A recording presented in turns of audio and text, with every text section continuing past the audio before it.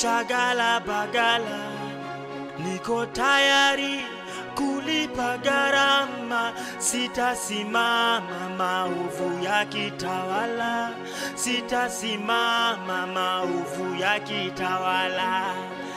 Ufisadi, ubinafsi, ukabila, kuuza sura, wataki kuuza sera.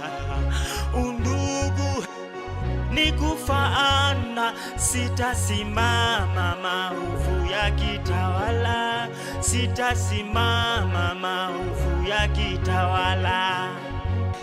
Hard to get wadhifa, una deserve bila kasha makashfa. Hii society Kenya wanaeza share, ni nyungu ya busa ama ketol ya shisha. Mfuko zinasikia eko, unajua thamani ya mali na size ya kifuli. Eyo, ujaibiwa juu hauna kakitu worth, risking jail time, police bullets for. Unaweza argue crime doesn't pay, lakini huwezi dismiss justice in a bay. Mwizi ana 40 days, 365 days later anaendelea kugrow fatter. Do anything for power, ready to lose their head for presidency. Bora waione kwa currency. Sababu gani siko affected na turbulence? Nikifly angani nimezoea the same feeling, matatu zikipitia pothole mtaani. Juliane, yeah, yeah. Niko njaa siezi karanga, uwe hae shagala bagala, niko tayari kulipa gharama, sitasimama maovu ya kitawala, sitasimama maovu ya kitawala. Ufisadi, ubinafsi, ukabila, kuuza sura, wataki kuuza sera. Undugu ni kufaana, sitasimama maovu ya kitawala, sitasimama maovu ya kitawala. Ndio wa raise funds, itabidi raise hands. Growing concern, breakfast za croissant. Hataki upunguze bei ya bidhaa, tunataka opportunities ndio tu afford hizo bidhaa. Walisema kutembea kwingi ndio kuona mengi, nimeshinda nikitembea maofisi na sijaiona kazi. Sezi cheza golf venye Tiger Wood, mambo si barabara Chingwu. Naomba Johnny Masses, chakule fike tumboni ikitoka kwa sahani. Policeman anapiga rungu, mwalimu daktari anamurushia tear gas, na mtoto wake anarudishwa nyumbani, hana school fees, analipo peanuts. Hata siezi karanga, uwe hae shagala bagala, niko tayari kulipa gharama, sitasimama maovu ya kitawala, sitasimama maovu ya kitawala. Ufisadi, ubinafsi, ukabila, kuuza sura, wataki kuuza sera. Undugu ni kufaana, sitasimama maovu ya kitawala, sitasimama maovu ya kitawala. Si was a state house, na latrines za ghetto, ziupatana Nairobi River. No more nita live by hand to mouth. Ushasikia maskini na ugua gout, nikiwa na nguvu ya kung'oa reli. Definitely kuinua kura si nzito, ukiingiza kwa ballot box chagua kiongozi wa kweli. Moha, Jona la Namu, jicho pevu, wakianika mkono refu, ina big pocket wanyonge. Navaa maska za goalkeeper wa hockey, wezi ni kerubo. Kenya ni kama boxing, hakuna sub, work with what we have. Niko njaa siezi karanga, uwe hae shagala bagala, niko tayari kulipa gharama, sitasimama maovu ya kitawala, sitasimama maovu ya kitawala.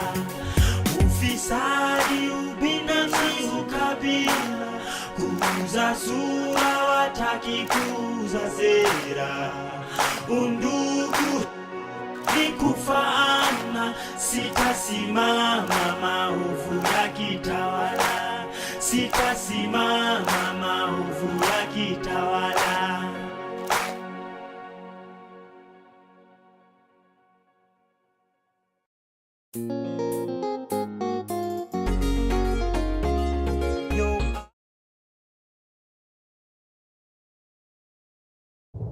Ajuaye ni mama uchungu wake mwana, ajuaye ni mama uchungu wake mwana. Moyo wangu haki utapata lini? Moyo wangu jeraha litapona lini? Jeraha litapona lini? Haki utapata lini? So mimi naitwa Sony the Poet na piece yangu ni inaenda hivi. I hope you like it. Nani atasimama? Nani ata raise the bar hata bei ya pombe kishuka? Nani ata set the standard for the citizens of this nation? Nani atasimama? Si if role model ni America, top model si soon bikini na minister kwa vazi rasmi ofisini. Immorality imekuwa swag. Ukizini una brag. Sex ina sell cheaply kuliko hata chipo mwitu. Wanavaa tights but the bodies are loose. Nani atasimama? Siweni mfaithful juu simba wa Yuda unaogopa ama unaogopa cheaters. Wazii wanavaa spaghetti, wazii wanavaa spaghetti kupunguza njaa. Maboys Adam Sepo limeshinda kustify. Nani atasimama? Si Christian by name but tabia ni shame. Navyokaa navyovaa mimi na dunia ni same. Beauty outwardly ndani very ugly. Uso umepodoa, roho imejaa madoadoa. Mdomo umeosha, maneno imeoza. Nani atasimama?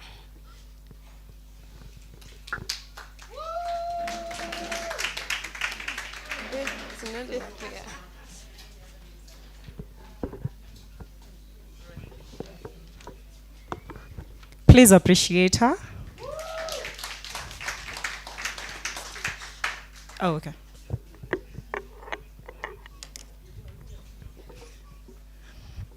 So, I'd like to introduce another artist. Her name is Ruth Amina, and she's also going to be doing her piece as we await to start. It's called We Are the Now. Karibu sana, Ruth Amina, if she is in the house. Please appreciate a young person who has taken all the courage and the effort to be here today. Sindo?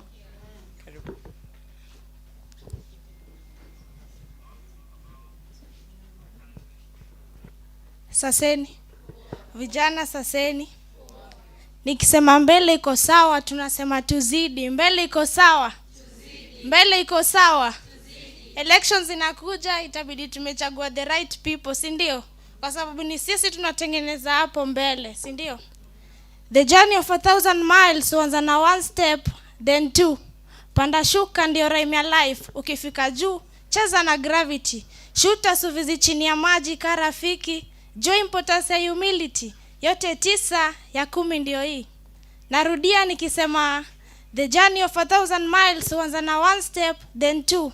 Panda shuka ndio rhyme ya life. Ukifika juu, cheza na gravity. Shuta suvizi chini ya maji ka rafiki.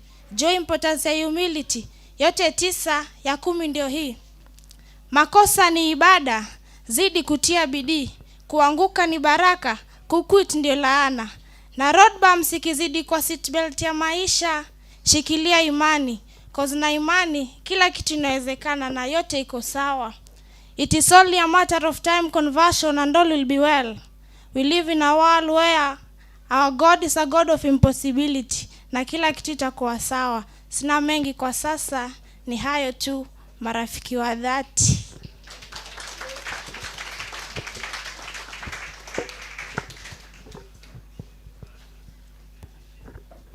Okay, I think we're ready to start. Do we feel excited for the day? Are we excited for the day? Ama calendar ili change. Leo si 12th. Okay, so I'm going to invite my co-MC.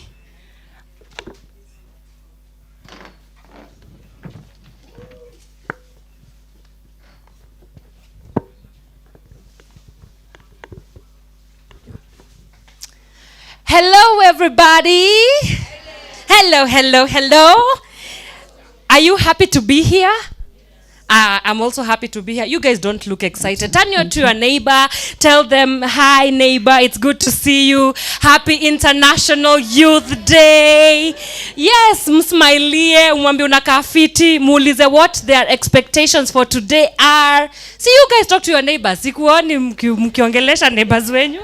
Again, talk to your neighbors. Let's do this again. Get to know their names, you know.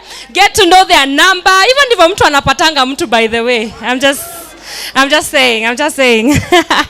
All right. It's really good to have you. Happy International Youth Day 2026. My name is Anne Wanyweke, and alongside my amazing co-MC who has just left the stage, we shall be your MCs for today.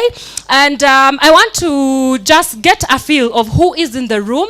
So ukiniangalia hivi usiangalie chini, because if you look down I will come to you. And what I want to find out is, how are you feeling about this International Youth Day? Una feel aje? Do you feel as a young Kenyan, you know, in this day and era of our Lord and Savior Jesus Christ, whether this day represents you know, what you want to see in this country? Let me start with the lady here. How are you feeling about YD 2026? I am excited, and I am so eager to see what today has for us as the young people. And I'm so happy for the progress that we've made so far. Tuko hapa manze, that is so big. Oh, Ndinda, Mary Ndinda. I wanted to ask, what's your name? Fantastic. No kokadi? Niko kadi. Sorry. Nimekuwa kadi kutoka 2022. A round of applause for Ndinda. Ako kadi. We like to hear it. Let me get some views from a gentleman. Unasikiaje leo? I'm fine. Mtanisamia kiasi, acha niongee tu Kiswahili. Sawa, tunaelewa. Mimi vile nasikia poa. At least yenye naweza nikasema my youth ni time yetu ya kusimama. Juu yenye hata ingaji system it fail, lakini sisi youth tusifail. Saja ako na sisi. Hivyo tumpigie makofi bana. All right, now I want us to do a little exercise. Tusimameni, it's time to take our national anthem.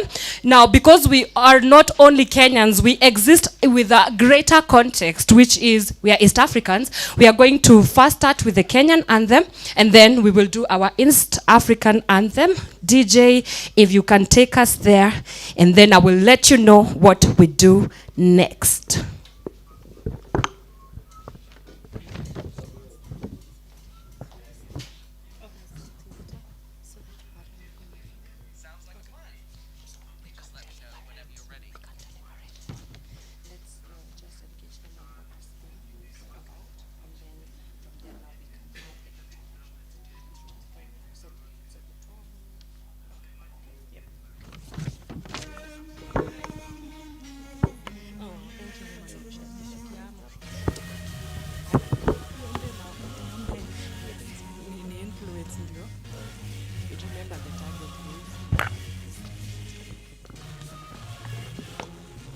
Wow, that national anthem is on mute.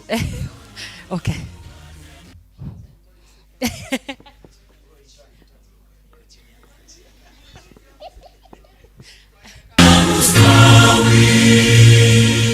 Amkeni ndugu zetu, tufanye sote bidii, nasi tujitoe kwa nguvu, nchi yetu ya Kenya tunayoipenda, tuwe tayari kuilinda na tujenge taifa letu. Ndio wajibu wetu, Kenya istahili heshima, tuungane mikono pamoja kazini, kila siku tuwe na shukrani. And now the East African anthem. Kenya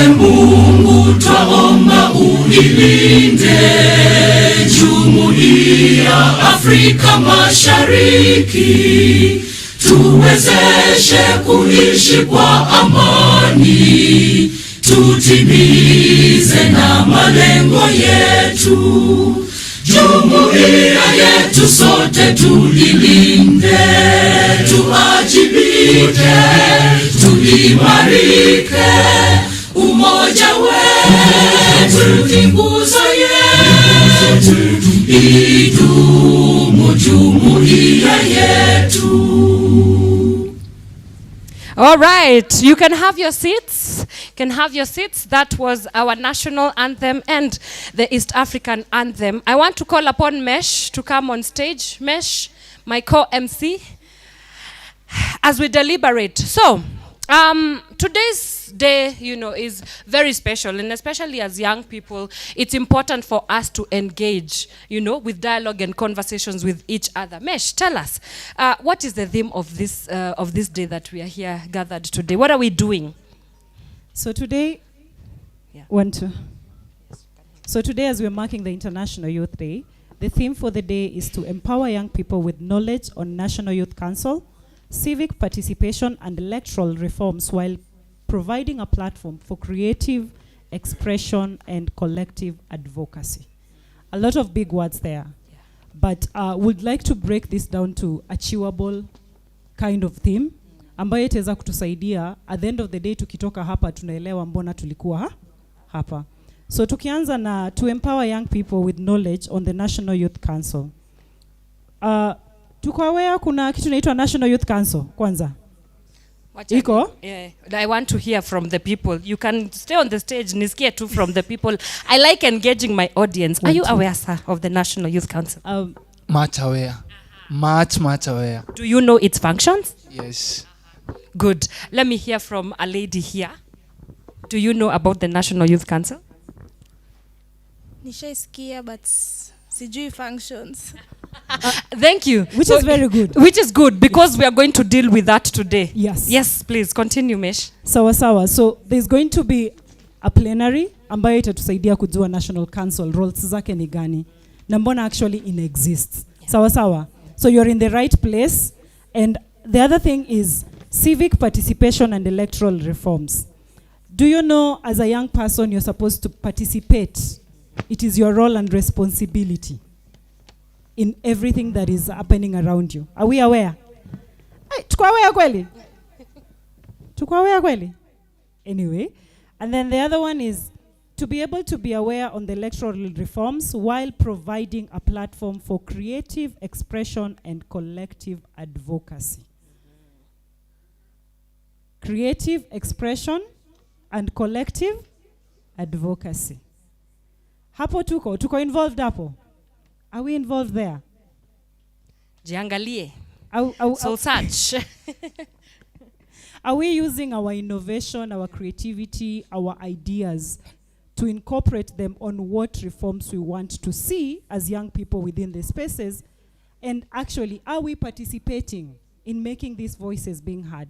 It's one thing to participate. It's another thing to wait for other people to participate and then we come and do lobbying. Tumeshika hapo? Ina make sense?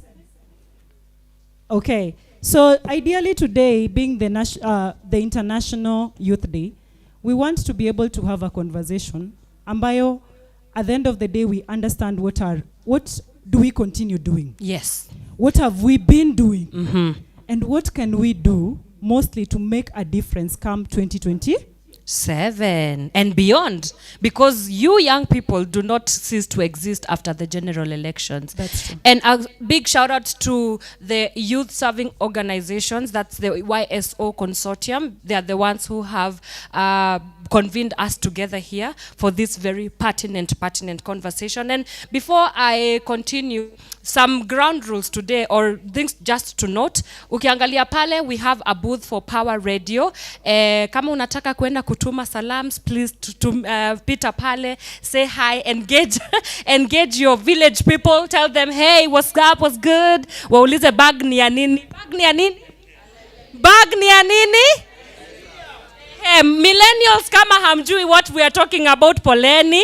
Sisi wote ni Gen Z. So please, yes, Power Radio will be here throughout so that we can continue our conversations throughout the day. Then for the clock room, you just go outside through this door, and on your left you will get the clock room for the ladies, and then on the just up ahead you'll get the cloak room for the gentlemen. And now without any further ado, I want us to introduce the we can have the YSO coordinator, Miss Mary Wanjiru Gishuki. Mary, if you're here with us, come and say hello to, is she? Yeah? She stepped out? Okay, it's fine. We can keep the ball rolling if she's not here. Mary, can you decide? Are you here or are we not here with you? Okay, it's fine, it's fine. She's tying her shoes, getting ready for us to come and talk to us about why we are here today. Just come, just come. Yes, ladies and gentlemen, a round of applause for Mary Wanjiru Gishuki as she tells us what we are here today, and also just a little bit about the YSO consortium, right? Okay, you can do that? I know you can. Hi, good morning. Mko salama?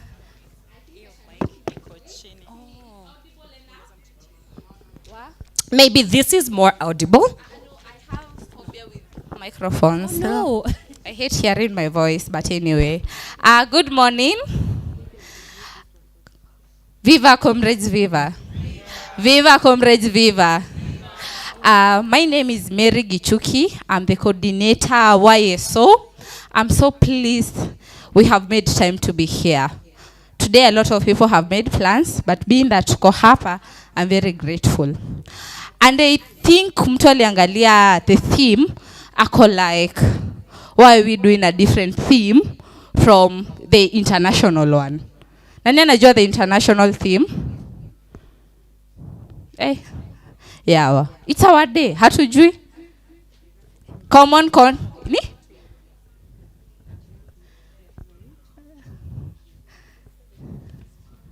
Yes. Wow, nuts. I'm just remembering because I wrote, it was different context, same aspiration. Yes, it was very critical, sindo. But sisi as YSO, we chose to empower young people with knowledge on the National Youth Council, civic participation and electoral reforms, while providing a platform to creative expression and collective advocacy. It's 1 year to the elections. Can we afford not to speak about elections? Can we afford to sit here in 2 months we are supposed to be having NYC elections? Can we not afford to have that conversation? That's why we are here today with a different theme kidogo, but I think it still merges up to the larger to the larger one. So here today we will be conversing, and as I've stated, talking about NYC. I know some of us don't have NYC, but amongst us we have young people who are aspirants for the NYC elections. We will be hearing from them. And then 2022, there are some of us who didn't vote. Sindio, there was something called voter apathy. We are going to dissect why did we have voter apathy and what is it that we can do differently. Nisawa? Yes, so YSO, it's a consortium of youth serving organization where we just bring young people together for a common goal, working for the young people of Kenya. Nisawa? And I'm very glad that we are here doing this today. And because it's not my day, it's our day, we'll be conversing. Leo hakuna panel, leo ni plenary, ni kuongea. Nisawa?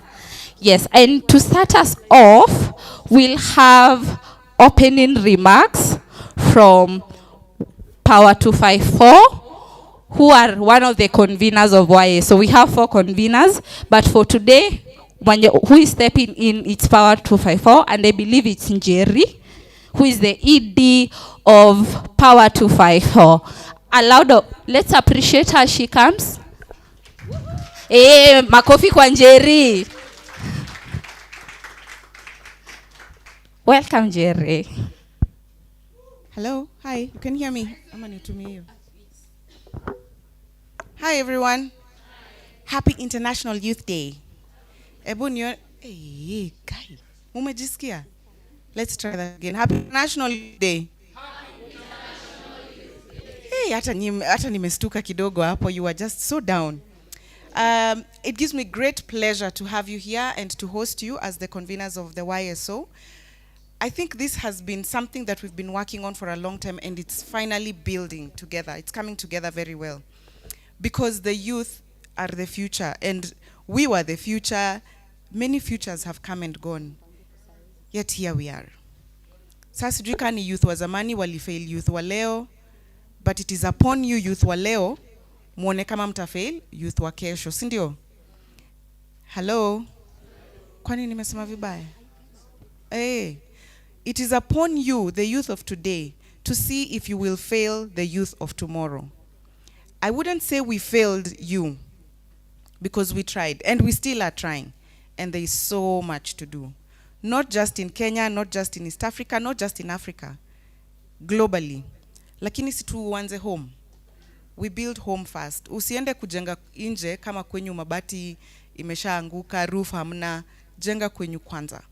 So it is upon us as young people to work hard, to stand, take our positions and do what we are supposed to do.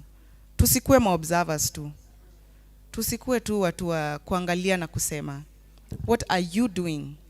Now don't tell me there's nothing you can do. You're too young. You don't have money.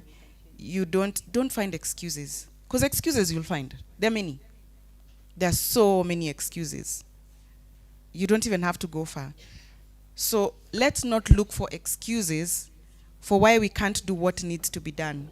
Look for what needs to be done and then do it. Yeah? And part of what we need to do is talk about it, participate civic participation. Yeah? Because if you don't know, you will continue doing the same things that have been done in the past and will continue suffering and doing the same mistakes that have been done.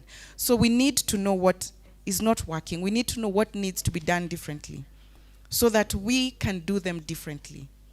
So I'm counting on this, everyone seated here, and your friends, all your friends, and your families, and those you work for, and those you will work for, and your villages. I'm counting on you, who is seated here today, who is hearing my voice here at Mageuzi, to talk to your people about why it is important to vote for people, first to vote, because there are people who are resigned, they will not vote, but also why it is important to vote for people who are saying they will do something that will make a difference in your lives. We're in an era where so many people are giving money. Pesa ndio inasema. But at the end of the day, hiyo pesa itakukalisha 5 years. Is it a job? Will it sustain you? Will it keep your business going? Will it put food on your table every day? If leaders are not coming with solutions, then let's not entertain them. Not in our churches, not in our communities, not in our chamas. Because when we entertain them to come and just waste our time and not think with us, empower us. And when I say empower, simaanishi kupewa pesa. It is important. Pesa ni important, sindio? So I'm not saying it's not important. And you're not stealing. It has been brought to you.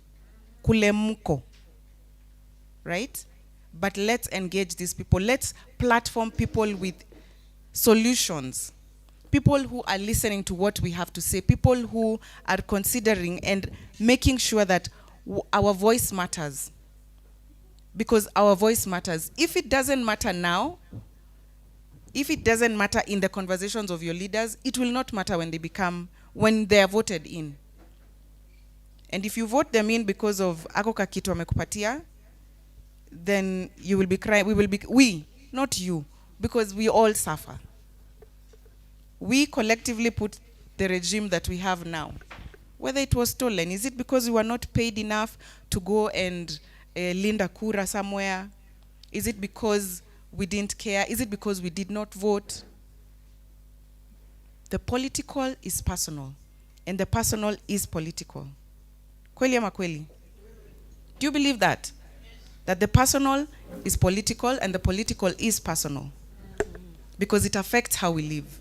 It affects whether we get jobs. It affects where we live. It affects whether we have clean water or even we have water at all. It affects whether we can get a doctor to see us when we're in hospital. It affects whether we have medicine in hospitals. So the political is personal. Usiwai danganywa.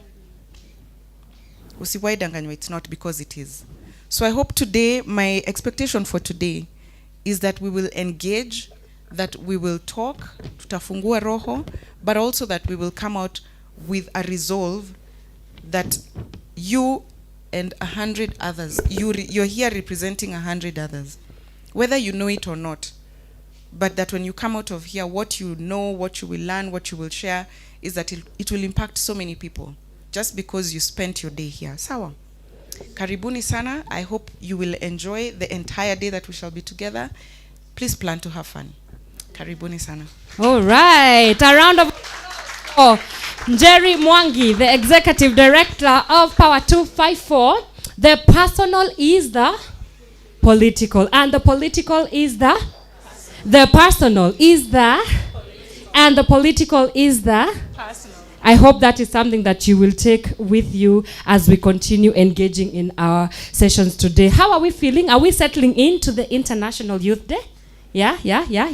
Okay, fantastic. Mesh, what are we doing next? Tell my people. So we want to loosen up kidogo, but we are doing it through a conversation. Yes. Kuna mtu amekaa kando ya jirani na hata amjui. Imagine. So I'm going to request that we stand up.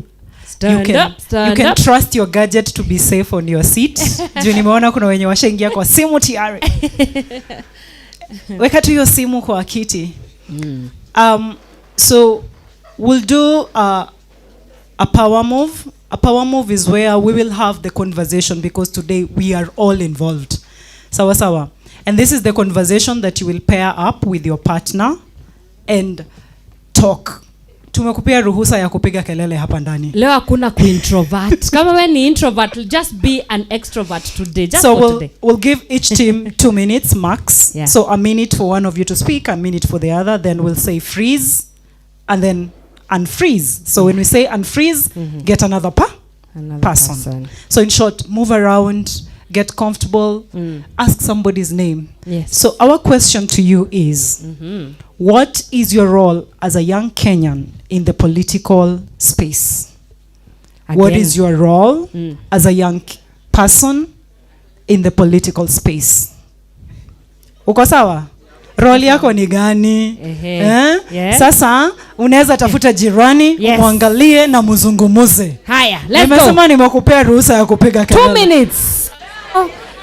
Noise makers, today is your time to shine. We are giving. Usikuwa umesimama peke yako. Oh yes. Tunaangalia kuna watu hawaongeleshani hapa.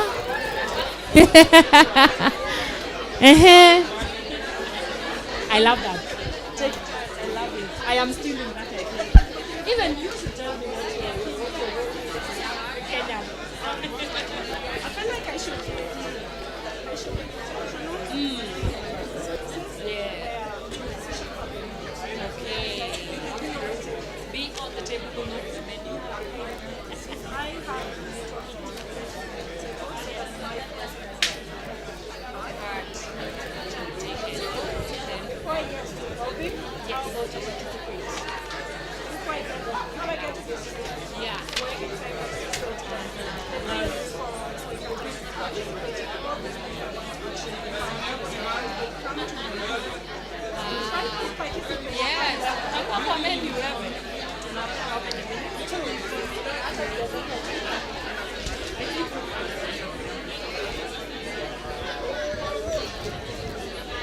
Strictly political conversations.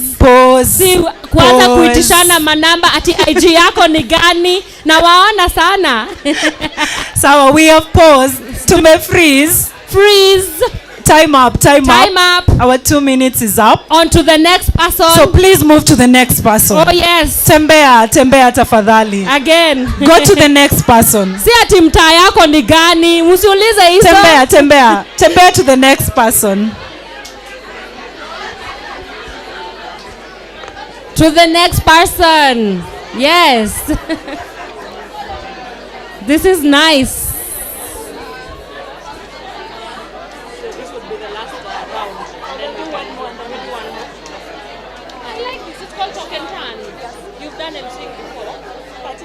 Thank you. This is like my first time MC. You're doing well. I love your voice. Goodness. Yes, I do. 13 years? Yes. Coming from a pro, because you're a pro. 13 years. Oh my goodness.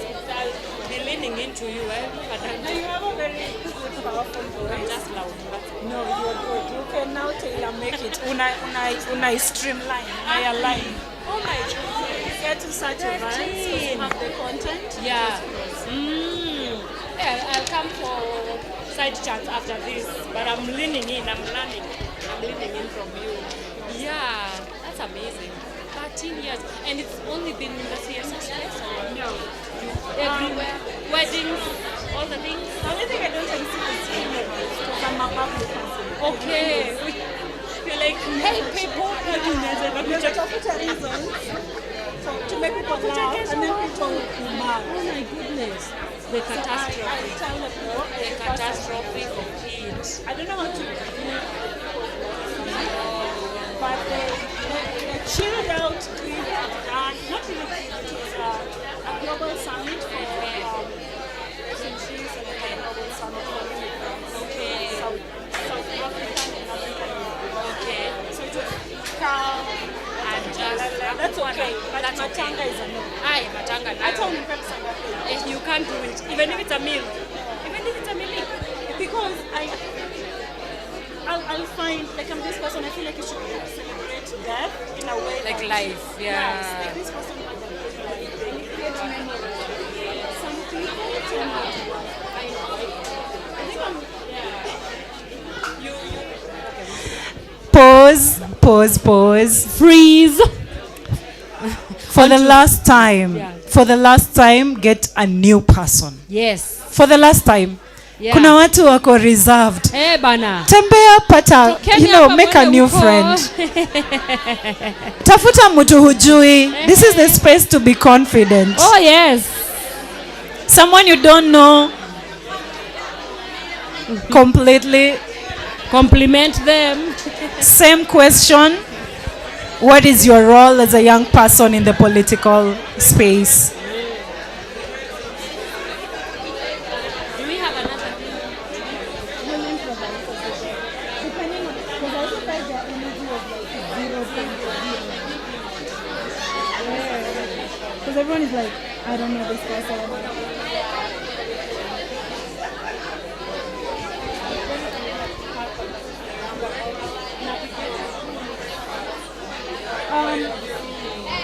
Create the right social spaces, and once you do it right, I don't need to knock doors anymore. I just get This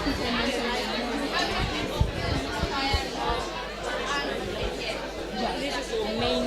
No, I have a real. They're both.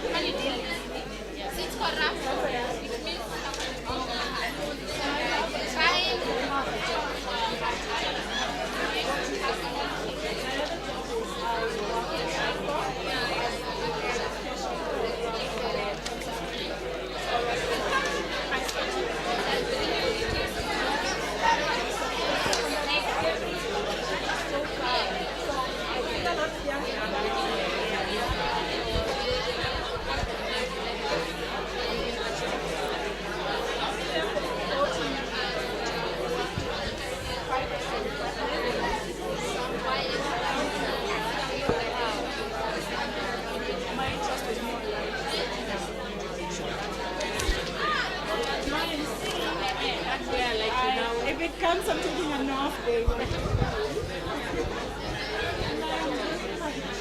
Yes. Dialogue that's happening. Yes.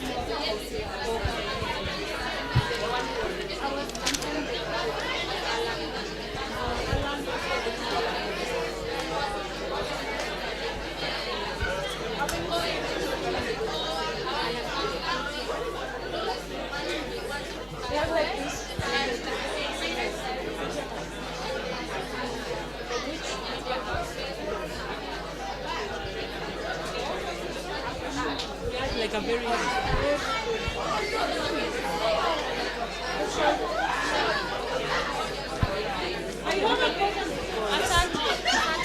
Thank you so much. All right, freeze. Back to Freeze. your positions. You can take your seats now. Yes. As we come and hear from you. Hapa kuna watu walienda kuomba namba.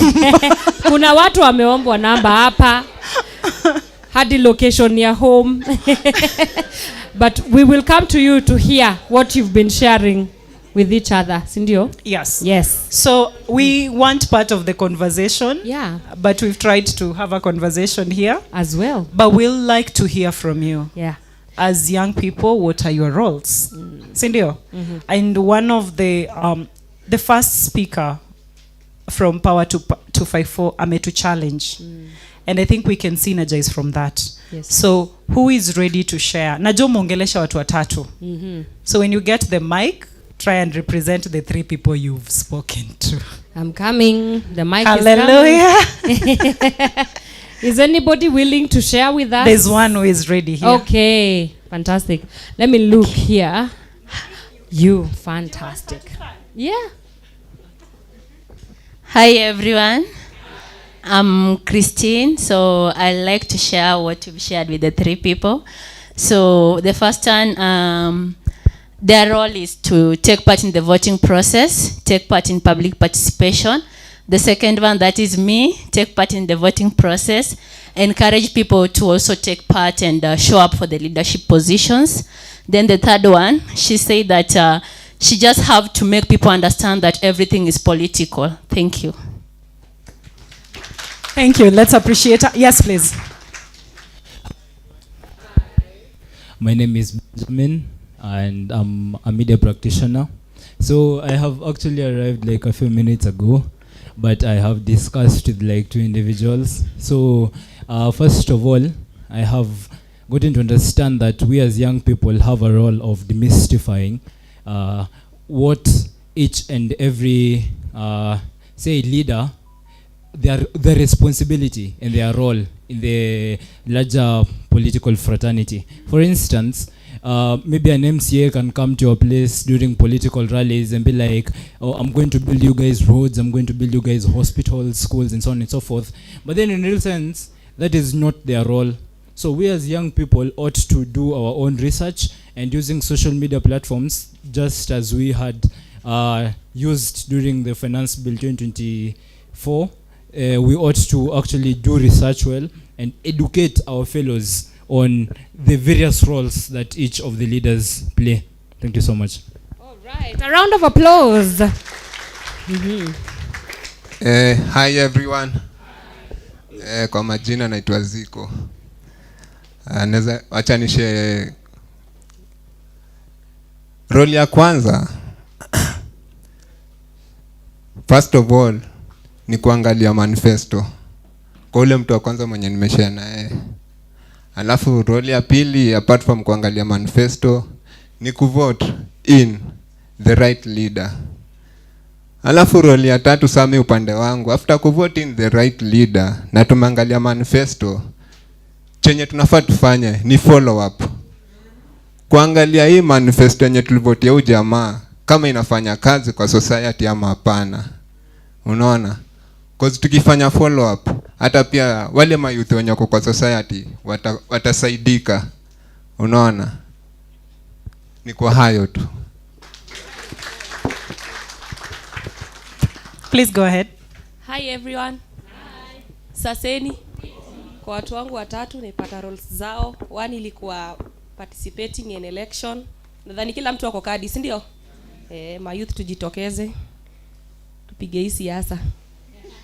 Haya, ya pili ilikuwa being informed. Usikae tu hapa ungoje ati unasikiza maridi ugali. Kuwa informed vitu zinaelekea. Ya tatu ilikuwa ukuwe accountability. Yangu ni hizo.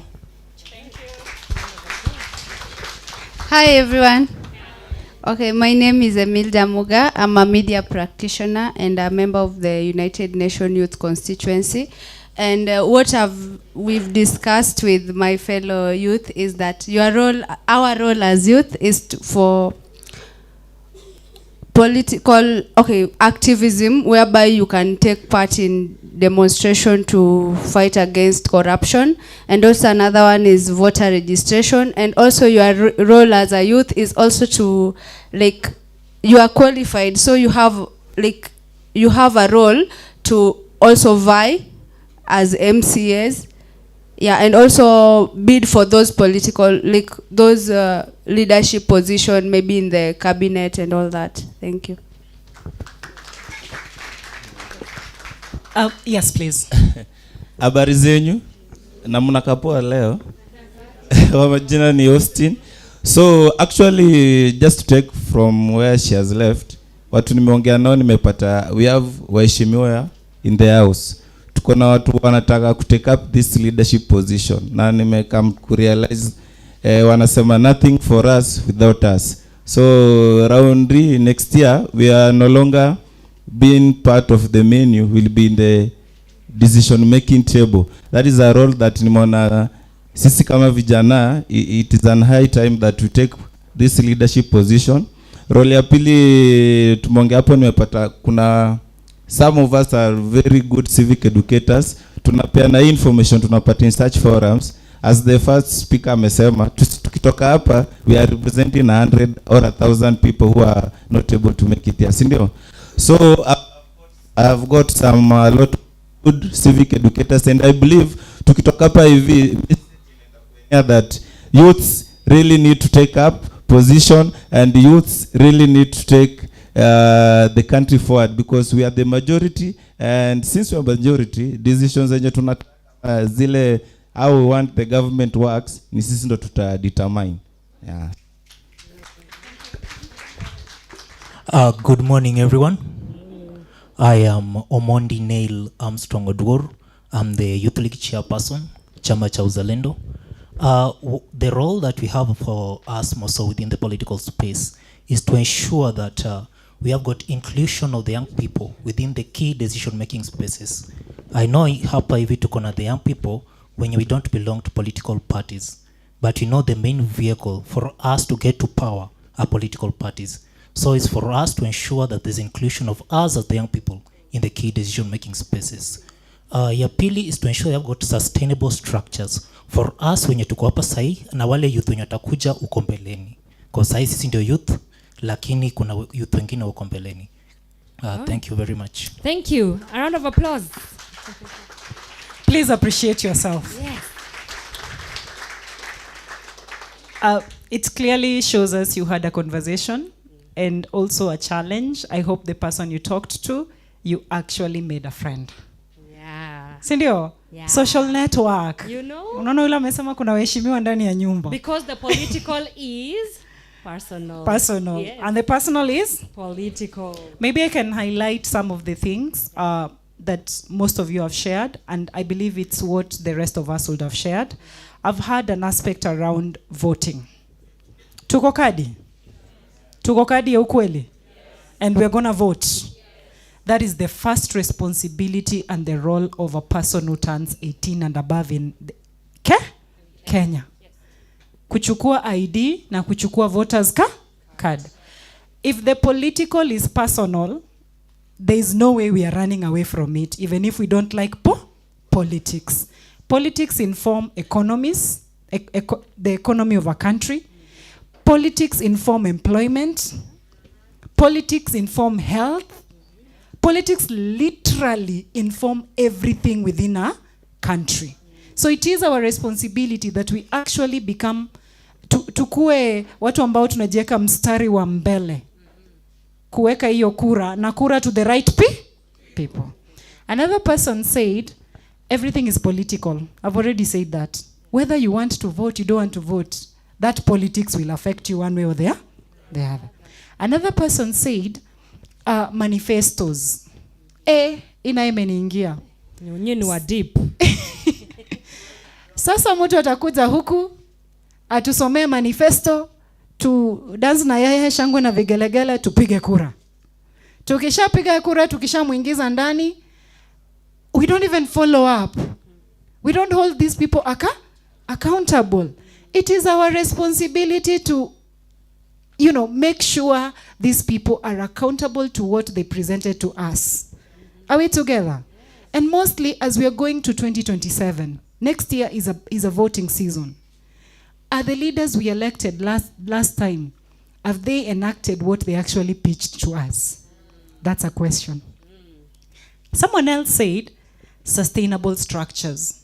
Hapa tuko hapa leo because it's a representation of young people coming together for the same goal, right? And why? National Youth Council. Tumekuja kama vijana tukaungana pamoja na tuko together because of the same agenda. And that is it. For me, that's a structure already. But then, if this structure is not getting into the right rooms of power, do you think we will inform decisions? Mutakuwa menu. Mambo ni mbili hapa. Either you get the seat on the table or you become the food that is being eaten. It's that. Haina shortcut. So wakati tunasema structures, wacha irudi huko chini mashinani. Wacha ianzie huko. Wewe uko hapa mtu mmoja leo, but I'm sure you're representing 1,000 more young people. And then there's someone else on the side who said, breaking, let me put it in their own words, the way nilielewa. And I'll give an example. When the bill was being passed, I don't want to be very specific to the wordings, a lot of young people got out to the streets. And one of the things that I was looking at on social media platform as someone who is very pro-youth is using the knowledge you have to be able to ensure that no youth is left behind.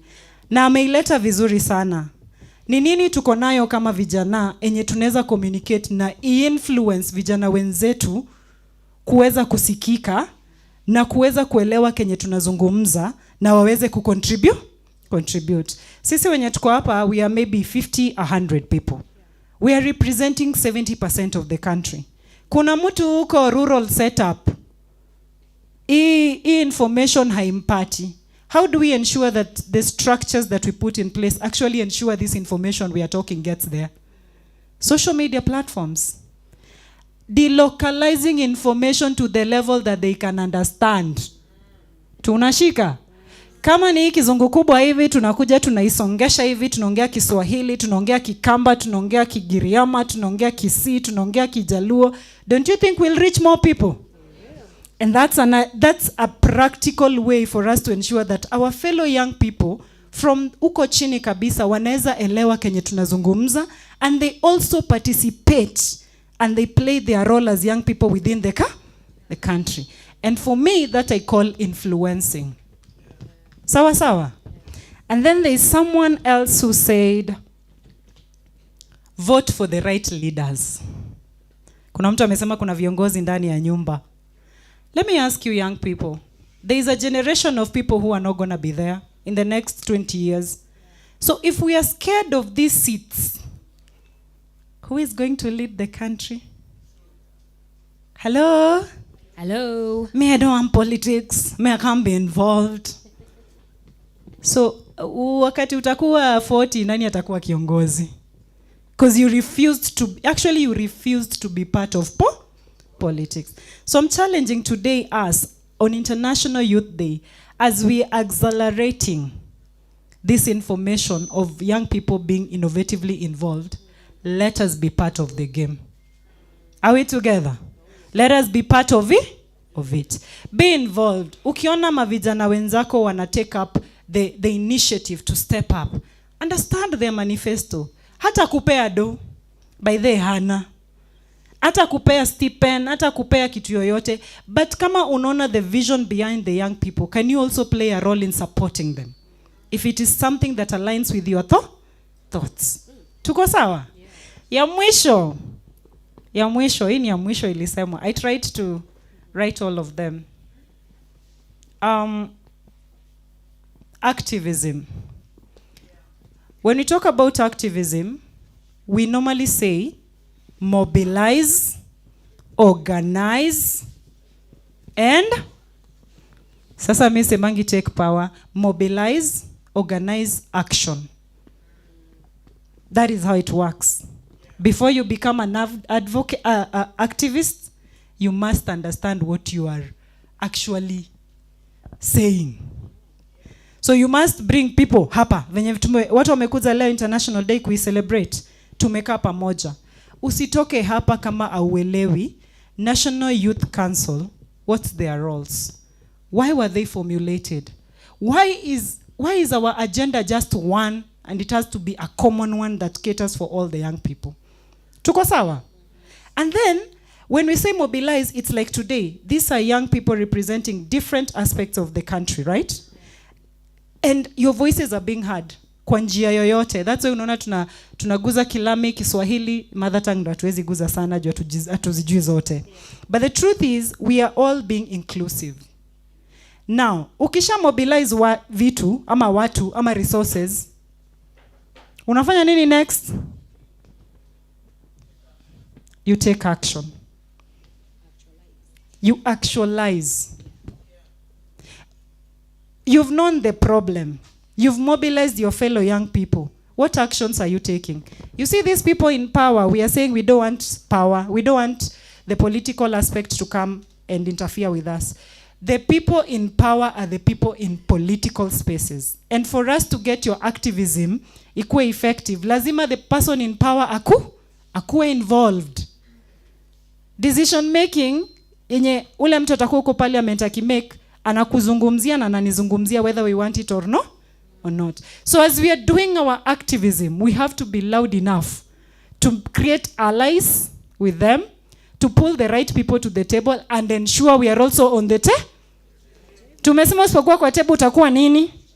Utakuwa the menu. So today as you're moving out of here, don't say me I don't want to be involved. Hiyo si shida yangu. Akimi yo 2027, I don't even care. You should care. When you're sitting somewhere and saying hakuna kazi, it is because also the political person we put there is influencing you kutokuwa na kazi.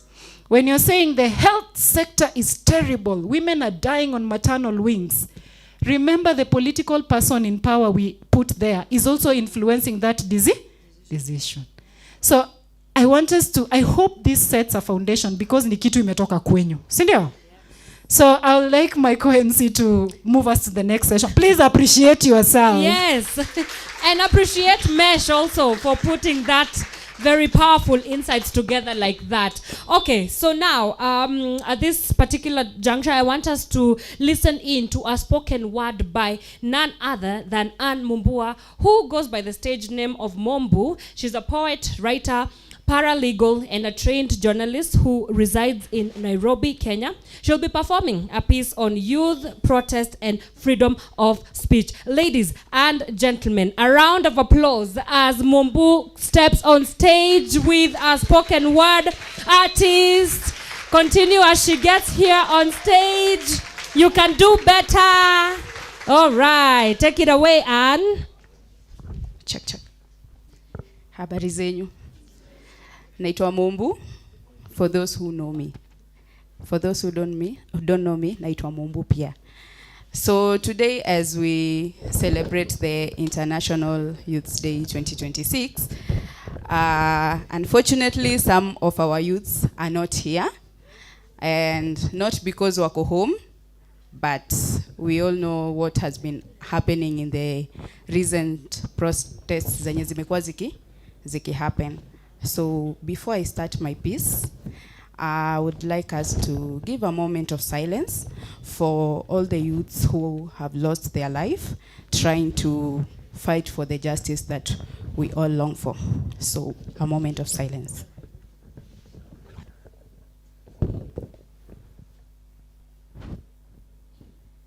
Kenya feels small when you're young and loud. When you raise your voice higher than the fears that they taught you. When you dare to ask questions in a land where you could disappear faster than the answers will reach you. We tweet with trembling hands. We march with our eyes watching corners. We speak, but sometimes silence speaks louder. It speaks heavier. But we still speak. How can you stay calm when the cost of living is climbing higher than your future? How do we look away when young boys and girls are being buried before their future even blooms? When corruption is eating our country from the inside like a fire without a smoke? We are a youth born at the age of disappearing voices. We hunger for justice, but they closed our doors. So we opened windows with our words. They tightened the walls, so we created space in the digital world. Hashtags zimegeuka trends. Matches zimekuwa threads. We keep raising our phones higher and higher. We speak softly sometimes, because softness is also a resistance.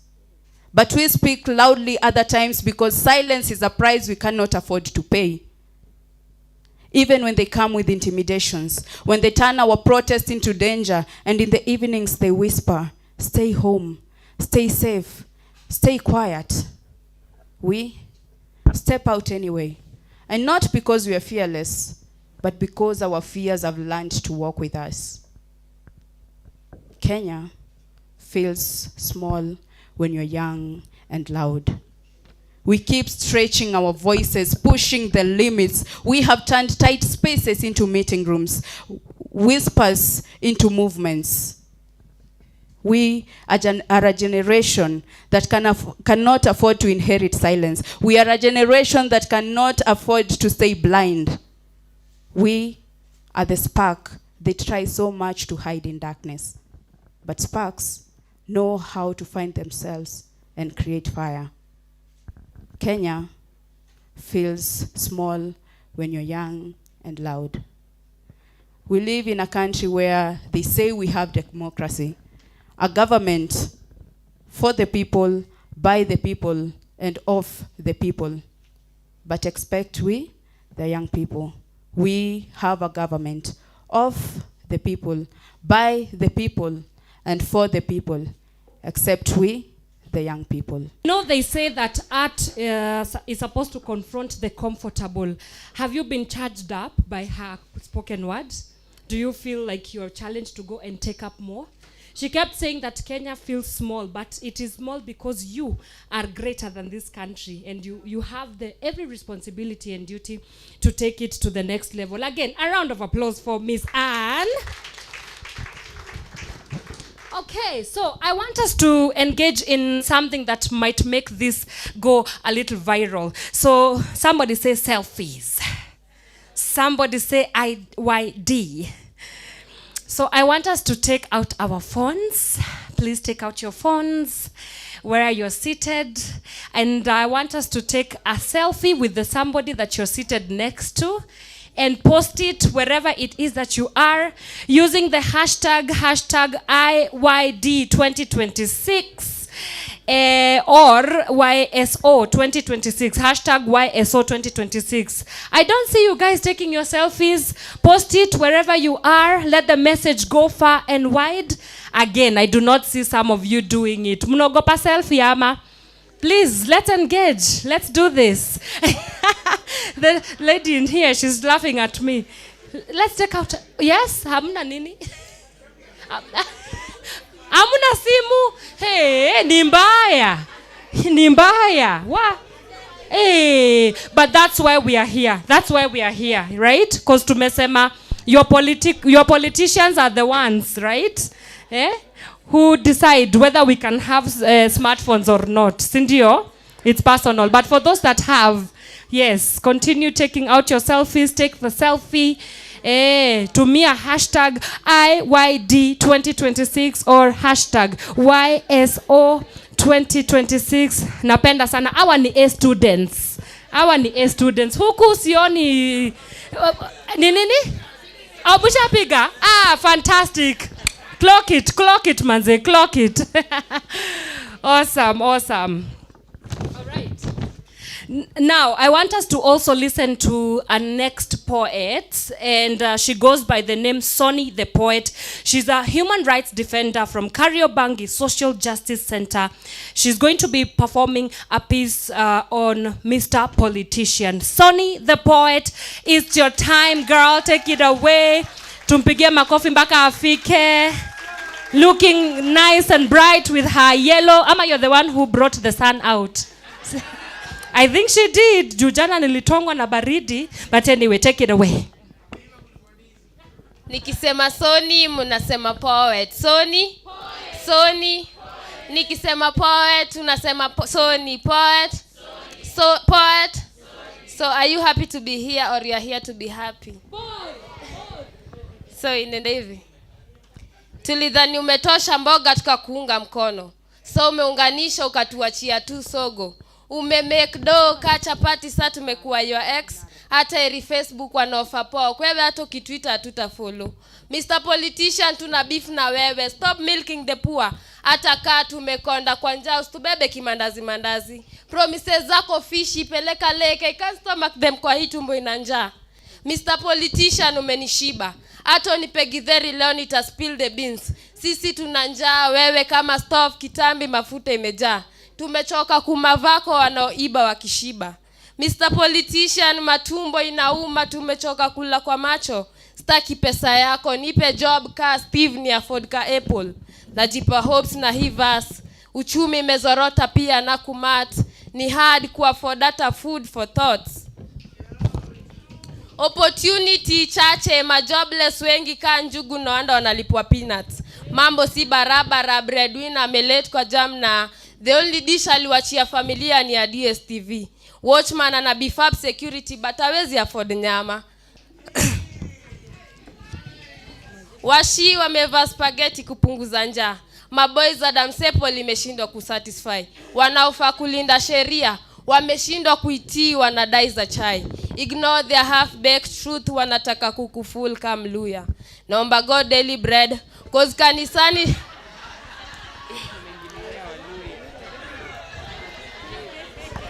Naomba God. We are all lawyers. Naomba God daily bread cause kanisani tunakula neno but tumbo ishibishi kwa tumaini. Our stomach is at stake. Youth tuungane tutumie mind zetu. Juka life ni stage, tuko kwa kiu ya njaa na ya maisha poa. Kila wiki tunasukuma but one day tutarise kapishori. We. Arudie ama asirudie? Arudie ama asirudie? You have to stay tuned so that she can come back again. Okay. Another one. Let's appreciate her better. One day tutarise kapi. Yo, watu wa Pishori wanafaa kupe advert. Na Waluya. I also just had tunava spaghetti kuficha njaa. A round of applause bana. But sisi ni nani? Sisi ni vijana. And tukoka? Tumesema the political is personal and the personal is political. It couldn't have been said better. And I feel like the first person who got on this stage and welcomed us officially ali set the foundation right. Sinukweli? Now, we are going into a plenary session. And this plenary session inaenda kuwa informed with the conversation we've had with at least 3 people. Where you've told me voting, where you've told me structures, where you've said representation, where we've said manifesto. But then it's also important, as we are talking about National Youth Council, tuielewe. I've heard Mary in the morning saying we should be involved. Tukue in the table to make sure to enter for this electoral position. But National Youth Council nini? Nini. Sino kweli? So I want to invite Jeremiah Muo Jonathan. Is a young development practitioner, gender and government advocate, governance advocate, and executive director of Semezana Live, a youth-led platform advancing meaningful youth participation in governance, gender, equality, mental health, environmental sustainability, and quality education. Through Semezana, Jeremiah works with young people to create spaces for dialogue, civic education, storytelling, and collective action, while amplifying youth voices on issues affecting their community. So this amazing person will be able to take us through what National Youth Council election actually is.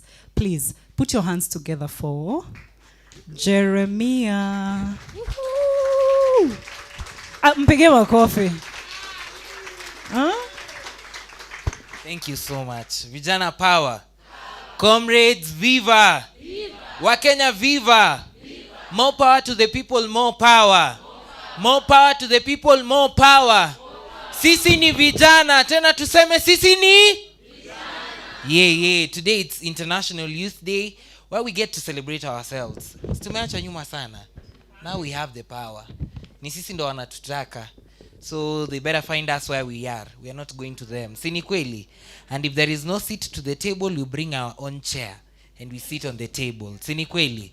And that's why we are to have the National Youth Council, which will have been functional. Najua to some of us leo, tukibonga historia ya National Youth Council, kuna yenye tunisikia for the first time. I mean, when it was being formed, nilikuwa class 4. So, si eti nilijua ikiformiwa hata mimi. Nimejua along the way. So to some of us, maybe that's our experience. Ni kweli. So juzi ndo tunasikia National Youth Council, tunaanza kushangaa kwani rada ni gani? What's that big fish? But even before we get to start to know more about the National Youth Council, juzi tulicheki vijana, tulikuwa tukwenda siasa za National Youth Council voting day. So pale TikTok na Twitter kuna videos zilikuwa zinasambaa, vijana wamechachisha vibaya. Wanasema I am the president if the elections are not going to happen. Tulicheki hiyo msupa. Mwenye alisema from today I am the president of the National Youth Council. You might be wondering what she really meant. What is that youth council? How does it involve us as young people? Kwani ni kina nani? Hiyo council iliformiwa lini? But even before we get to that, kuna vijana wenye wanavai for the National Council among us. Wako wapi tuwaone? Waheshimiwa. Can you be upstanding? Ndo tujue hao waheshimiwa wetu wa National Youth Council. Si mnaona anakaa fiti? Waheshimiwa deserving, si ndio?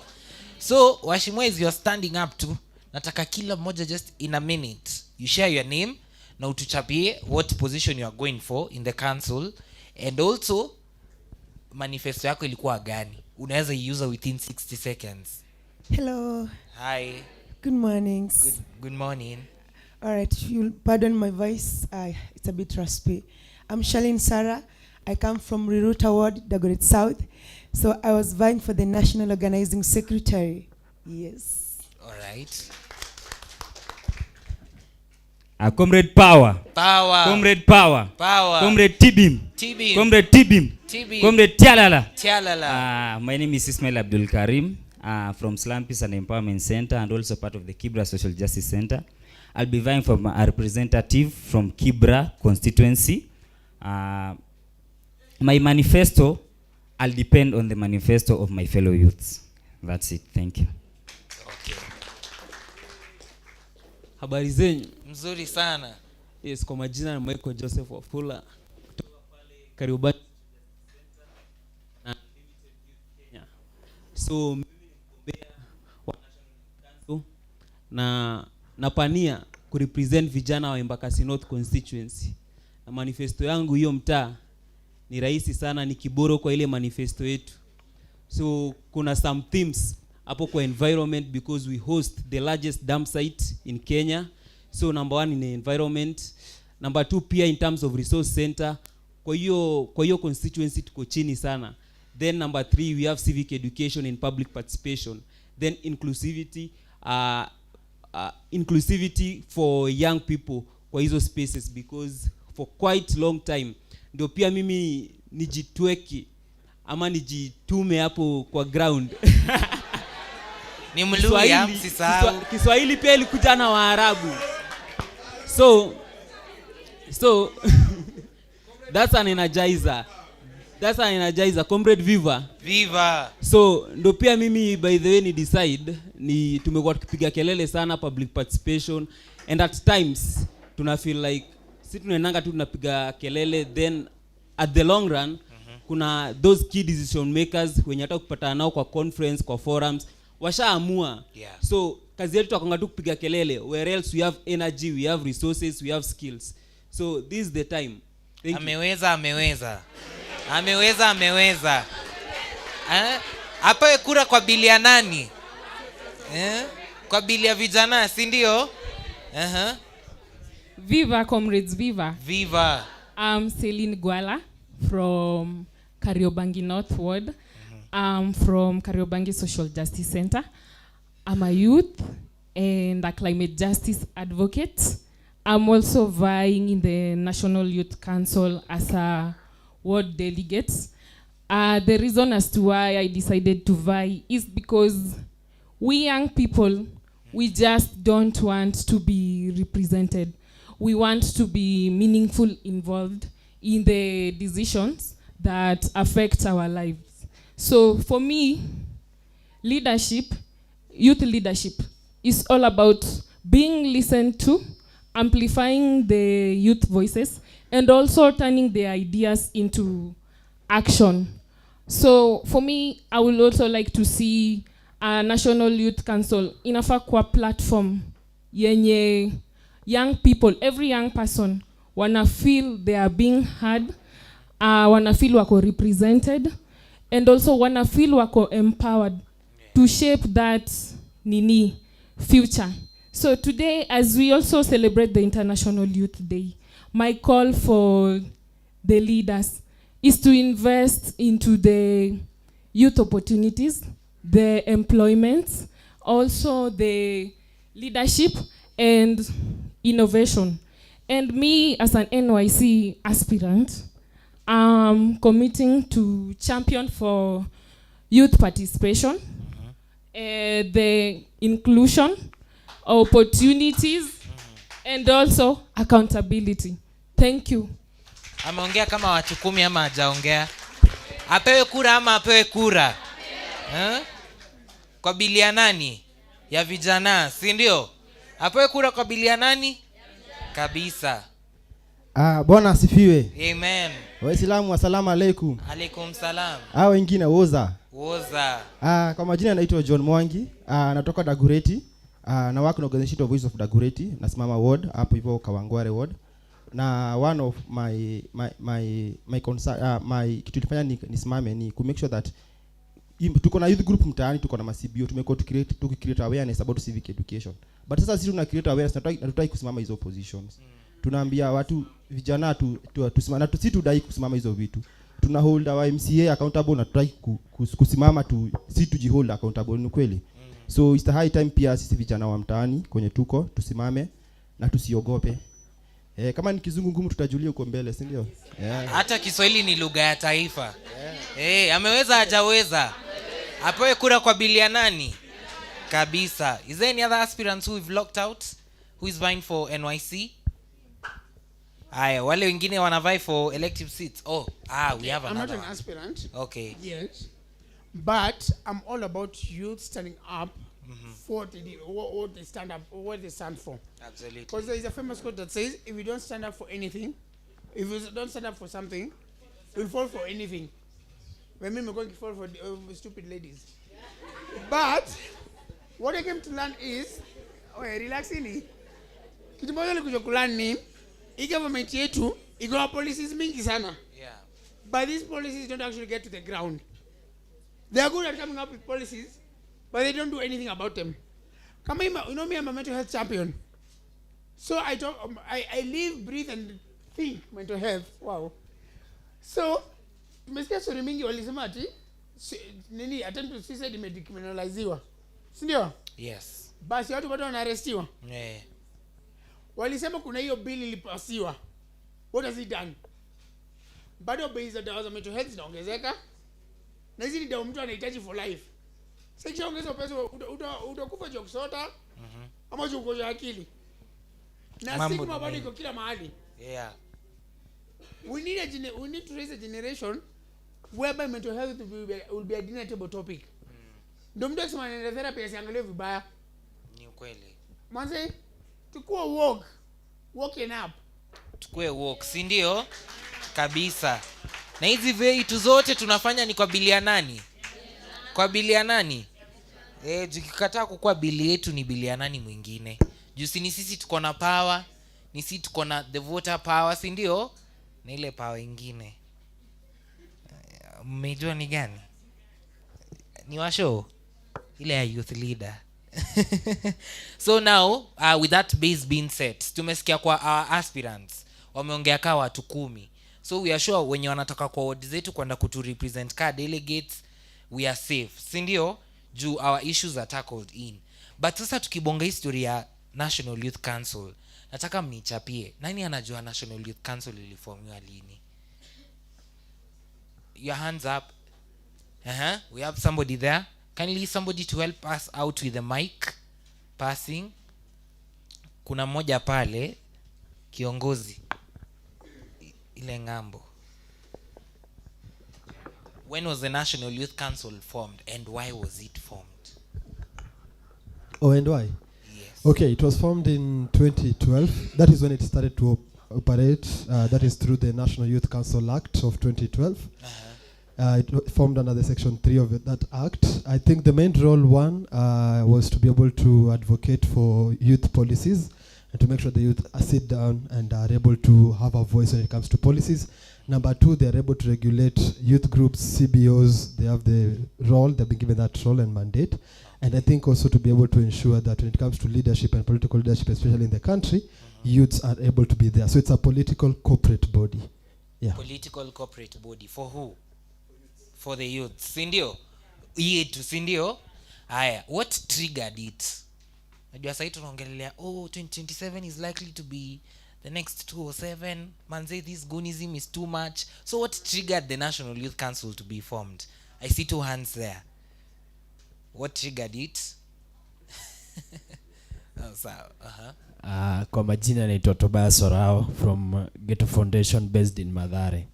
So the reason as to why ilikuwa formed, it is for the youth to be able to be represented in governance and be able their voices to be heard and also their opinion to take charge of the trajectory of transformation of leadership and also of the country. Yeah, okay. But that's why it is sidelined because the youth ndo wanaibiwa sana kwa hii nchi kuliko watu wengine. It's true. Umesema clock it. Yeah, amamba it. Bossy? Yes, a conversation about a National Youth Council began around 2009. And I think it was formally formed because of or rather after the 2007 to 8 post-election violence. This is because young people aundo walitumika sana hiyo era, na ukiangalia pia history demands za vijana zimekuwa concurrent sana wakati wakina nani Orengo akiwa vijana, wakati akina Matiba. So you see hiyo ilikuwa ni kama a sequence.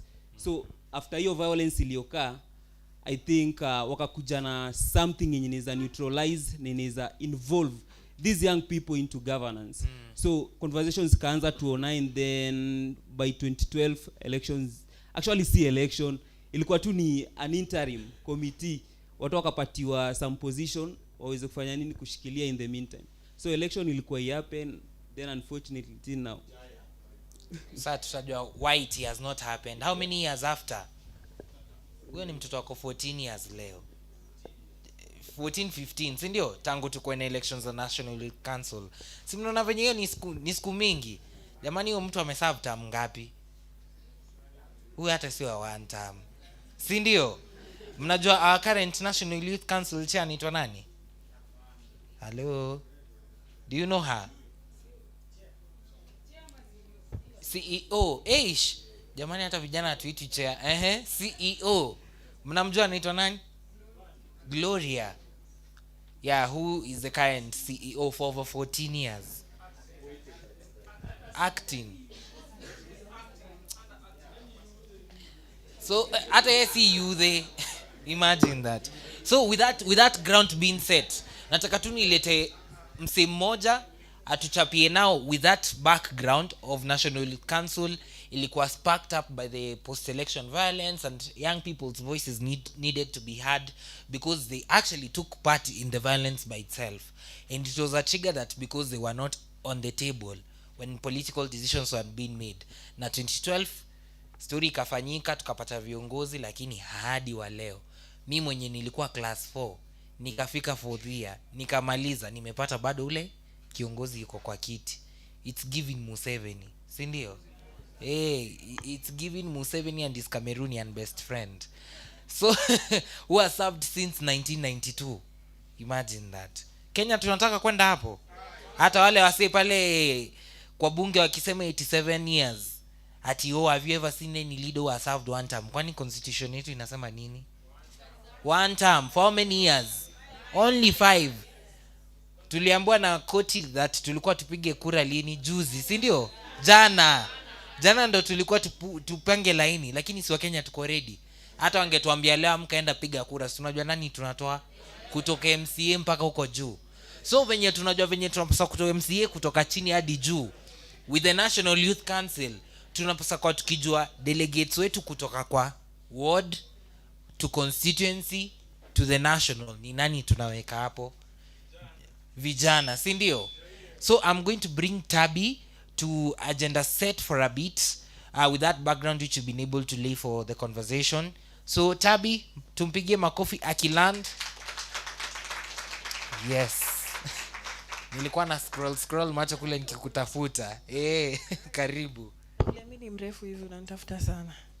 Halo. Mko poa? Mnakaa fiti. Wow. Mnakaa fiti. Oh gosh. Wow, mpaka mnafanya na blush. Hata mamamba wamevaa dontire, si ndio?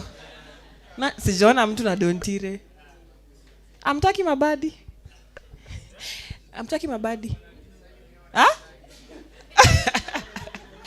Sawa. Kwa majina mimi naitwa Tabitha. Nafanya kazi na shirika inaitwa Siasa Place. Nani ameisikia Siasa Place? Nani atatuambia Siasa Place inafanya nini? Iko place fulani ya siasa. Uko na hiyo place wanafanyanga nini? Siasa. Nini ingine? Kwani si udu? Kabisa. Anyway, Siasa Place tunasema it's a youth-led, youth-focused organization that works for the young people. Sisi tuna believe in the theme of today yenye inasema different contexts for same aspirations. Tuko in 24 counties in this Kenya. Tuna work in several counties across the country, hata Nairobi pia. Na nimefurahia kuwa hapa leo. We've been also working on mambo ya NYC, educating young people. Tumefanya kazi na Voice of Dagoretti, Spec, watu wa Kariobangi, Mathare, places zote. Kama tutafika mtaa yenu tu reach out, tutakuja hadi hiyo place. Si mmesema tukuje penye mko? Tutakam. Kwani si udu? Tunakam sahi. Sawa? Ati? Okay. Sawa. So when it comes to NYC vile mme set pace mkasema ilianza 2007 as a policy. Right? Ilianza as a policy before before it became like an act of parliament. It became an act of parliament in 2009. Moderator amesema ulikuwa class 209. Woi. Jana mdogo. Woi. Uko na ID? Iko. Na niko na kadi. Na uko na kadi? Sawa. Sawa. But you get how it's been a long time coming, right? So as a young people, the NYC was brought for you as a young person to be represented. Parliament na Senate, watu naambiwa kuna MPs na senators wana represent, wamekuwa nominated for the young people. Nani anajua nominated specifically for the young people Senate? Imagine no. Sifuna ni senator wa Nairobi. Kuna senator mwenye ako nominated to represent issues the young people. Nani anamjua? Oburu alielectiwa na watu wa Siaya. Nani alinominatiwa ku represent? Yes.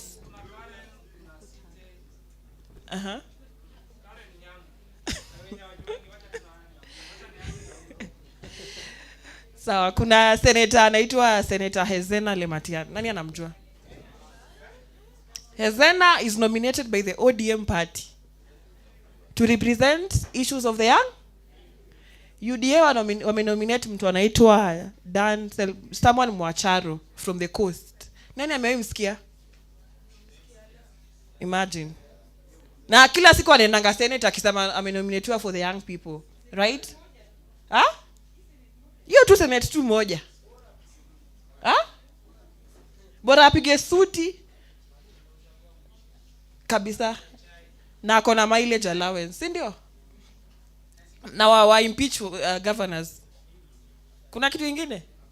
But anyway, so NYC was meant to represent us as the young people. Since 2012 elections hazijawahi fanyika. Na hizi elections nimesikia mkisema you're vying for the organizing secretary at the national level, at the constituency level. Kitu ningetaka kuclarify. Na hiyo peke yake ndio unaweza enda nayo home from mimi leo. Lazima uvai at the ward level. Hauwezi kuwa NYC chair, hakuna hiyo post. Inakuwa elected. You have to be elected from the ward level. Hizo zingine sasa ni delegate system. Si ndio? Baka hapo tuko sawa? Sasa rafiki yangu umekuwa unataka kuwa organizing sec. Ward ni gani? So you have to vie for Riruta, right? Yeah. So at the ward level, watu wana elect 3 male representatives na 3 female. So those are 6 people. These 6 people, tuseme kama Riruta, wasonge constituency ni Dagoretti South. Dagoretti South. So watakuwa hizo wards zote zitakuwa zimeelect hiyo tuseme hiyo Riruta imeelect 6 people. They nominate 2 people on a delegate system. Aturudi ballot tena. It's delegates. 1 female, 1 male. Because because again they talk about financial constraints, they talk about elections are expensive. So going back again, watu wavotia watu wa constituency, and then tumesema tena ni system ya before constitution, hakuna kitu inaitwa county kwa system ya NYC. Tuko na 290 constituencies, kumaanisha they need 500 and what? And 80 at the national level. Our 580, they again elect who? They do what? Nani atatusaidia hapo? Nani atatusaidia hapo? Tushasema at the ward level, that's where we'll all vote. Ensure you go to the portal, by the way, and register as a voter. From hapo, you go and elect the ward representatives, 6 of them. 3 female, 3 male. These 6 people, wana in a delegate system, they elect the 2 representatives from each constituency in this country. 1 male, 1 female. We have 580. What's the next step? Ismail, utatusaidia? Tushafika kwa 580 at the constituency level. What's the next step?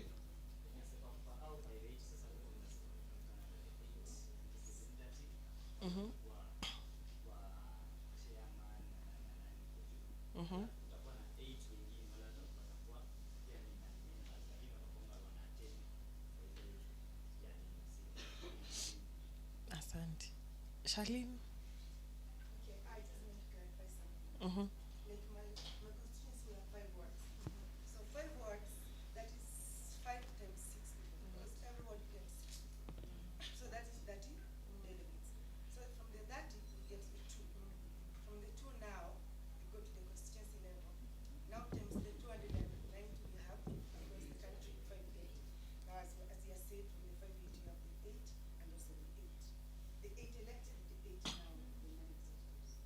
So tumeambiwa from the 580, we again, the delegates wanna nominate 8 people, right?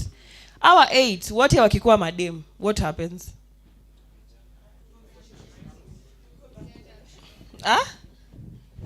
Our 8 wote wenye. Sasa wakishafika huko juu 8, wote ni madem, what happens?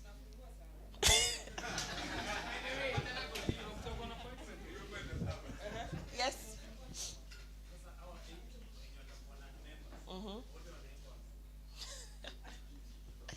In Kenya we have a rule, right? Ni 2/3.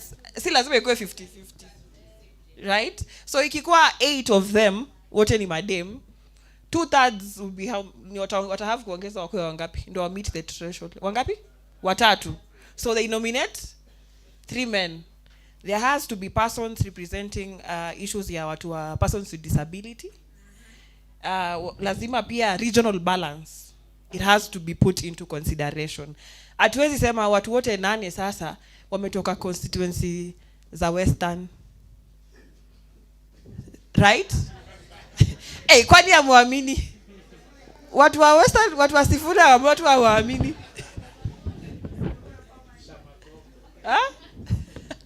Ati watu wa Shamakoho. Inaitwa Shamahoho. Anyway, but to get the structure of it.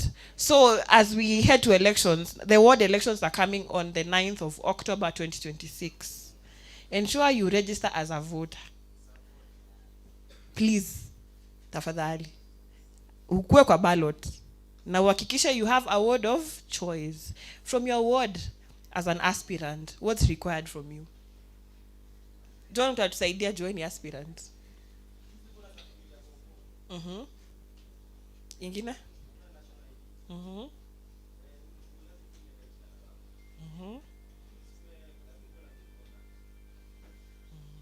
Mesema kama si good conduct chief akuandikie barua. Sasa kama wewe na chief amuonani? Na hiyo good conduct pia ni ngumu.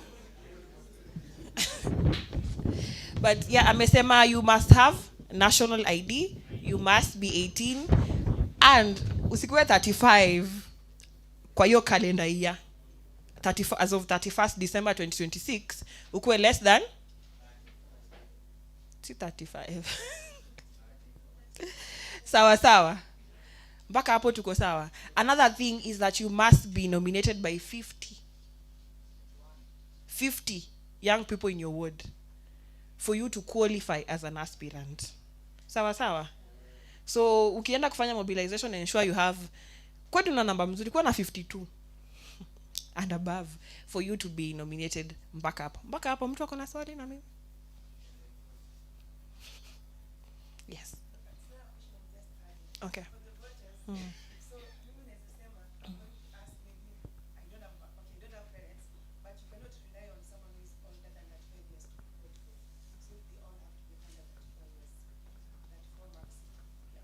Yeah. Exactly. Yeah. Mmesikia point zao, wamesema uwezi enda ukategemea mzazi wako akuvotie. Hii itakuwa ngumu kidogo. Sawa. Ensure voters wako pia wako below the age of na wameregister. Si na IBC. Wameregister na NY. Mpaka hapo. Anyone who has something else to add? Yeah. Time frame ya ku announce the bid bado iko ama imefungwa na inatoshanaje ni hadi lini? So, asante sana for you. We were coming to hapo kwa call to action. Sisi wote tuko online. I want us to do one thing today. Right? Nataka NYC iseme vile aspirants wanajiregister. Right? Wanasema tutoke nje kama aspirants, but they are not giving us how we are going to do it. Because they talk about closing the register 7 days to election, but they have not opened it. See, one of the last time walitufanya, alafu wanakuja wanasema, oops guys, we have to postpone. Tulikuwa tumesahau. Mnakuanga. So we have to advocate and speak up. Unatag Gloria Wawira, Fikirini Jacobs, Salim Mvuria, nani mwingine?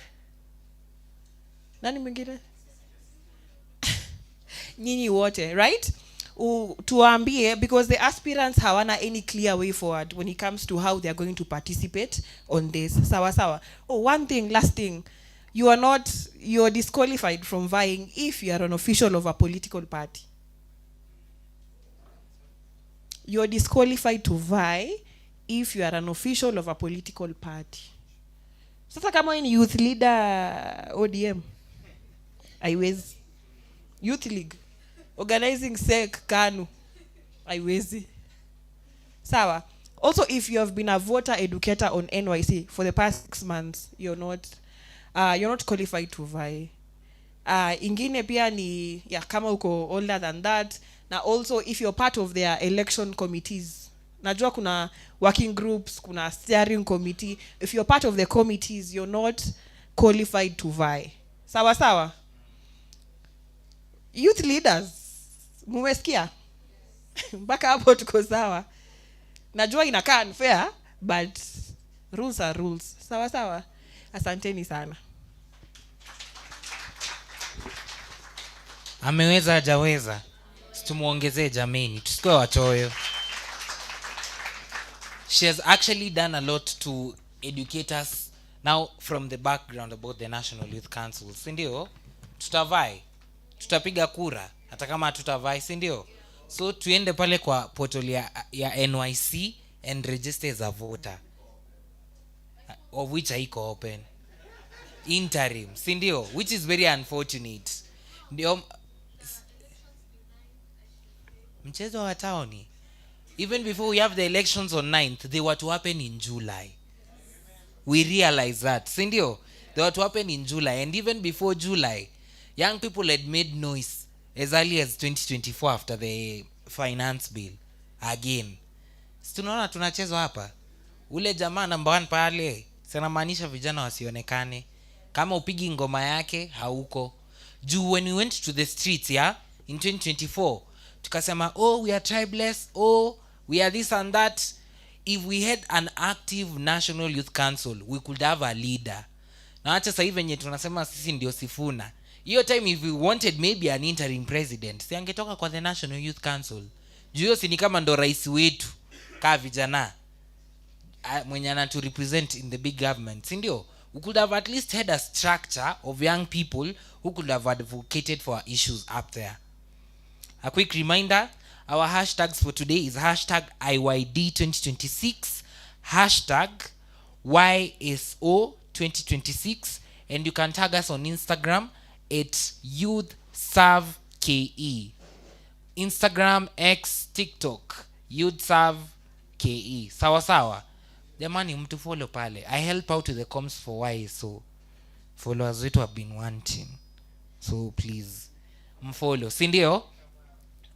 Jamani, tap the screen. Sisi jamani tunajaribu wenye tutakuwa ma-influencer huko.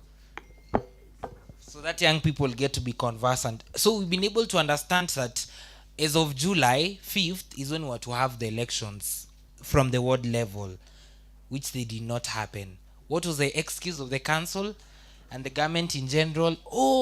There is no civic education, we need to conduct it. Oops, we don't have enough money. Na mnajua how much money was allocated for the National Youth Council in 2025? 89.5 million shillings. Hiyo ndo wanabai nazo TX. Hizo ndizo Subaru boys wanachangamkia nazo. I'm sure sahi kama unajua watu wa National Youth Council in person, very lavish lives. Ukienda Instagram page zao, they are flying. 89.5 million. Umeiona kwa ward yako?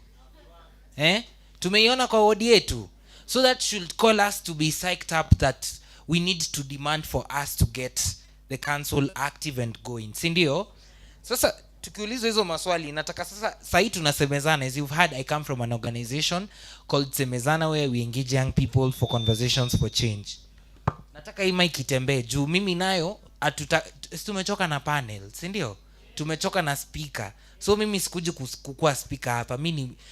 This is a plenary. In 15 minutes nataka tusemezane. Tuulizane hizi maswali, tutafute majibu na suluhisho. Then tutakuja tuandike na clear structure, si ndio? Of tumesema hivi na hivi, ikuwe hivi. Mtu anisaidie na hii mic kutembea.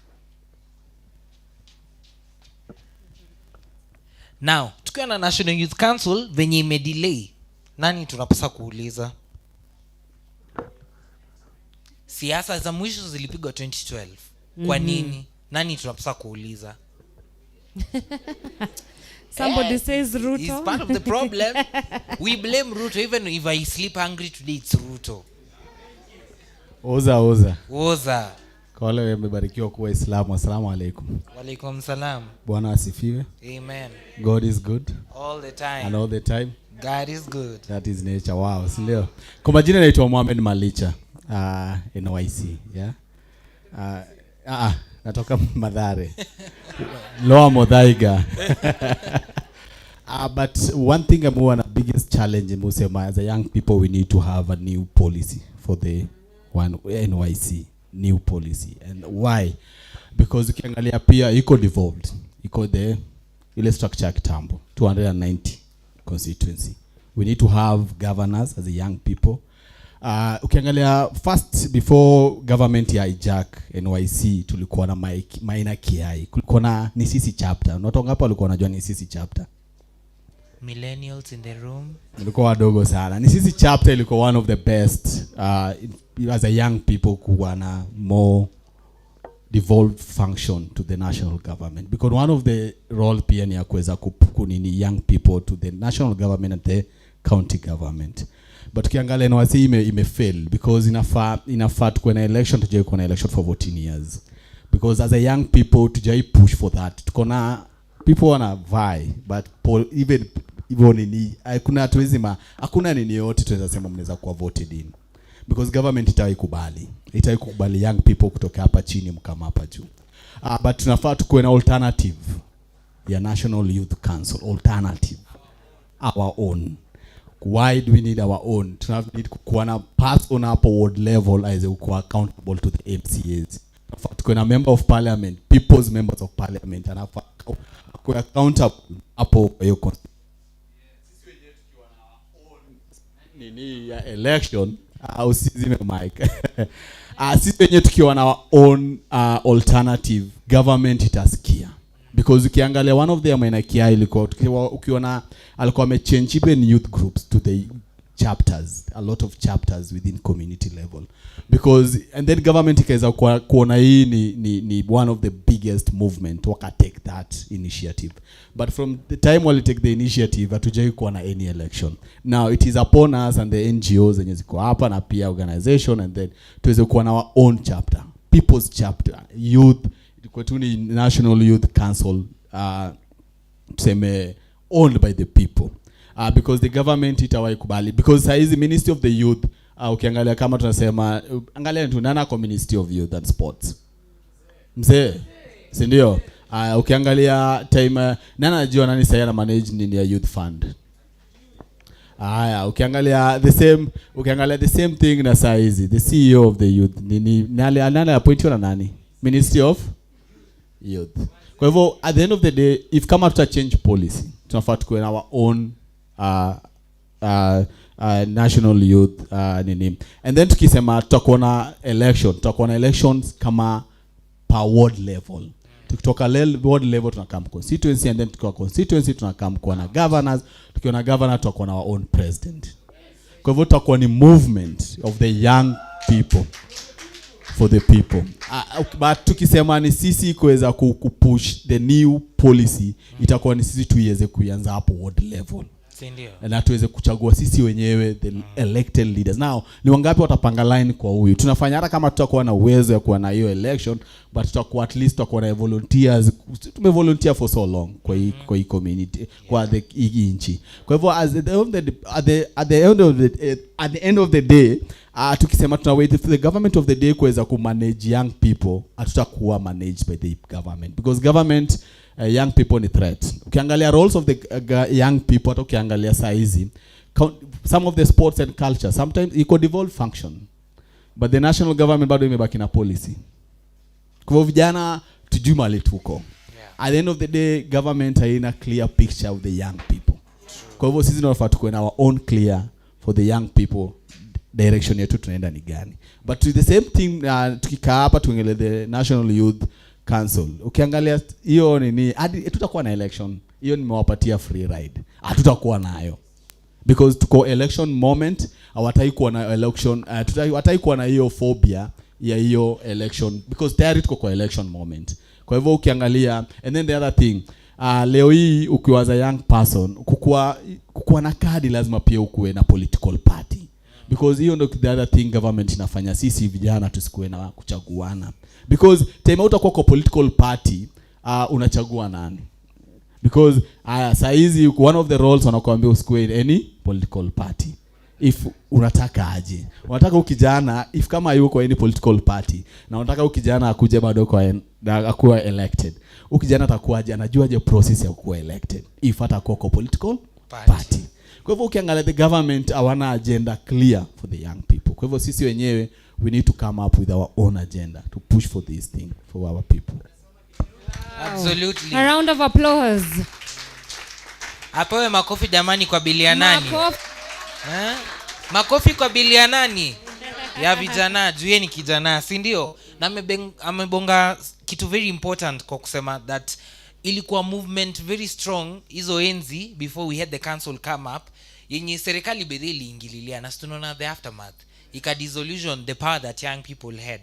Sasa hii Kenya percentage ya vijana ni over 70%. Na ni aje hatuna serikali yetu, ni aje hatuna representative wetu, na ni sisi tunatokeanga kupiga kura, ni sisi tunatumika kaa guns, si ndio? At least in one way or the other we should have an alternative representation group, si ndio? But we need a meaningful one, which is the National Youth Council. Na akatuambia even before we talk about the National Youth Council uko juu, to make sure tuko registered kwa political parties, to make sure tuko kadi sisi wenyewe. Manzeka uko kwa hii room leo na uko kadi, tumeimba hii wimbo kutoka last year September 29th. Sio is a failure to the society, si ndio? Huyo tunapaswa kumpeleka IBC saa hii register kwe kadi, unless ulipoteza ID, si ndio? Na kama ulipoteza ID, make sure umechukua your ID on time and you go register. Voting will close on April next year. So kama uko kadi next year tusikuona hata kwa lori ya campaign. Una dance kama nani, si ndio? Una dance kama nani kwa lori ya campaign na hata una kura, si ndio? So part of us to understand venye sika vijana tunaingilia kwa NYC, number 1 tumejua ni we register as voters in the NYC portal. From there on we go, wale candidates wenye wamekuja kwa ward kama super pale anatuambia manifesto yake ni gani, kama vijana wa hii Loreto ward, Kilimani ward, Kibra hivyo, si ndio? Akishatuchapia story yake that nitafanya 1 2 3 because we love a lot of candidates, tunajua mwenye tutapigia kura. Tukitoka hapo wanachaguana, wanago kwa constituency and so on mpaka tunapata the representative. But kitu muhimu hii National Youth Council, my prayer is hata kama tunaonea 18 it happens by the dates which have been selected on October. Kwa nini happen? Hiyo itatupea hata another litmus paper for 2027. Hiyo ni story tunabonga leo kuhusu electoral reforms, si ndio? Juu itatupea hata paa kaa vijana kujua venye tunaweza interrogate manifesto za candidates, venye tunajua mse anatuongelelea vizuri. Of course si kwenda kuchagua mtu anaenda kulala bunge. One time I saw from my native home, my MP, she was captured by the national cameras akiwa amedoze bunge, na tena akavotiwa 2 term. Sasa nikauliza tena kubwa sana.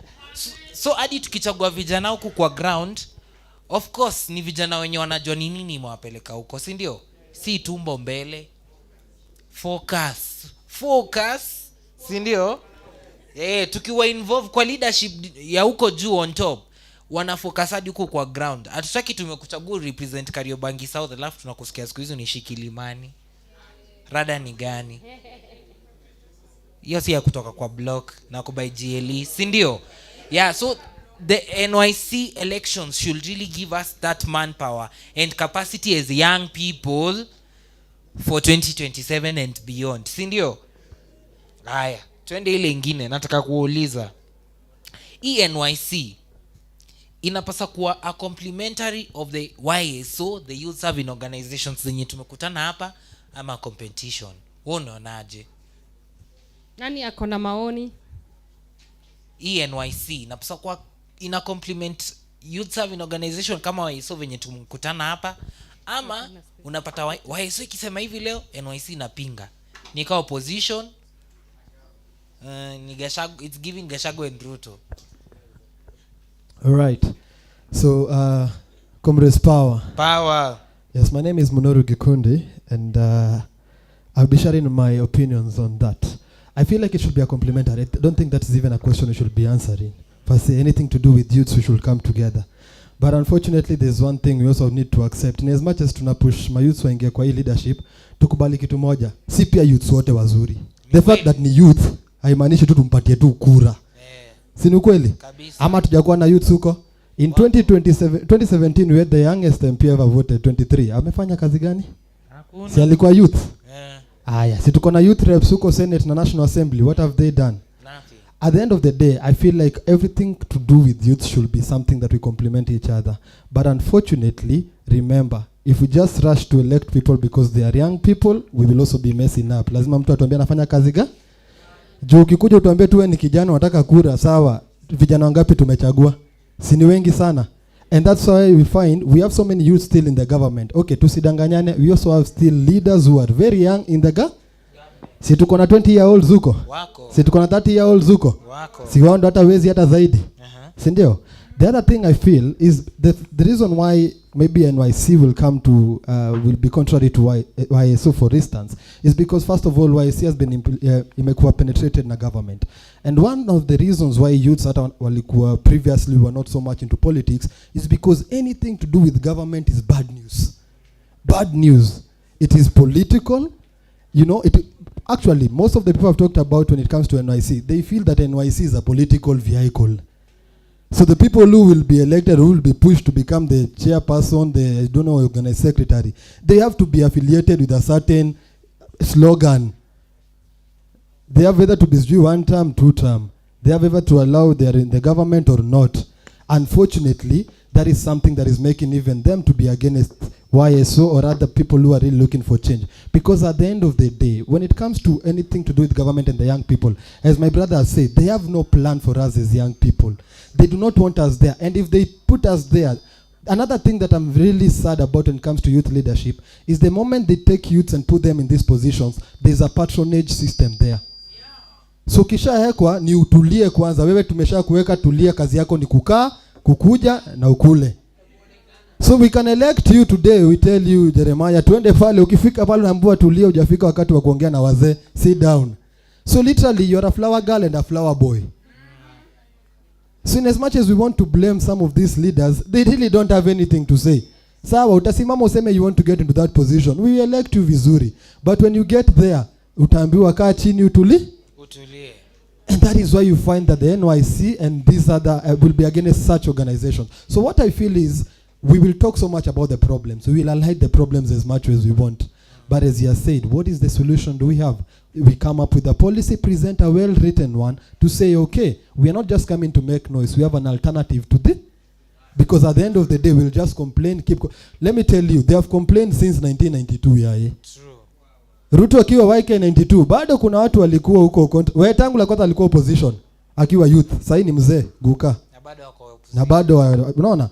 So we might complain leo, na bado come in 2063, another person will be complaining. So what is the solution are we giving? And this is why I'm saying it should be complementary, but unfortunately, it will not be because NYC has become a government structure.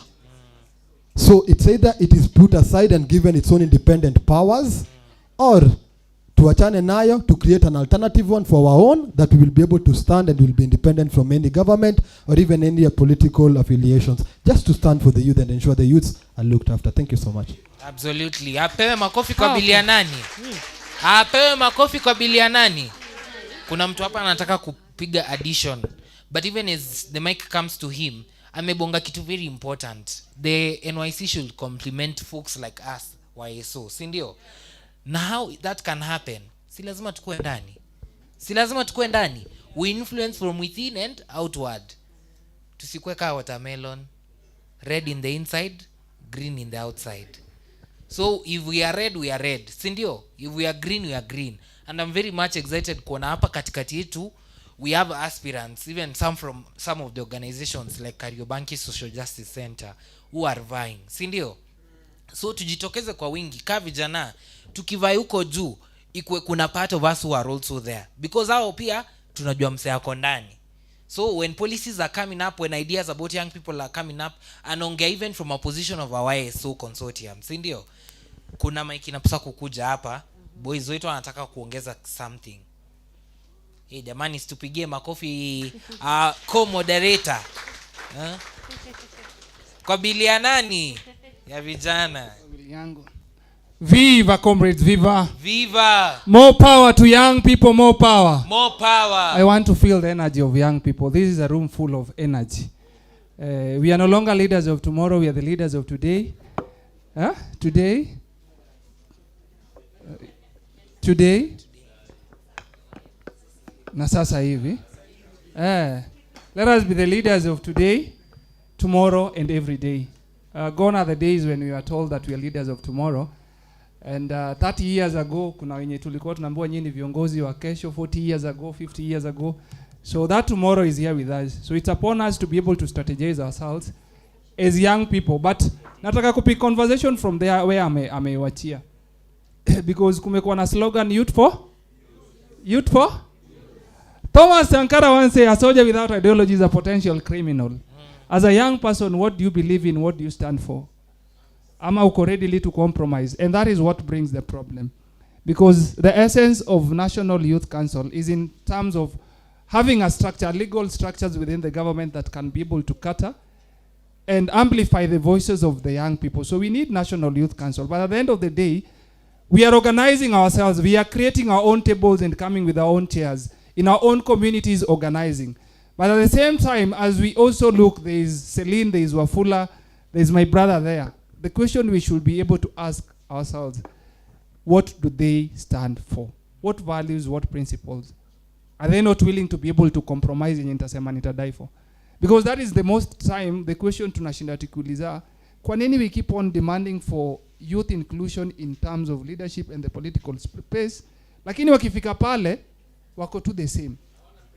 One, I want a principle, because anaweza fall for anything. If you stand for nothing, you can fall for anything. So it's a question of how do we start having a conversation around empowering, mentoring, and building value-driven leaders. People who stand for something, ethical leaders. Because we live in a country right now where if you are a goon, you get celebrated, you get rewarded with government opportunities. So we need to rewire and change this system. Where the reward system is for gaucho, yeye ndiye atapewa, afadhali nimetaja gun moja. Yeye ndiye anapewa, yeye ni nini bodwa? Board member hospitali mama. Hospitali, si ndio? But patrioting young people who are doing something meaningful within the community, wao unakuwa abducted, si ndio? Unapigwa risasi, si ndio? So it's upon us. The system, I will tell you as young people, the system is designed to rig you out. So it's upon you as young people to organize yourself. Be clear on what you want. Be clear on what you stand for. Be clear on what you believe in. Najua, change comes with a price tag that all of us must be willing to be able to pay. And we must be ready to willing to walk a path never walked before. Because the question has been, my brother has been talking about as mimi nimevai, ini mara ya pili, but I've been vying as an independent candidate. Because we also believe it is legally uko na hiyo right ya kuweza kuvai. But we reach to a point where they always say that politics is local.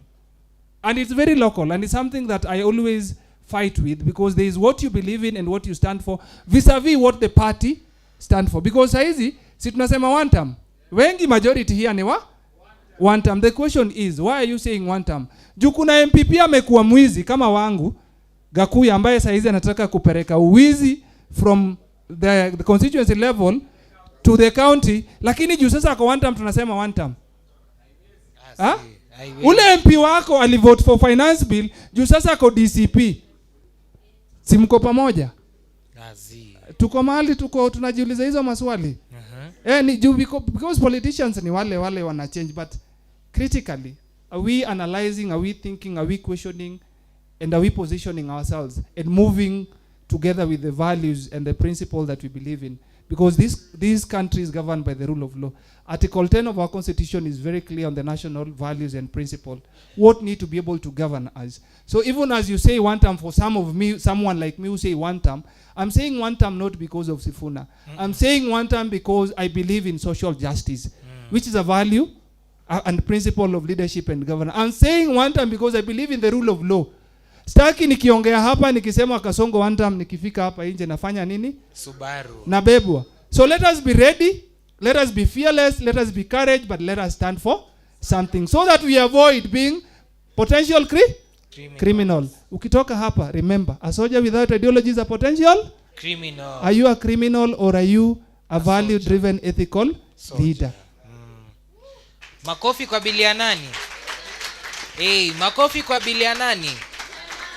There was a hand there. You have an additional? All right. So after her, a minute one because we are about to wrap up this conversation. Okay, let me stand. You'll pardon my voice. I wish I could just say this the way it's in my heart. So I'll just say what all these guys are saying. When I say ukweli, as I stand here, I know I didn't give you my introduction. You know background about who I am. But I work in those. If you come to Bonge, you'll find me there most of the time. So I'm in those corridors a lot. I see so many things. And let me tell you something.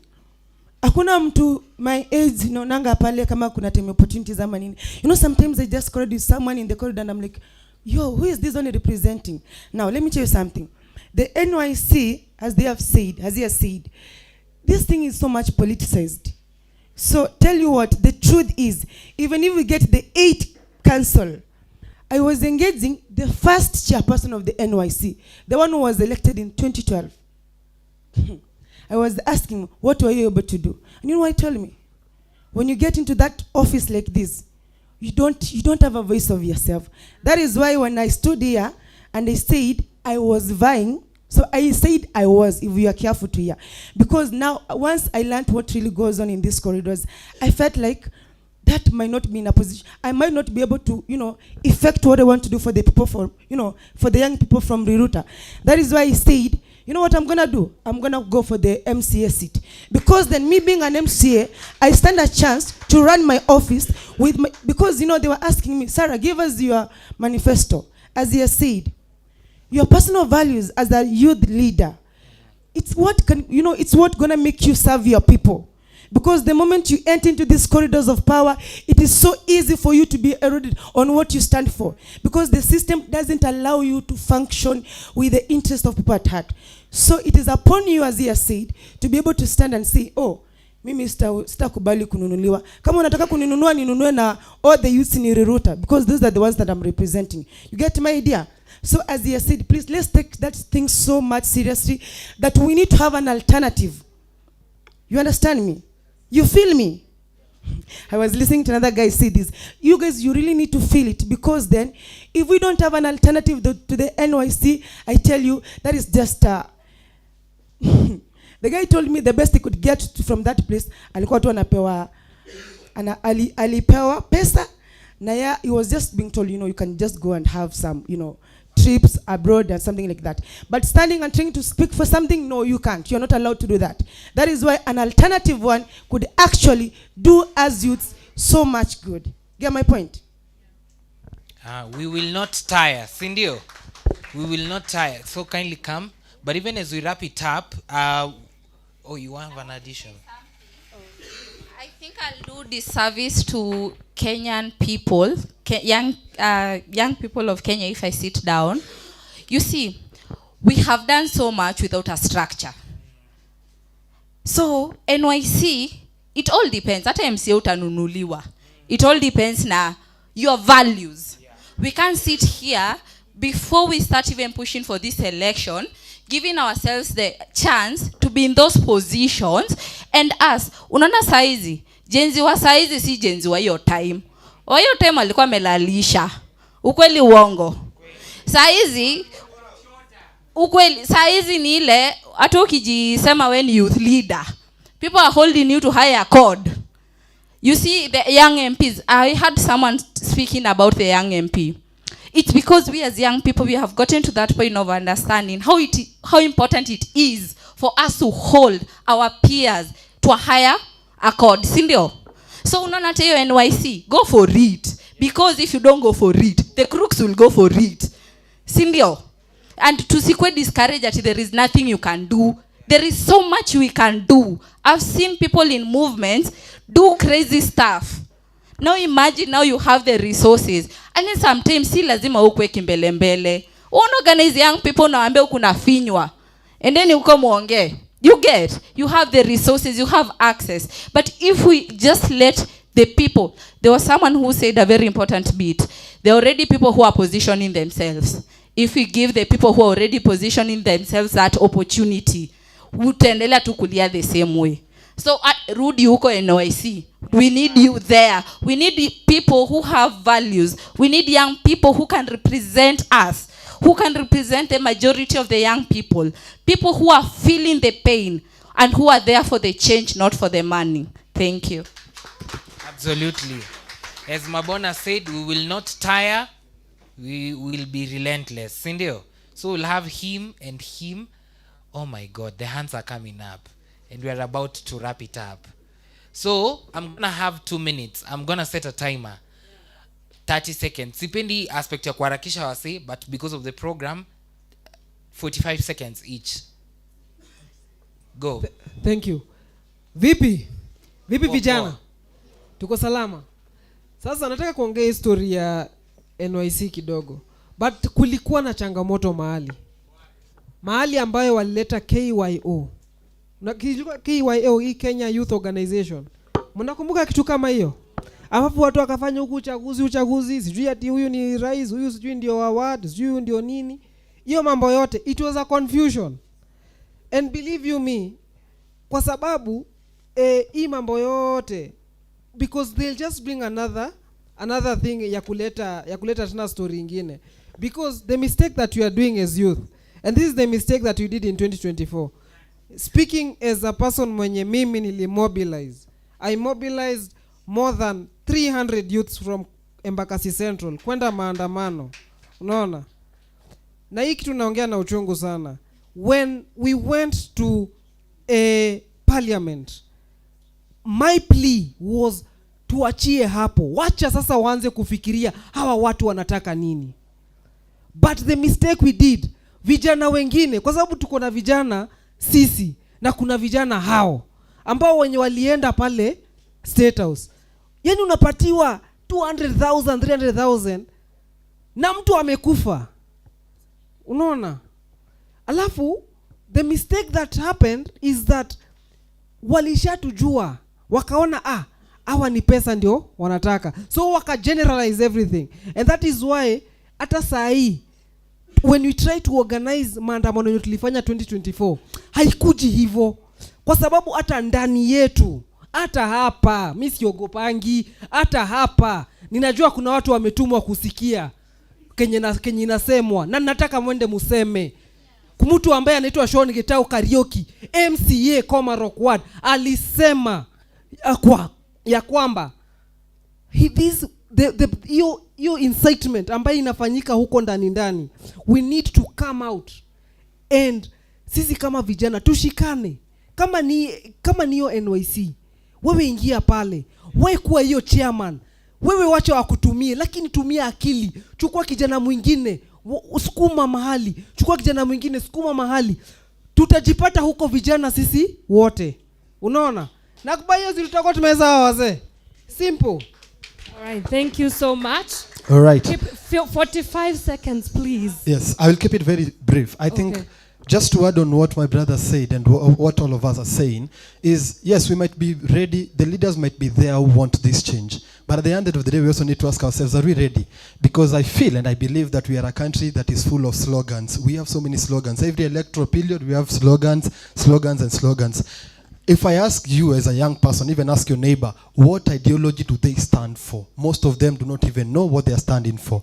It's either they're just 1 term or 2 term, but beyond that, they have no idea.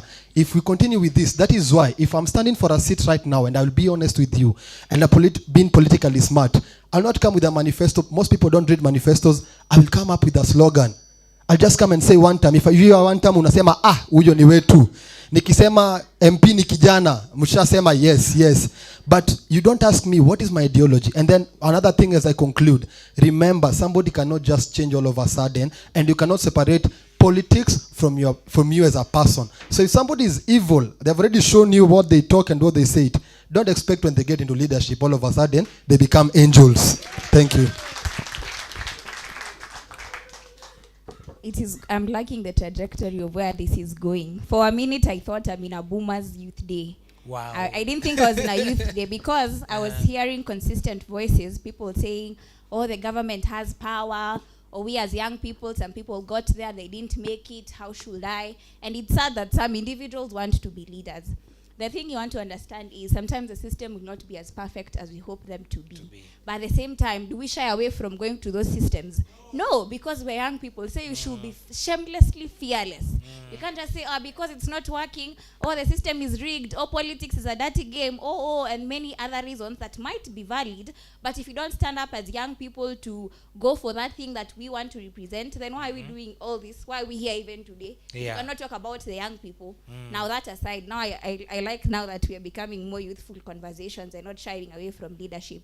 The second thing, I think it has been said by some individuals here, if we get to choose a goon or someone who is not into leadership and expect them to bring reforms that will favor young people, there's nothing we are doing. If you choose a reformer who is going to bring changes and reforms and policies to the people, that is the trajectory we are going. So I don't think we should even be sad that, we chose them and they did not. We saw the signs. Yeah. You think they were pink flags, but they were red. Thirdly and lastly, I check into our relationships. I know it is even true in politics. Sometimes you see them clearly, but because they are one term, two term, you're like, they are pink. They can't be nice, Lastly, as young people, there's something we need to understand. I've heard a lot about some things being politicized. There's a gentleman that mentioned sometimes if the system that was meant to represent us is no longer representing the interest of the young people and it's infiltrated, we should move and become and join other systems or form other systems that will actually represent the interest of us as young people. We can't stay in the cycle of complaining. It is one thing, we have the power. The government does not hold the power. Kwani how many are we? How many young people are in this country? Kwani si you do? No, how many young people are in this country? About 70%. How many young people go to vote? Few. Very few. Very and now we will still sit and complain that leader is not doing it. But if a leader comes here with reforms, even supporting them to the elections is hard. Yeah. We as young people should also support other young people. Alright. Hapo pia ndio shida iko. Tasema alifika huko akaenda akalegea, but did we support that individual? Did we hold that young person accountable? Ama because ni young, he can pass. If he's doing wrong, hold that individual accountable. If we elected him for a reason. Yes, thank you Unatoa very much. receipts. Give Yes, Tobias unatoa as we receipts wrap also it for up. Thank you so much. From where she has left, shida ni sisi kawa na inchi kwa ajili watu wenye tumeemploy, our employees tunawaita waheshimiwa na wanatufanyia venye wanataka, then unasema yendo mbaya. The problem is with us also, but not all of us, because many of us ndo wako na shida. True. Kwa ajili si ndo employees, si ndo tunawafaa kuambia venye watafanya kazi na tunawachukua accountable. Ukiweka mfanyikazi kwa shamba kulimie na analima design yenye wewe utaki na anaharibu shamba, unafanyanga kazi gani? So unatafuta mfanyikazi mwingine mwenye atafanya kazi venye unataka. Yes. So the problem is with us. Na tunaweza take part ka venye ilifanyika 2024 June 25th. Kwa ajili walifia, ilionyesha yenyewe the power belongs to the people. Na hiyo ndo chenye wanaumia hadi saa hii. But wameweka propaganda kwa media so much to a point enye tunaona hatuwezi, but in real sense tunaweza. Hadi hao wameogopa because the people are woke, and that wokeness sindo employees. That's the first article ya constitution nasema hivyo. For the people, by the people. So take note of that. Absolutely. Fear. All sovereign power belongs to nani wenye power?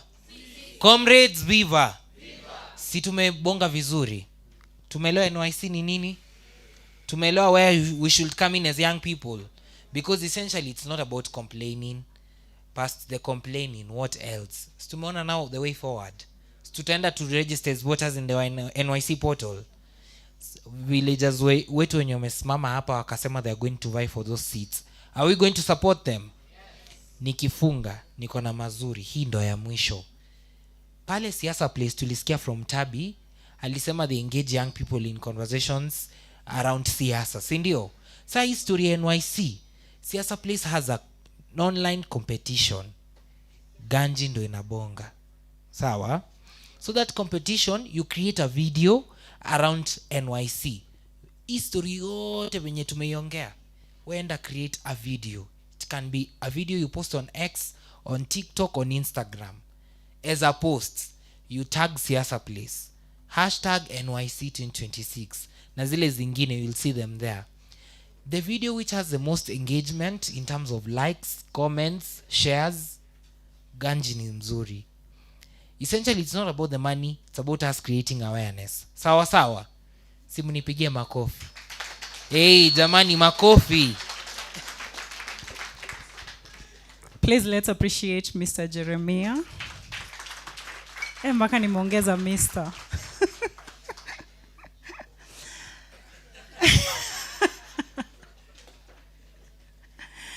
We nimelan. I know we started the day tukaulizwa what is your expectation, and somebody who was seated here then said expectation yake. Anakumbuka expectation? Ilikuwa wewe, si ndio? Hiyo expectation inakuwa met. Kuna watu walichelewa kufika na nataka, the reason I'm telling her to repeat this expectation is because nataka kuona kama tumealign. Are we achieving that expectation? What was the expectation? To see what the International Youth Day holds for us as young people, politically, democratically, yeah. Tumeanza kushika hiyo inaendanisha.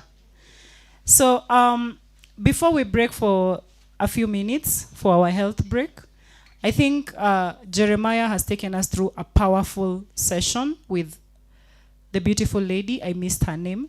And nimeweza ku note down maoni. I think I process when I write. And one of the key highlights, napenda kufanya wrap up, ndo itusaidie tukitoka hapa tusitoke tukiwa blank. Tuliambiwa mkisha elect watu 290, wanakuja wanaongezeka, wanafika wangapi? 580.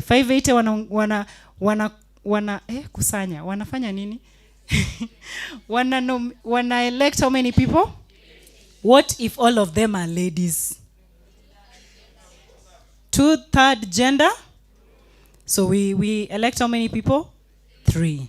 And there has to be a representation for the disabled. Persons living with. Ukitoka hapa usahau kila kitu. Yani kila kitu kabisa. Mtu akikuuliza National Youth Council, unaona venye mimi nimezishika 280. 580. Kulikuwa na 290 mahali. Tunaanza na 290 kwa ward. Nikienda hivyo chini zinakuwa mingi. Acha tuanzie hapa 290. Hapo mali akili inaweza process haraka. 290, 580, watu 8, alafu wote wakiwa mavijana, tuna select watu wengine tuna enact the 2/3 gender rule with an aspect of inclusion with persons living with disability. Umeshika what that is? 2026 election is happening on which date? Lini? Siku gani? Hebu fungueni hizo vitabu tumeandika sana. It is, please mark the calendar. Watu aspirants. Tarehe 9 mwezi wa Oktoba. Wachaneni na ile ingine ya next year. Si tuko hapa kwanza ya NYC. Tunaanza na yetu kwanza. Hiyo ndo nasema. Yani mmemaka date ya hiyo ingine. So ya National Youth Council itakuwa tarehe 9 Oktoba. Aspirants, mume challengewa hapa, and I was very keen to listen on everyone who's spoken. Sometimes the system may not work for you.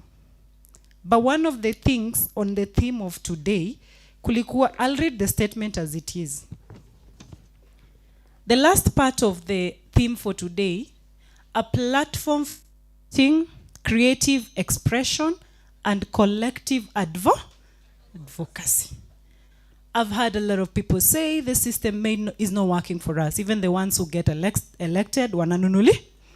Alafu statements you should take home. A soldier. A soldier without is a potential. Which leaders are we electing? Who are you voting for? Kuna wengine mnataka kurudi huku mashinani, mu register all under 34. You influence them to register. Let me tell you, if I'm a goon today and I want to be elected, I will. Because your strategy. E-portal, sini moja. Sini moja. Nani wanafaa kuvote? Watu ambao wako registered under the National Youth Car? Let me tell you what I'll do. I'll go out back to Kariobangi, for example. I will influence the below 34 years to register as voters. That is strategy. How many votes do I need within a ward? 50. Sasa mnataka kusema mtu hana marafiki 50 ama vijana 50 anaweza influence? Kwanza tuanze na watu wameturn 18 this year, wametoka high school. What do they know about the National Youth Council? Fresh ID, fresh blood, freedom. They just want freedom with no responsibility. How ndo nakusanya the first 30? I'm just trying to tell the aspirants today, be strategic. If you want a position, strategy is what will help you, not being a good person. Being a good person comes with values. But first you need a strategy to win. That is the truth. Next year, tukikuja kuenda kwa masiasa, kuna ndugu pale alisema, we have to be part of the political spaces. There is no choice. Hatuna, niko hapo pia, hatuna hiyo option. You must be part of the political spaces. Understand, if you want to go vie for MCA position, you want to influence from inside. How much do you need in your bank account to speak for you? What's the level of education you need to have? What are the right documentation and criteria you need to even stand to be an MP? Hello? Tusiseme tu tunataka. I've told you, for you to influence, you also have to be strategic. Saizi kama unapanga kuenda kukua MCA, anza kuenda kutafuta iyo outline by government stipulation through IEBC, what you need for you to actually be part of it. And you must be willing to be part of a political party. Ama you register your own, which means you need resources. Do we have resources? If you don't have resources, unatumia wale wengine, unaingia ndani, alafu ukishaingia endo changamke na values zako zenye ni positive values. Are we together? And then somebody said,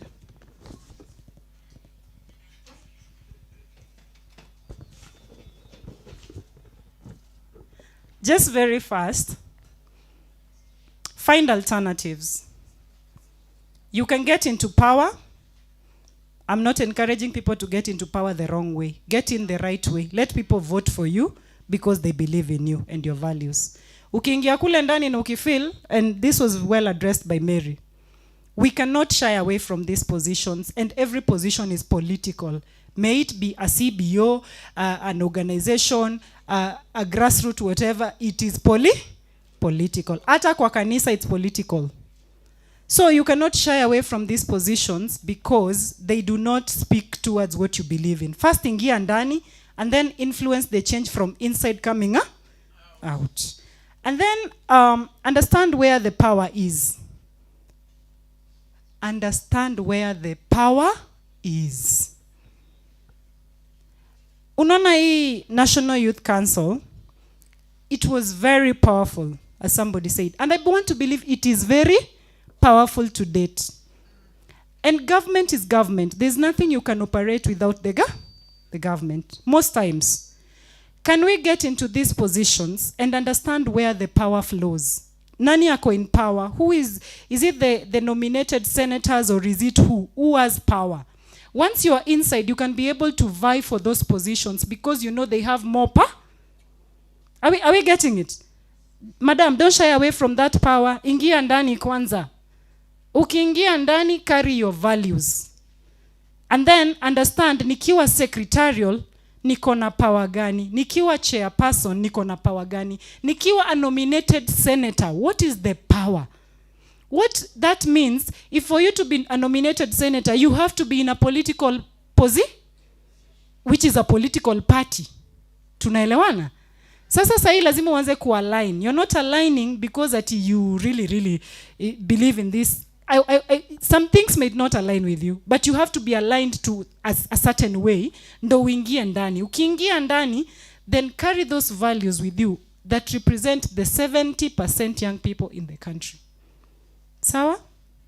Then there was resources, positioning, strategy, alignment. You cannot do anything without resources. Let me ask, is there somebody here today who walked here? Ulitembea? Watu wa Kariobangi mulitembea? Did you walk? No, let's be real. Did we walk? One way or the other, you must have used money to get here. Si tuko sawa hadi hapo? It's a youth engagement thing, but you must have gone into your There's nothing you will do without resources. Let's be practical on that. And for you to attain those resources, you must get into hiyo ina shortcut. Resource ya kwanza ni watu. If you have the right youths on the table, then you have the first resource. Once you take one of that youth out of 100 and you put them in the position of power, watu ambao wanaenda kuelektiwa, then they get the financial resources, material. Because for you to move action within the nation, you need resources. Just the same way you had to panda a boda, a unuba, a matatu to get here. For you to get here, you must have used money. Tunaelewana? And then strategy. Hiyo nishaongelelea sana, because I know most of you spoke about it. And then somebody said, a beautiful lady behind there, the systems won't be perfect. The system will not get uncomfortable because of you. You are the one to make the systems uncomfortable. And that is why the theme of today, International Youth Day, the last line of it clearly stipulates creativity iko hapo, so that we can be able to advocate. The way she will advocate is not the same way I will do it. She can do it on the streets, I can do it in parliament. She can do it in the Senate as I do it at home. Tunaelewa? Lastly, hii sasa ni ya mwisho. Skill set.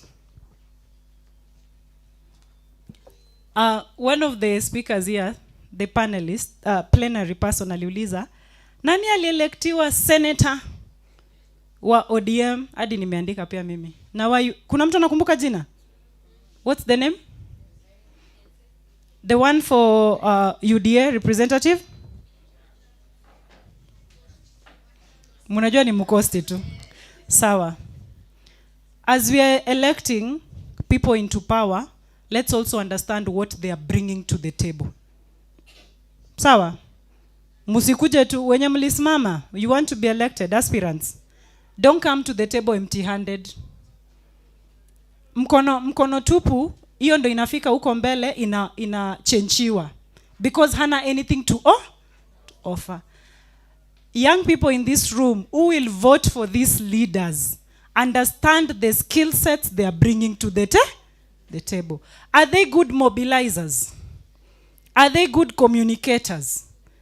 Are they good resource finders? Ama unataka tu kuingia hapo ndani upate pesa? Mambo ni mingi. Are you someone who can speak on behalf of other people? Do you have values? Skill sets zingine saizi ni mingi hata sana.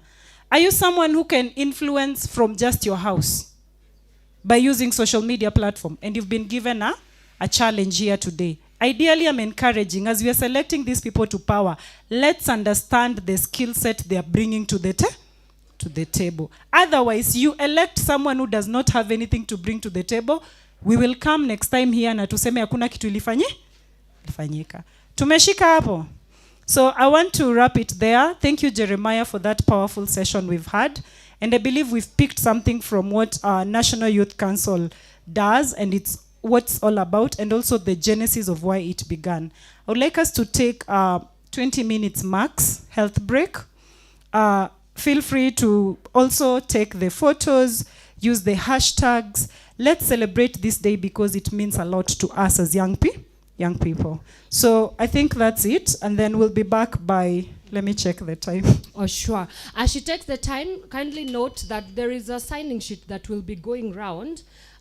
First for registration, alafu the other one we will tell you, just lock in, we'll tell you, but don't go before you sign twice, okay? Is that clear? Has everybody signed the registration form as it stands?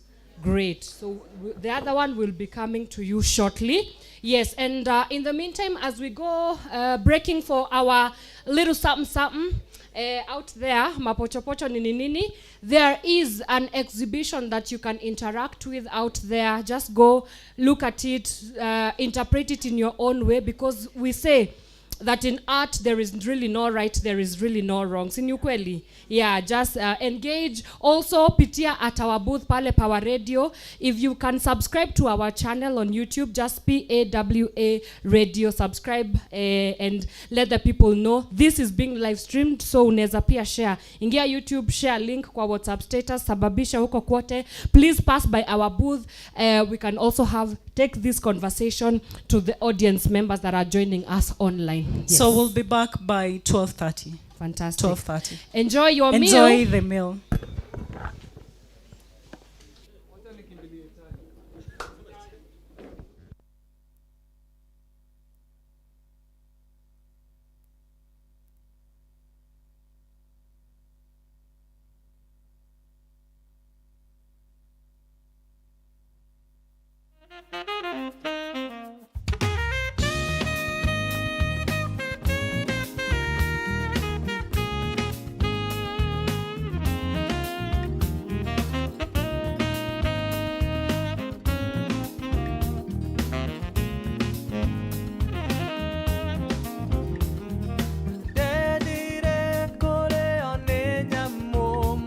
Gwetere ire,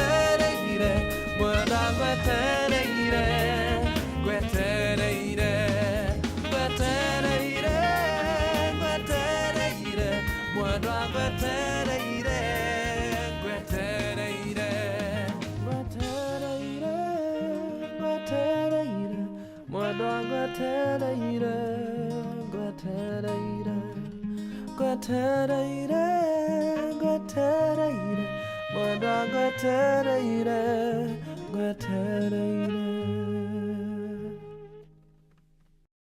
Bongo Venus, zunguka zunguzuka neni.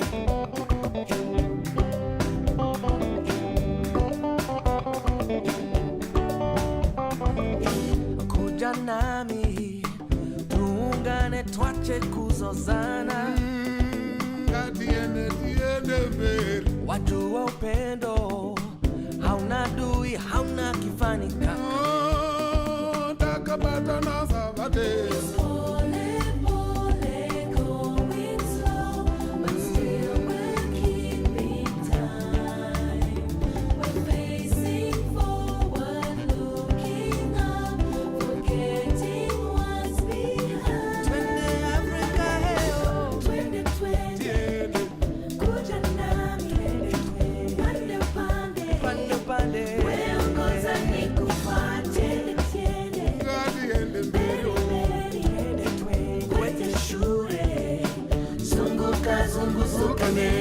Shino narudo kubatana kutitibudirire. Twahitaji upendo ili tusonge mbele. Kutambura kwetu zichida hati narudo. Ukosefu wa upendo ulete dhiki ya jaya.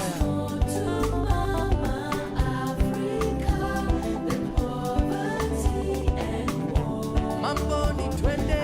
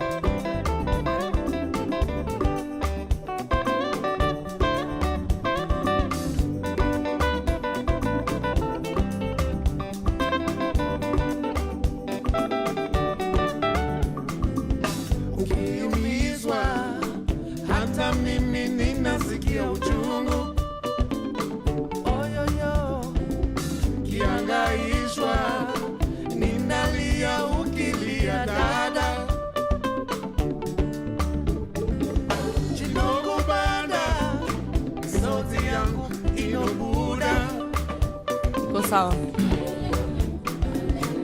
Ile. Sawa. Aya.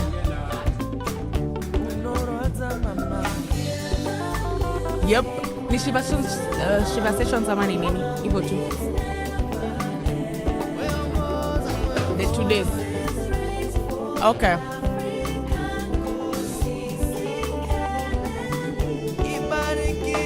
Aya.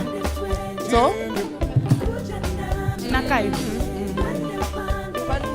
hiki tu mjue venye mtaiweka hapa. Yep. Ni 5 minutes for everyone. Okay.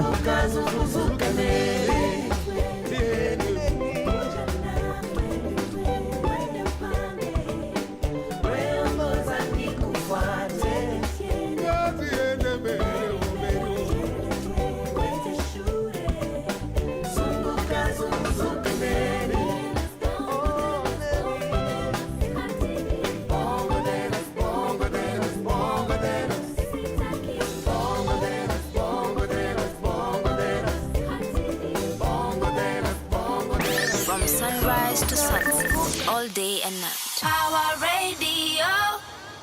Hello everybody. Power Radio on ground. Today we're celebrating International Youth Day. So if you're a young person, happy International Youth Day to you. We're just here discussing on the National Youth Council. So niko hapa na jamaa wetu wa Power from Kariobangi. Hebu tuambie your name, and why is International Youth Day important to you, and especially the conversation in National Youth Council?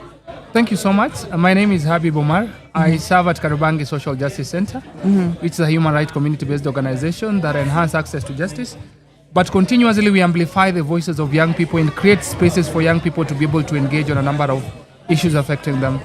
And particularly today we are celebrating International Youth Day, which is a very important day for young people of this country.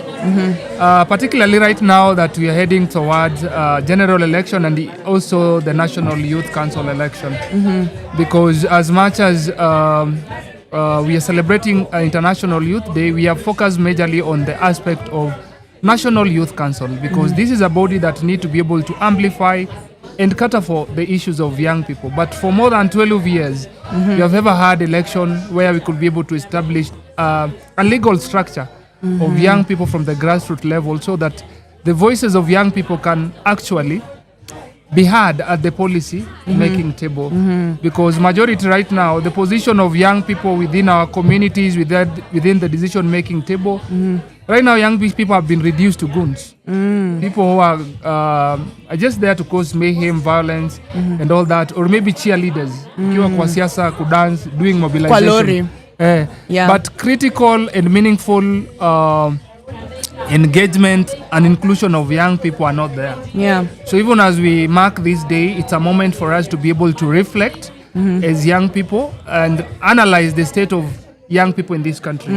Talk about unemployment, talk about issues of police brutality, because the majority of people who are also been facing the issues of abduction, torture, enforced disappearance are young people, from the informal settlement. And what is their mistake is because we have a system of governance that is not ready and willing to be able to listen to the voices of young people and even put meaningful measures to be able to engage young people.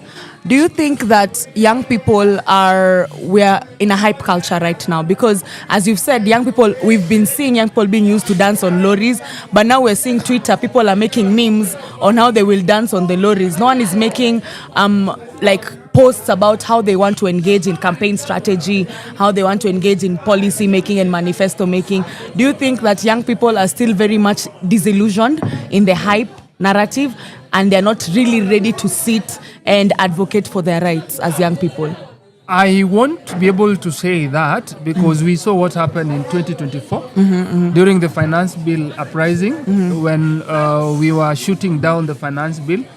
But we are dealing with a system that is well organized, but it designed actually to rig out young people. So in one way or another, we were destabilized in a way, but I'll be able to say that right now we have a very well-informed young people, educated, informed, and people who know actually what they want. So the only thing is, what are the strategies? What can we be able to do differently from the usual ways of doing things? And the conversation right now is about how do we ensure that young people register as voters, and beyond that, what is our agenda at the table? Because right now there's conversation around 2-term, 1-term. But beyond saying the hype of 1-term, 2-term, because the other people feel like they're in government and it is Ruto need to be able to begin second term, the people feel like the 1-term and all that. But in holistically, what kind of leaders that do we want? Because within this 1-term clarion call, we also have corrupt leaders who are now aligning themselves politically to be able to gain power. And again, we'll miss an opportunity now because now I'm in 1-term and that corrupt leader, the same person who voted for finance bill and made life difficult for us, is the same person now we are on the same camp. So ideally, we need to rethink of the kind of leaders that we want. And also, as young people, how organized are we to go for leadership position? And are we ready? Because our elections are very expensive. And even what inform the decisions that we make at the ballot box is on the issues of political party, the issue of tribe, the issue of tokenism, which in one way or another makes young people more disadvantaged because these do not work to their advantage. But how are we organizing ourselves? And I'm not also saying that now because you're a young person, what we are saying, not every young person now to be able to vie. To vie, yeah. But how do we identify progressive young people who stand for something? Mhm. Because the conversation, even as we continue to having conversation and pushing for more inclusion of young people Mhm. and women into the leadership position, the conversation, which kind of women, which kind of young people do we want in this leadership position? Yeah. I always love the quote of Thomas Sankara, which say, a soldier without ideology is a potential criminal. I love that. As a young person, what do you stand for? What do you stand believe for? in? Mhm, mhm. Are you ready? Because change will come with a price tag. Yeah. Are you ready to forgo your comfort? Yes. And go extra mile and travel the path that have never been traveled before, Mhm. even if the tides are against you? Yeah. Are you ready to stand alone? Yeah. Because it's a very lonely path. It's a You have lonely to pay- path. I think we witnessed it a lot with even the former leaders, how the late Raila Amolo Odinga did such a lonely path when he was trying to fight for democracy. But yeah, I love all the insights that you've given us in terms of we need to have young people who are progressive. They need to understand what it takes, and we need to organize better.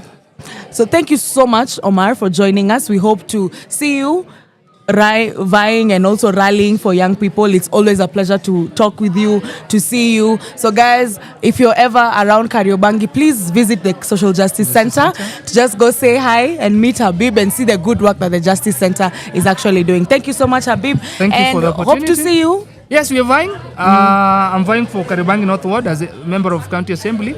But continuously right now, what we are doing is encouraging young people, mobilizing young people to register as voter, and also aspect of agenda setting. What is our issues?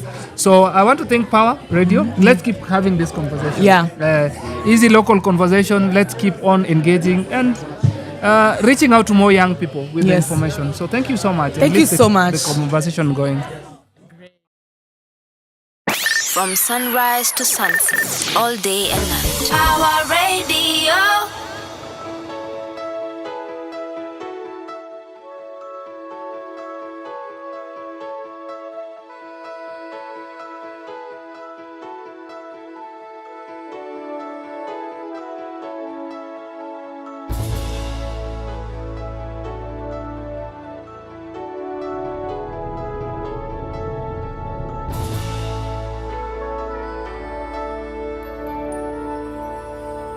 Umoja ni fahari yetu, undugu ndio nguvu, chuki na ukabila hatutaki hata kamwe.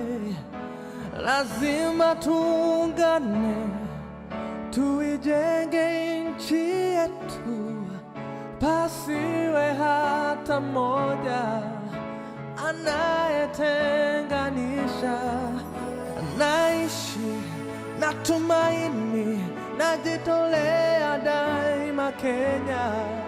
Hakika ya bendera ni uthabiti wangu, nyeusi ya wananchi na nyekundu ni ya damu, kijani ni ya ardhi, nyeupe ya amani. Daima mimi Mkenya, mwananchi mzalendo.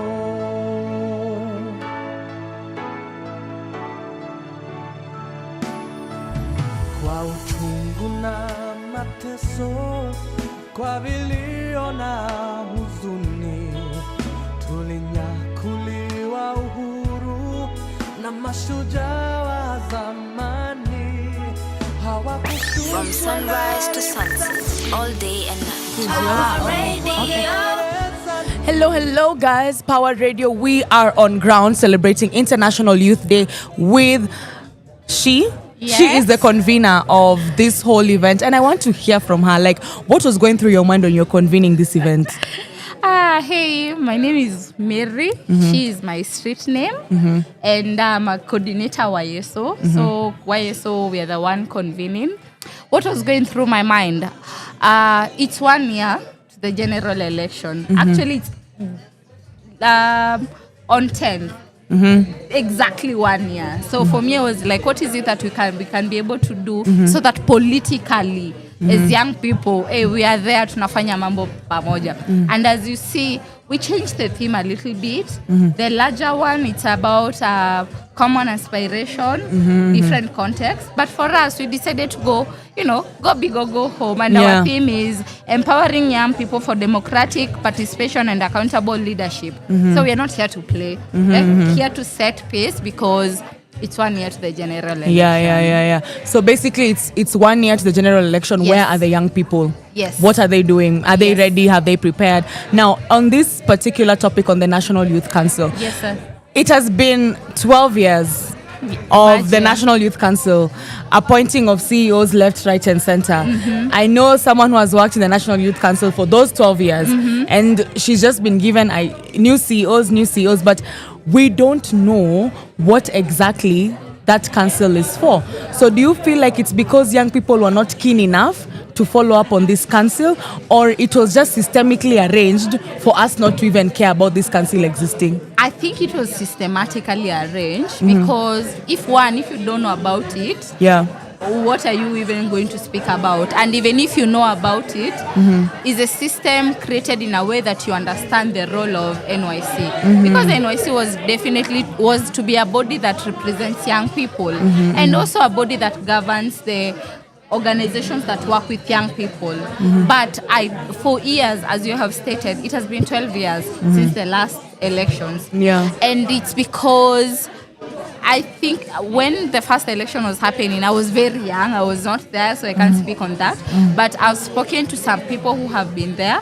But it's because now this becomes a platform where it's a system where, as a young person, as a representative of young people, you can directly request, demand for meaningful youth engagement. And there is nothing as government fear sometimes as a populace that is well aware, a populace that has access to resources, a populace that won't take peanuts in form of manifestos that, we are going to give you jobs that are not specified. We are going to give you a certain amount and it's not specified.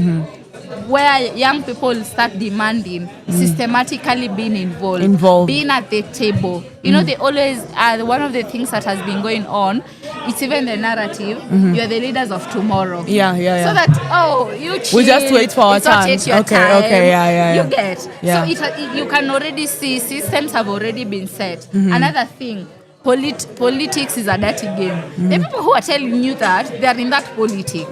Doing the dirty game. And yet politics affects every aspect of our lives. And that detachment that politics doesn't affect you. So you see, it's all systematic. I actually do get the point where you say it's very systematic, but then also, is it that young people are also on a hype train? Do you think that right now young people want to meaningfully engage, or it's just because I just want to be the one who cancels people, I want to push a hashtag? Do you think that young people are finally ready to do meaningful engagement that is not related to anything hype? Yes. 2024 was an indicator. Very many young people came out, and a lot of young people who are asked, they said why they were in the street. Some of them, it was joblessness. Some of them was not being heard. We don't want this finance bill. But you still forcing it down our throat. So it goes to show we have gotten to that point. We have a population, which is getting to the realization, politics affects my everyday. Another thing, young people getting to that point where they're like, if I don't do something, my life will be affected. And also that solidarity at 2024 showed young people, you know what, when we come together, we can make change. But it came at a price. We lost our comrades. It has a lot of trauma.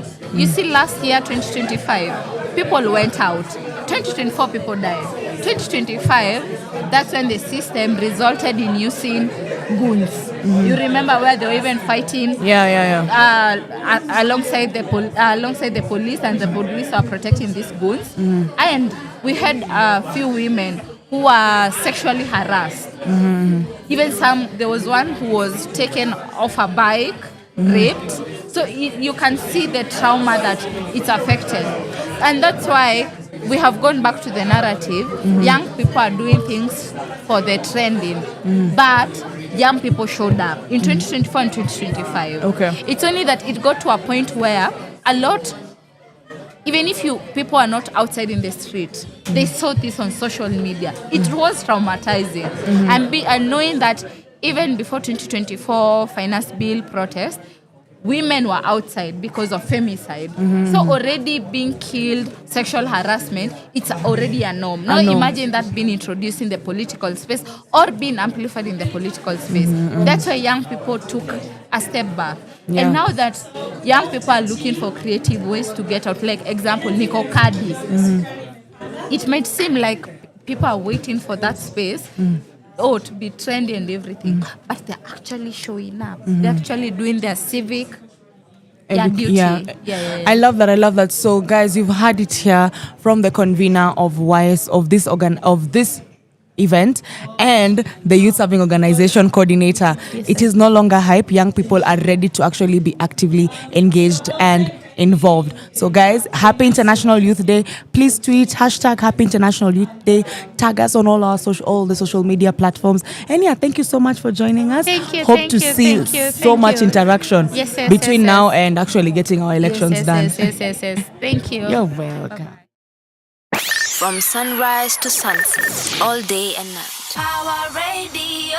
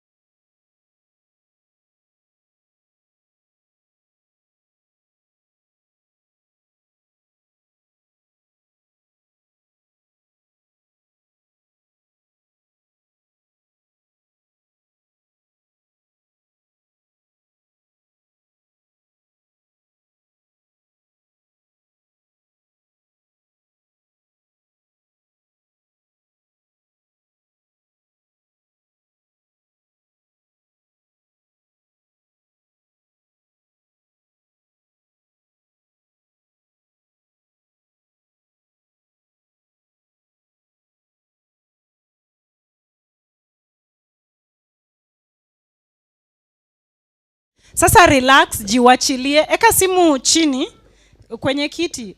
Mwenye simu yake iko kwenye mfuko, naona ikianguka tukifanya hii kazi. Sasa you are a banana, officially Mesh is a banana for the next 1 minute. After that, mkisema mimi ni ndizi, we are not friends. So when I say bananas, you say unite. But how do they unite? Kuna kale kakitu kana kwangu katipi huku juu, mali ndizi zimeshikana. So you unite them. Bananas. Na tunaongea, sema unite. Bananas. Unite. Bananas. Unite. Sasa wewe ni kandizi. Sasa aka kandizi kanafaa kutolewa maganda. Unatoanga aje mdizi maganda? Rap. Si ndio?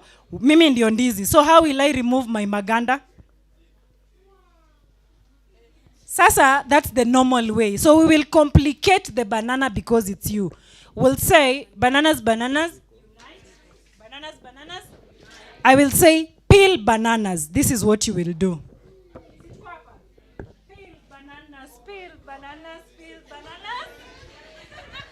Peel bananas hadi chi? Na unasema peel bananas hadi ufike chini. Aya, bananas. Watu waongei. Bananas. Bananas. Bananas peel.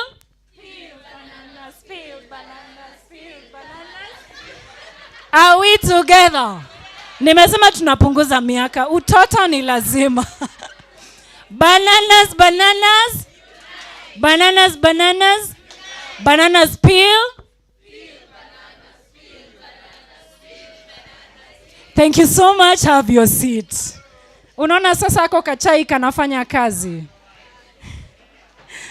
Okay, I want to call on Habib. Habib kwanza atufanyie wacha nisimalizie sentence. Karibu tu Habib. Tumpigie makofi. Mnataka kufanyiwa kitu gani? Hiyo kitu. Ile Kasongo aliyofanyia. Ile ya banana. Viva comrades, viva. More power to the people, more power.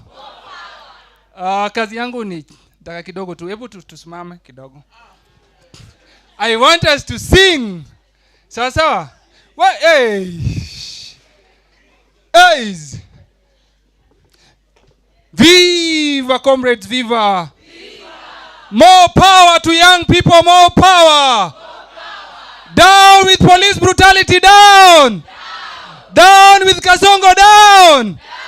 More power to young people, more power. Tutatangaza uongo wake Ruto kwa mataifa mbalimbali. Tutatangaza uongo wake Ruto kwa mataifa mbali. Tutatangaza uongo wake Ruto kwa mataifa mbalimbali.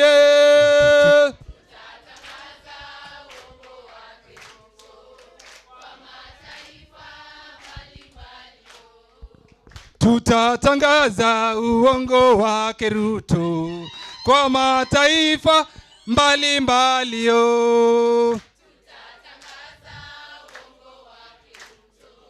Kwa mataifa vijana, tuendelee kueneza haki. Tuendelee kueneza na Mukuru, Kariobangi, wa mama, Kawangware, Dandora,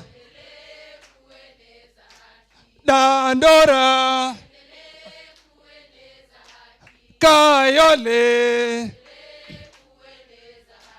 Atapawa, Siasa Place, Youth Alive. Tutatangaza uongo wake Ruto kwa mataifa mbalimbali.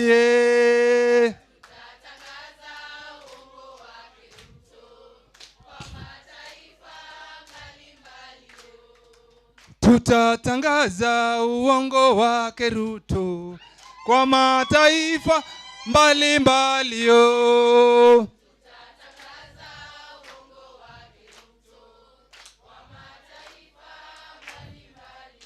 Kasongo ni mwongo si mwongo? Kasongo ni mwongo si mwongo? Kasongo ni muuaji si muuaji? Ameua vijana jaua? Ameua vijana jaua? Down with police brutality, down! Down with police brutality, down! Down with abduction, down! Down with abduction, down!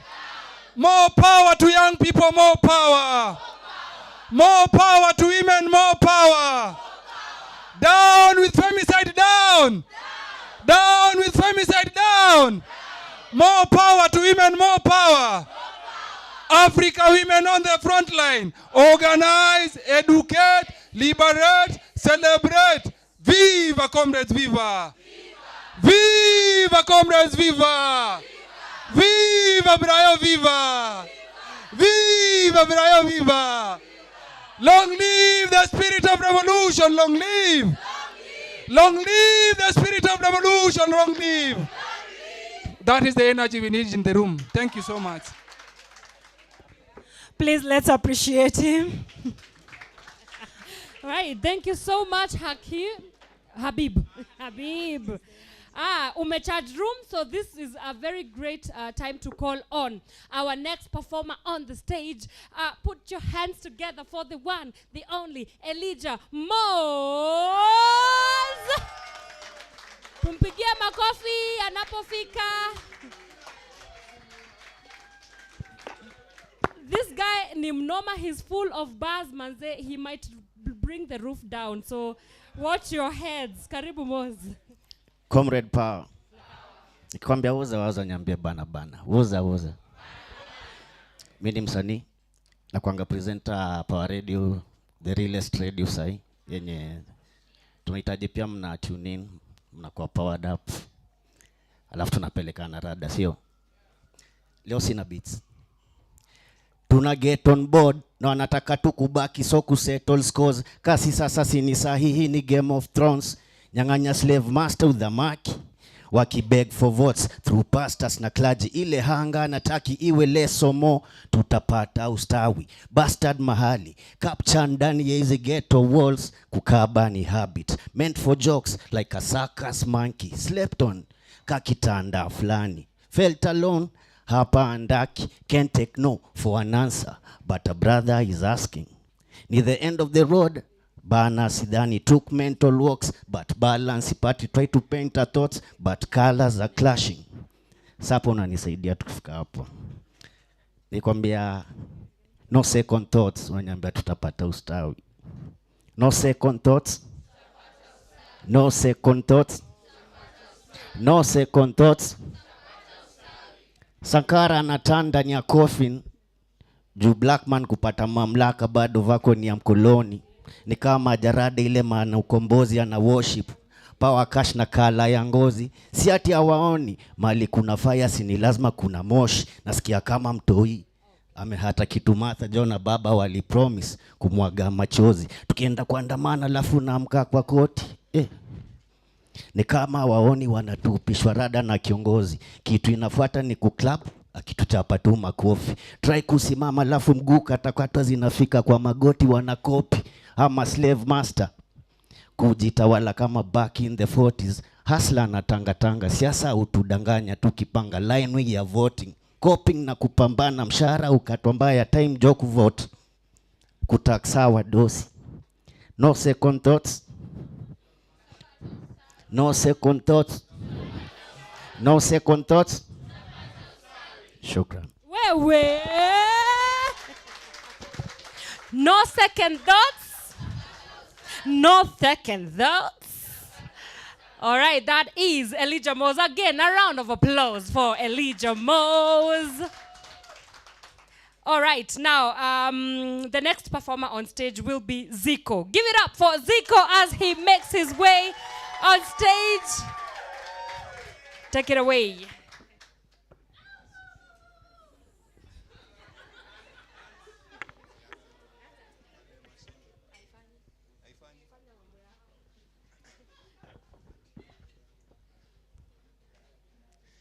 Mko poa lakini. Mko poa lakini. Kwa majina mimi naitwa Ziko vile mmesikia. Natoka Ghetto Foundation Mathare. Kama umeka karibu na mwenzako tebu mwambie wahi. Wahi. Vile tumeambiwa yenyewe mazee youth tunafaa tutake nini? Tunafaa tukwe na stand. Na hii ngoma inaenda hivi. Oya, umetulia. Sawa. To your dream, no run with the standard boy. Usi hustle with the danda. To your dream, no run with the standard boy. Usi hustle with the danda. To your dream, no run with the standard boy. Usi hustle with the danda. To your dream, no run with the standard boy. Usi hustle with the danda. All the time, me no cam, me no stay pon. In the ghetto, me no cam, me no day pon. Everyone na go cam, na go hustle. Some them cam, them take me like a foolish. What a thing me no do. In the ghetto, me no cam, me no mash up. What a things all the time you have to ask me. Ni kwa hayo tu.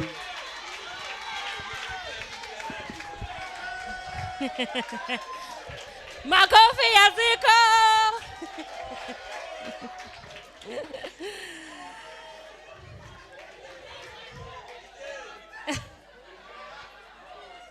Ati nini? Ati nini? Ati nini? DJ. Wa. Makosa imefanyika hapa. But before DJ aende, before DJ ago, we have another performance by Ruth Amina. Where is she at? Ruth Amina, your stage is yours. Karibu sana. Karibu sana, tena sana.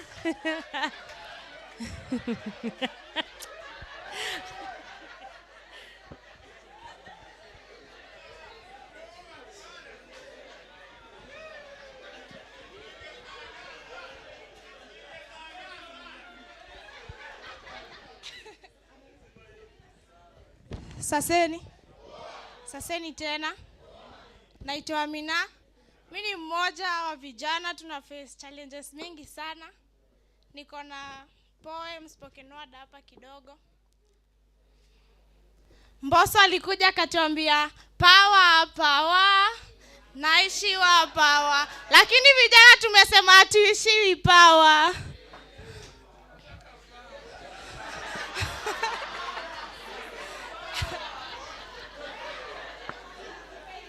Meja pande ingine akakuja akatuambia siaka. Vijana tumesema ni kutoka siaka tunaendea hizo uongozi.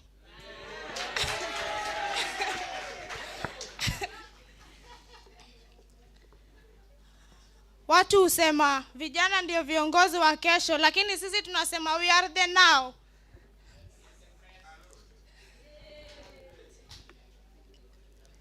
We are the leaders of now. But again they ask, what can youths do?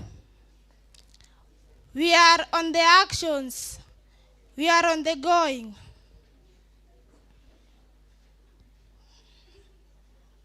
We need to be mentored. We need markets. We need a seat and a desk. Happy National Day is not just a day, but it is a blessing. Because we are not here just to be posted, but we are here to make our voices eligible to be heard.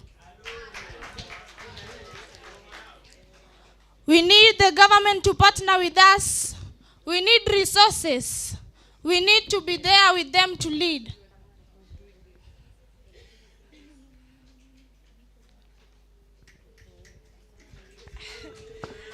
Asante.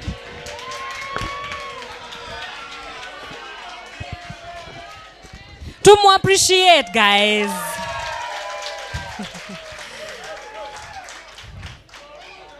All right. Zogu.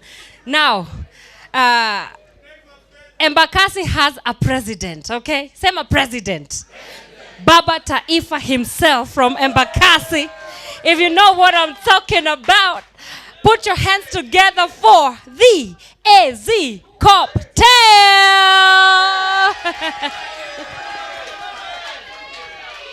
Yo, nikisema baba unasema taifa. Sema baba. Taifa. Baba. Taifa. Ola siwasikii sana bana. Nikisema baba unasema taifa. Sema baba. Taifa. Baba. Taifa.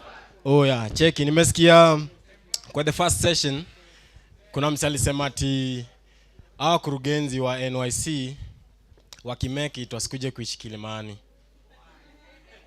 Niko na swali. Kwani mnataka wase wa ghetto wasitoke block?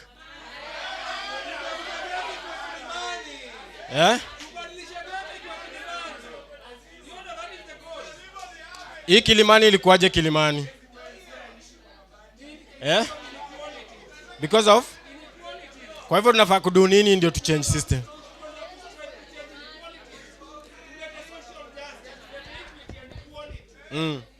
Na ghetto zilianzaje coexist? Juu pia tunafaa tujiulize hizi maswali, si ndio? Juu tushazoea kukaa kwa mabati, tutakaa hapo mpaka lini? Si ndio? Ama mtaki pia si to make it bana. Unajua kuna watu wali make it pia tu genuinely kutoka huko mtaa wakakuja hizi area. So hata pia si tunafaa kuja hizi area, si ndio? Ama si ndio?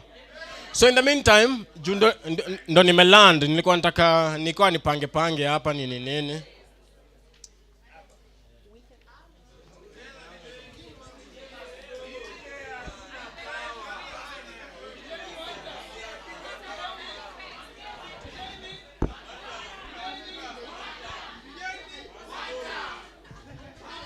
Wewe wacheni bana.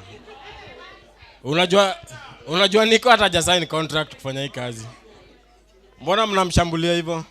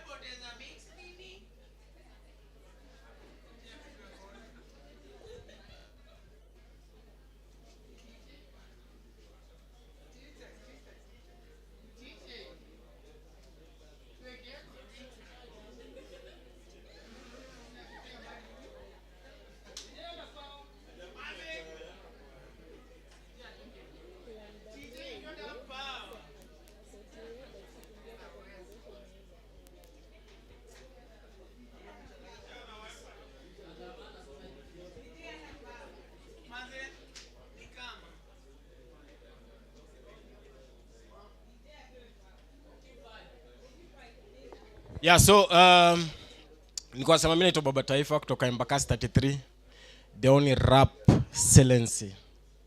Sawa? Au sio? So acha niwapige kitu hapa before niwape story. So hii song nikiandika, nilikuwa naandika as an inspiration kwa wasee wenye wako huko mtaani kama kina Habib, kama kina DJ Flozz, kama kina Bena, kina Suzi Kadogo. Piga kelele kwa Suzi hapa hivi. Suzi, kina Ndanu hapa, ni wase wangu wa mtaa, unacheki, kina G-Clef. So reason ya kuandika hii song ilikuwa ya kuinspire wase, kwa sababu tume sing along stories of social justice, accountability. For information, October 20th, 2024 nilipigwa risasi.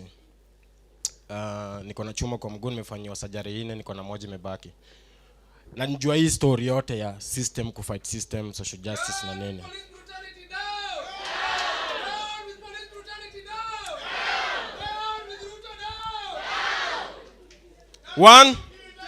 One. So system ni hivyo, ni one term. But even as we forge forward tukisema one term, lazima pia si tuishi maisha poa, si ndio? So we all manifest. Kila mtu ameenda chuo hapa, si ndio? Reason ulienda chuo ni kuchange life yako na life ya watu wenu na community yako, si ndio? So tusikuwe na madegree alafu tuko tu pale mtaani kila siku tuna manifest. Tunafaa tuna manifest alafu vitu zina happen, si ndio? Au sio? So DJ Nick, after hapa nakupatia contract, but in the meantime angusha hiyo kitu tuende kazi. Yeah. Check it. Embakasi 33 presidential.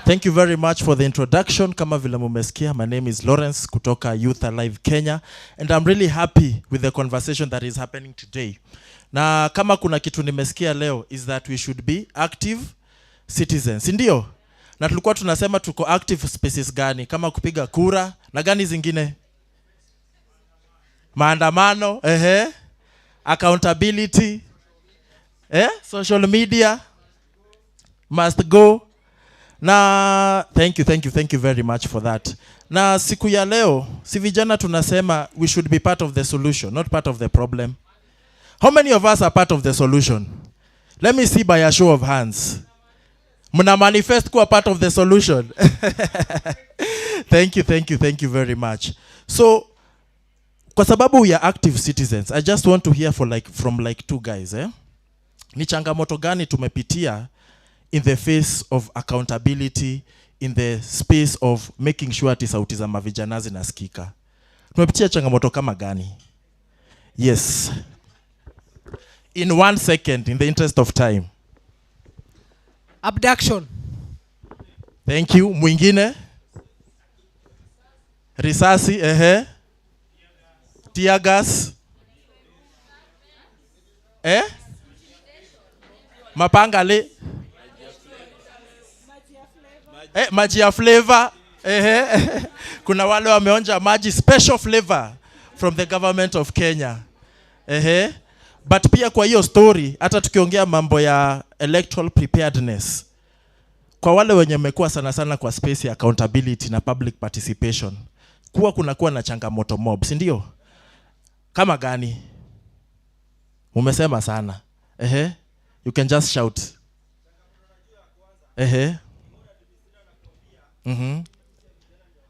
Meeting sio ya vijana, ni ya wazee. Na wewe ni Mkenya.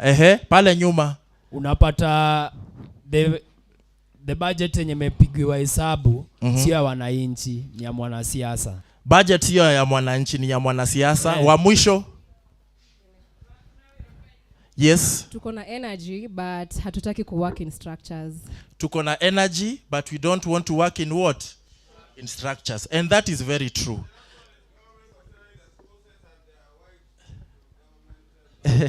Wale wako gava wanapatia watu wao kazi, Yeah. So because we are part of the solution. Karibu. Kuna mtu anataka hiyo tunakata. We are part of the solution. As Youth Alive, kuna kitu recognize hizo changamoto, and we decided what can we do to solve that challenge, and that's why we came up with a platform. We in the process of developing, and ndio maana pia tuko hapa siku ya leo. Inaitwa Article 35. Do you know what Article 35 speaks to? Access to? Wale wanajua access to what? And that's what we want to talk about. Kwa sababu tukiwa na information ndio tunaweza kuhold our government to account, ndio tutakuwa na evidence. Wakati tukienda pale isikuwe ati ni kujibizana tunajibizana. And that is what we want. So hizi ndio challenges zenye tumeona, Notices, unasikia public participation, ukipata notice siku imeshafika ama unajua hiyo siku, for example, ukitaka kuhold leaders to account, zile documents unafaa kupata kama gani? Auditor General's report inakuwa ni changamoto, si ndio? So tunataka create system enye kama niyo public participation unapata notice on time. Inakuambia what is happening, what is your role, and how you can give your opinion. Na inatusaidia kufanya vitu kama kudiscover those opportunities, to understand what is being discussed, because we need to approach this from a point of understanding. Pia inatusimplify hizi vitu zenye zinakaanga saa zingine ni ngori sana. Na unaona sasa ndio tutakuwa na system kama hii ya you can filter and look at what is coming up for public participation. Hata kama tunaenda kwa street, wakati kuna opportunity ya kuput your voice in, we should take advantage of those opportunities. And that is what we are trying to do, what? To address. Na pia tunaweka mambo ya AI. Najua sisi ni marafiki wa AI. So how can we even use AI kutusaidia kuelewa hizi documents zenye 200 pages, 300 pages? Si ni noma? Ni noma si noma? Wangapi kati yetu wao wana interact na hizo documents?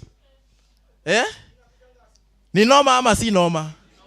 Tunaweza kumaliza hizo 200 pages na tunaelewa na tuna contribute effectively.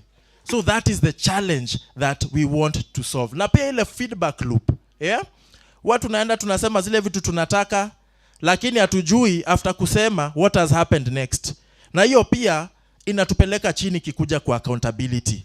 That is what we are trying to solve with this system in a nutshell. Pia ikikuja kwa mambo ya budget. Kwanza, anyway, that is now a story for another day. Hiyo nikianza sasa tutamaliza kesho. We are never really considered. Youth priorities are never considered when it comes to the budget making process. Hata tujuangi hizi vitu ziki happen. So we want to make sure that we put young people in a position where they are informed and they are able to participate effectively. Na mimi nilikuwa tu nimeomba dakika 5.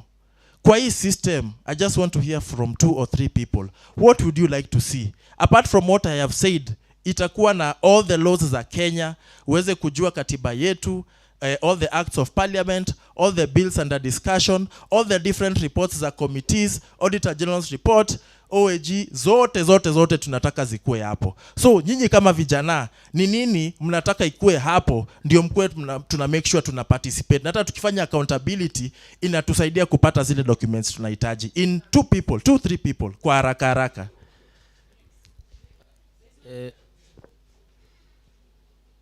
Yes, you can go ahead. Just the language, naona imetumika Kizungu mob, unaweza ka Kiswahili. Tutumie Kiswahili ama sheng. Yeah. Na tukiwaita tuwasaidie kutengeneza ndio ikuwe na hiyo sheng, mtakuja obvious. Perfect. Tuko. Thank you. Tumu appreciate.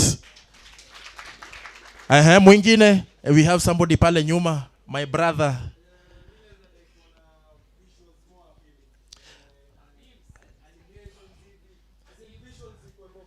Visuals zikuwe appealing. Yani ukiona ile kitu inakuvutia, si ndio?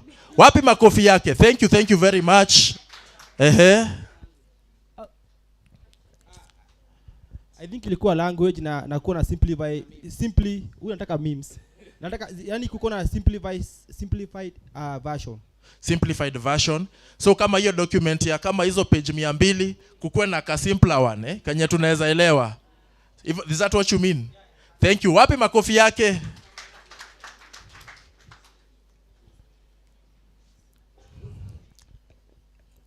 Sasa hii ndio real public participation. Si ndio? Yes. Mkiweka zingine pia msisahau kuweka vitu za wasanii. Vitu za wasanii. Mara mingi waga zinasaulika. Kwa hivyo tukue na category ya wasanii. Yes. Ukiwa na content yako hapo unataka kuweka, people can get to access it from there. Is that what you mean? No. The policies about art in Kenya. Nimekupata. Hizo zitakuwa hapo. Thank you. Let's appreciate him. We have one hand over there. Na bado pale tena. Amekumbuka very important point. Hata yeye amekumbuka ingine. Yes. Nikipata hizo, I think we can close it at that. Anything after, mimi niko, you can see me, we can have that on record. Thank you.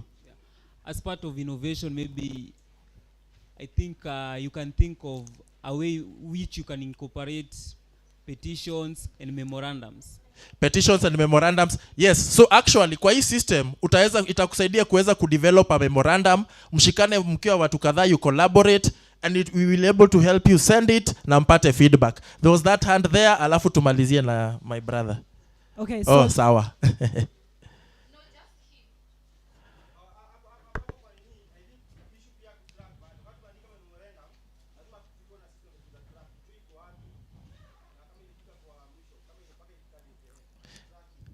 Thank you. Actually, it is already there. It's just that I've run through the presentation. But yeah, that was a big consideration that we made. So in the interest of time, tutawachia hapo. But like I said, mimi niko, just come and see me. We see how we can have a system that is speaking to what we would want to see. The Kenya that we? Asanteni sana na mbarikiwe. Thank you. Let's appreciate Lawrence. I think also as he's taking his seat, just a top up is consider persons living with disability. How will they be able to interact with that system? And also consider literacy level. I'm sure si kila youth amefika hiyo ligi. Sasa tutafute venye language inaweza wa favor na pia contextualization pia. So at this moment, ningependa we continue with the conversation. I feel like every conversation to have in a build into the what we want to achieve at the end of the day. And in case you had any other pointers for Lawrence, na to make cut the session short, he's around. Make sure you get in touch with him. At this moment, I would like to introduce an amazing individual. Nipeni dakika moja.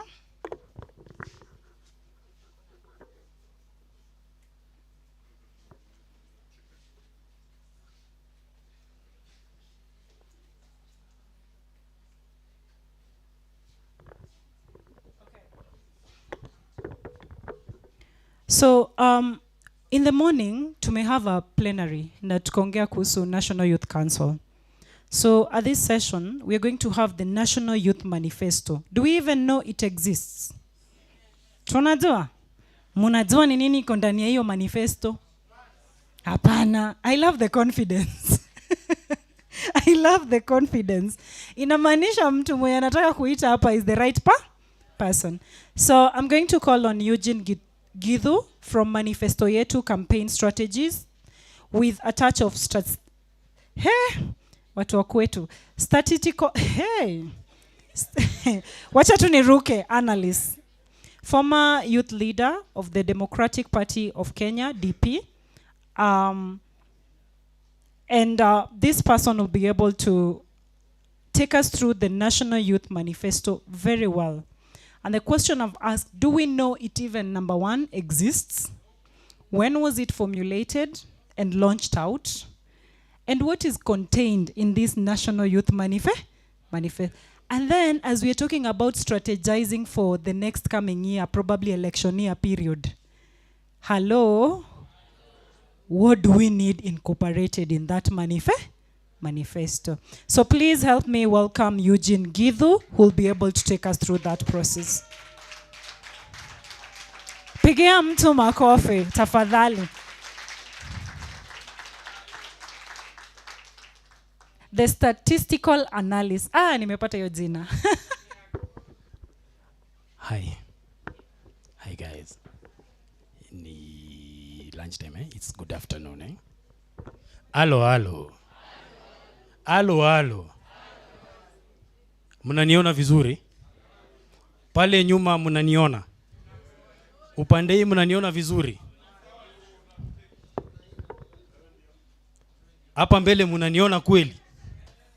Mnaniona vizuri?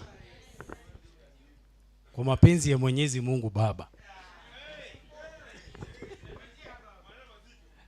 na kwa baraka za Baba mwenda zake na kwa kura za Wakenya na maombi ya Wakenya, akina mama, vijana na vijana wengine, sisi ndio nani? Sisi ndio nani? Swali unafaa ujiulize. Sifuna ni wewe? Yeye akisimama anasema yeye ni Sifuna. Wewe unasimama unasema yeye ni Sifuna. Anafaa aseme sisi ndio vijana. Happy International Youth Day. Angalia jirani yako, mwambie Happy International Youth Day. Angalia nyuma yako, geuka nyuma yako. Happy International Youth Day.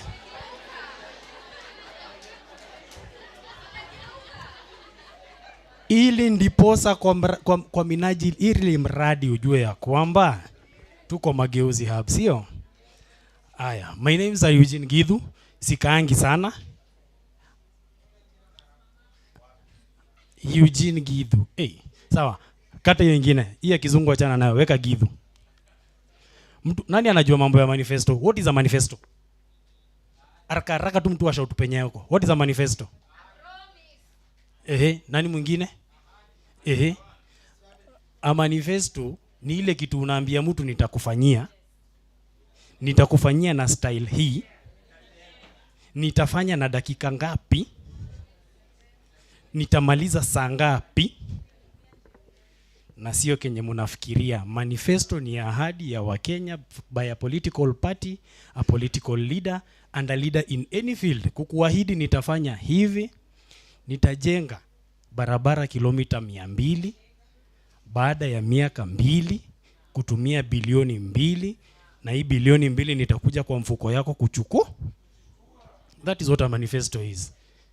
Sasa unajua nimekaa hapa nimeangalia nikakumbuka babu alisema hakuna mkate ngumu, lakini kama kuna kitu ngumu kwa hii dunia yote ni kutetea Ruto.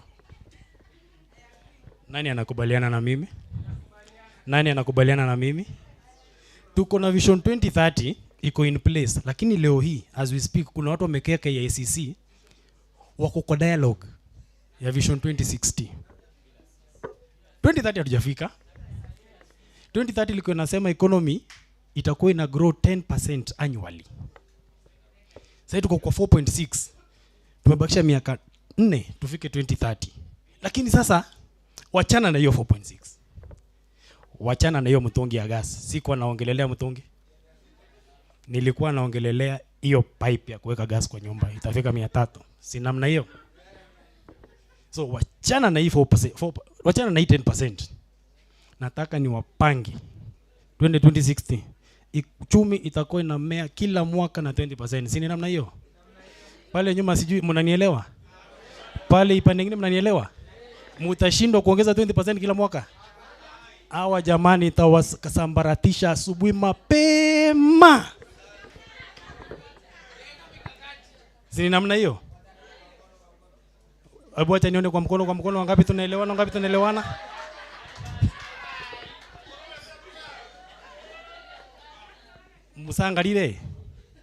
Musangalile. Barabara oye.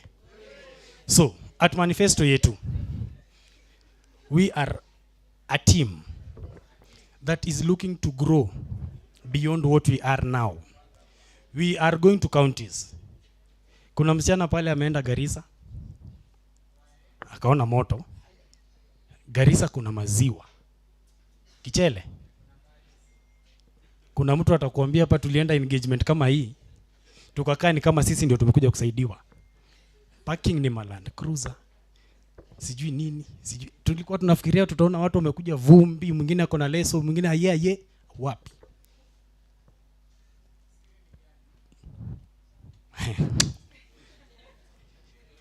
Nikwambia. Shiwo.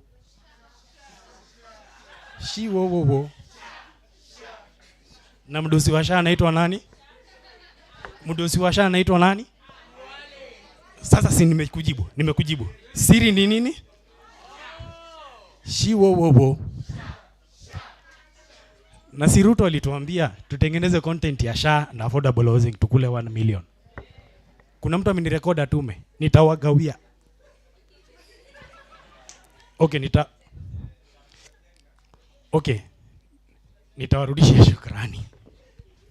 Mtu tuaneketiwa kitu online, tumecreate content ya SHA na si mchezo, sio nini ama nini. 1 million. Kesho asubuhi State House mimi na suti yangu safi. Nikitoka hapo nje naitisha Senkei ningoje kwa gate. Senkei ikifika one time kama na hivyo ndio Mungu anatubariki, sawa? So at manifesto yetu we are going around the country. Kama wangapi wamesikia about manifesto yetu? Wangapi wametuona karibu na wao? Hata Imbogi ya Juja hii ninawaona. So manifesto yetu tunaenda across the country. We are developing a campaign template for any political party, any politician. Ukue 1 term, ukue 2 term. Tunataka sauti yetu. Unajua tumezoeanga ule waziri alikuwa wa Ministry of Youth anaitwa Waiguru. Akiingia pale hatujui miaka yake, lakini niko sure akwa youth. Kweli? Sasa tunataka by the time tunaingia uchaguzi mtu atakuwa anakuja anasema niko na hii manifesto. Hii ni ya vijana. So far we have toured Homa Bay, Garissa, tumeenda Nairobi, tumeenda Kiambu County, tumeenda campus chapter, tumeenda Zitek, tumeenda MKU, tumeenda na bado hatujamaliza. We are going to every school collecting views.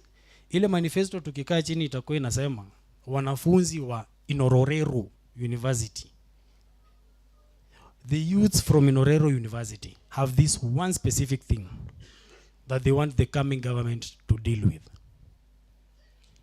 Na hiyo manifesto tutaanza na tunataka hii, tutafanya hii, tutatafuta hii pesa inafaa itoke hapa, and it should be accomplished in this particular time. Sawa sawa. Kuna swali mpaka hapo? Swali? Achana sha. Aya. Being International Youth Day, we cannot shy away from talking about the elephant in the room. Tumeambiwa kuna uchaguzi inakuja ya nini? National Youth Council, kweli? Ni mara ngapi tumeambiwa kuna uchaguzi ya NYC? Since inception. So tunangoja tuambiwe, alafu usikie tu, due to unavoidable circumstances. Iteko social media mpaka kwa TV. Due to unavoidable circumstances, blah blah blah. And do you know why? Nani anaweza jua kwa nini? Wachana na William. It is the political class. The political class does not want the youth to be united. Because leo tukianzia Kariobangi North Ward, tuchague rais wetu wa Kariobangi. Aende Embakasi North constituency, tuchague rais wetu. Tufike Nairobi County, tuko na rais wetu. Tufike National, tuko na rais wetu. Come 2027, nini itatuzuia 70% of the Kenyans kwenda kupeleka urais wetu State House? Nini itatuzuia? Nini itatuzuia? Umesema kiko na njaa atanunuliwa. Na akinunuliwa ni yeye. I wish tunaweza jishikana. Tuingie. Tutafute hizi kura. Tuko na rais Youthman. Niulize tu kama kungekuwa na rais ameka State House anaitwa Youthman fulani. Wachana na wenye mnajua. Youthman tu atokeleze tu mahali aseme nasi mama rais. Unaweza andamana against your age mate.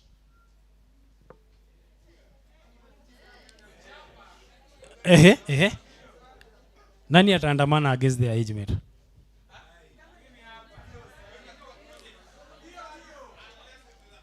Nani atatandika huyo jamaa bila kuogopa laana? Bora ameiba, si ndio? Sasa tukienda kutandika Kasongo, unaweza temewa laana. Hiyo ndio tu naogopanga.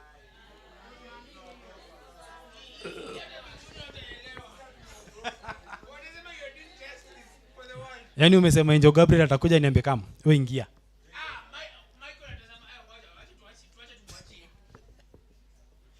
So, we need to mobilize.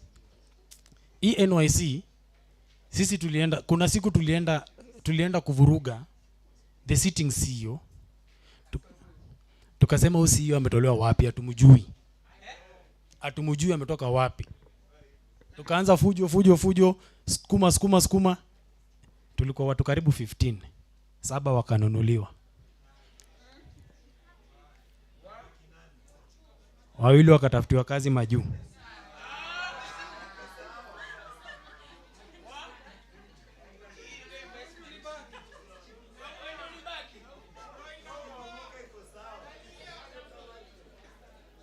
Okay, clearly mnaona siko kwa serikali. Siko majuu. Si mnaniona. Niko wapi? Hapa ni wapi? Kuna jamaa amesema ati ukitoka block usikuje Kilimani, tutakuja. Alafu kwa ghetto nani atabaki?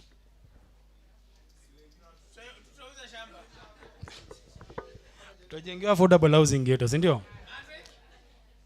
Theme ya hii mwaka ya International Youth Day, mwenye atajua niko na 50 bob kwa M-Pesa. Niko fuliza limit ya 72 shillings. Na sijalipa Hustler Fund. Nani ataniambia the theme ya International Youth Day?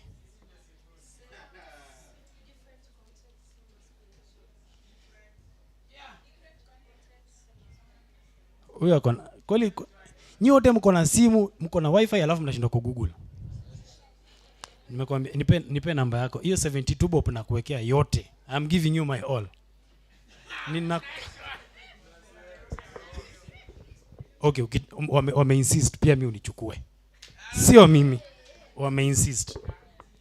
So, katika hii shughuli yetu ya manifesto yetu, please chukua simu yako, ingia social media, Facebook. Tafuta manifesto yetu. No easier way to put it. Tulikaa tukaangalia tunatengeneza manifesto. Tunajituma. Tunaingia tunatafuta. Tunaingia hii shule tunauliza views zao, maoni yao, tunaingia area fulani, maoni yao. Tukatafuta jina National Youth Manifesto. Inaweza, lakini kuna jamaa hapa amesema hii mambo ya sheria, mambo ya katiba, mambo ya public participation iwekwe na lugha tunaweza iwekwe na sheng nini. In as much as manifesto yetu tu ndio sheng hapo. Hiyo nyingine ni kizungu juu sasa. Niulize tu. Ule mzae wetu hatuwezi kukaa bila power. Tunataka power. Ndio power ipatikane. Lazima sisi yote ya Kilimani tukoe wapi? Ukipeleke huyo mzee badala ya tunataka food security. Kwa manifesto tumeandika tunataka shughuli ya mashuksha ichangamkiwe. Ule mzee atachanganikiwa. Tuite experts wa waste pesa. Translator. Alafu tena tupate hatujaenda mahali. So manifesto yetu, we are all about the youth. Everything that kijana anafikiria inafaa kukua kwa governance ya nchi. Kuna jamaa alituambia tunataka hizi barabara. Hizi kampuni zina manufacture. Hizi kampuni zote za Wahindi ziko Kenya. Tunataka tupatiwe database yao. Tuone how many youths are employed in these companies. Vijana wangapi ni macontractor. Because nikiwaambia tu ukweli. Mkiingia kwa Agpo kuna 30% inafaa kwa vijana, si ndio? Vijana wangapi wamepewa barabara Mau Summit Rironi Road? Kama kuna mtu anajua kijana mwenye kwa contractor kwa hiyo shughuli. Hakuna, si ndio? Hizi ni vitu zilipitishwa, vijana wakasema iko sawa, and then you have never followed up. A manifesto must have a way of following up. Si ndio hivyo? Sisi ndio viongozi wa sasa. Leo ni leo, asemaye kesho ni muo. Leo ni leo, asemaye kesho ni nani? Nasemaye 6 weeks. Nasemaye 6 months. In the next 6 weeks. In the next 6 weeks. Tumeongea na mawaziri. Tumeweka namna hii. Kila kijana atakuwa anapewa shilingi 7,000 kila Monday. Atumie vizuri, change, anaenda nayo sherehe Saturday. Sina namna hiyo. Sio pia ni manifesto. It's part of manifesto. Unaweza kuja tu na manifesto yako ya jaba, because I can assure you. Ule mtu alikuja akasema 2/3 gender rule. Aliamka tu akasema enyewe tusikome hiki tu. Na akaenda na ikakaa kama jaba. First presentation, second presentation, venye ilifika bunge watu wakasema haya iko serious. UN women nani wakasema tuna finance kitu. Na ikaingia na ikakuwa na ni sheria. Sasa bila 2/3 gender rule hata unaweza fukuzwa kwenyu. Ukipata watoto wote vijana ngori.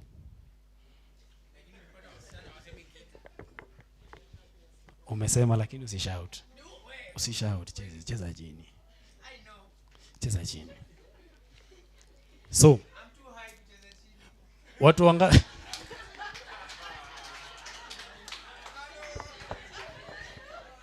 excuse, zimeni fan. Zimeni hizi fan.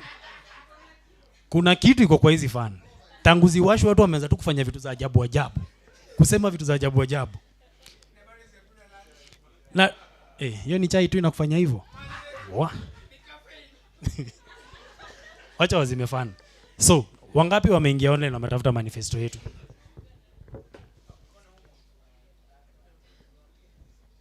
We want everybody, kila mtu tu, ingia online Facebook, ingia Twitter, Instagram, tafuta manifesto yetu. Whatever small view you have.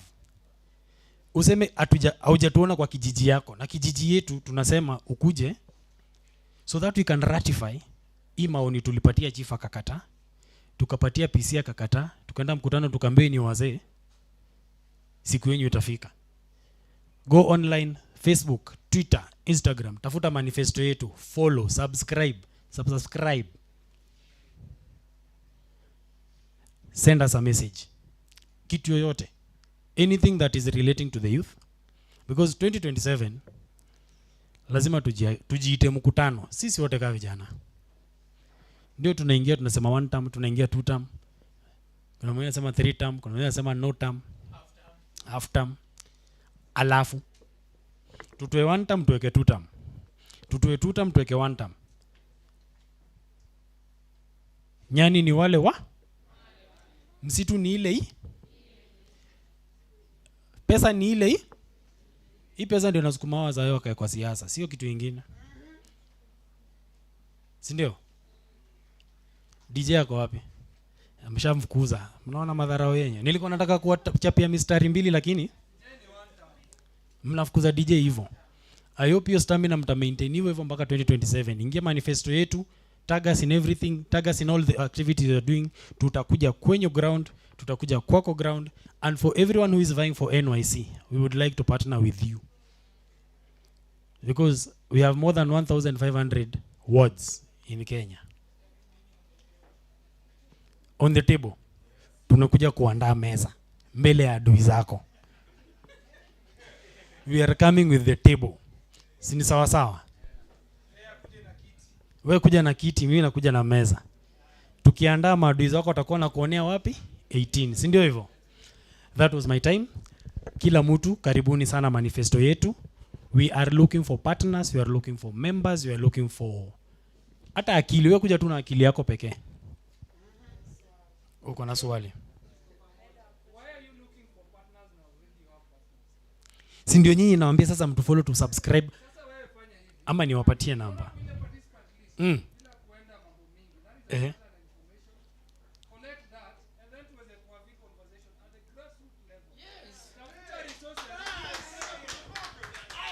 Maliza.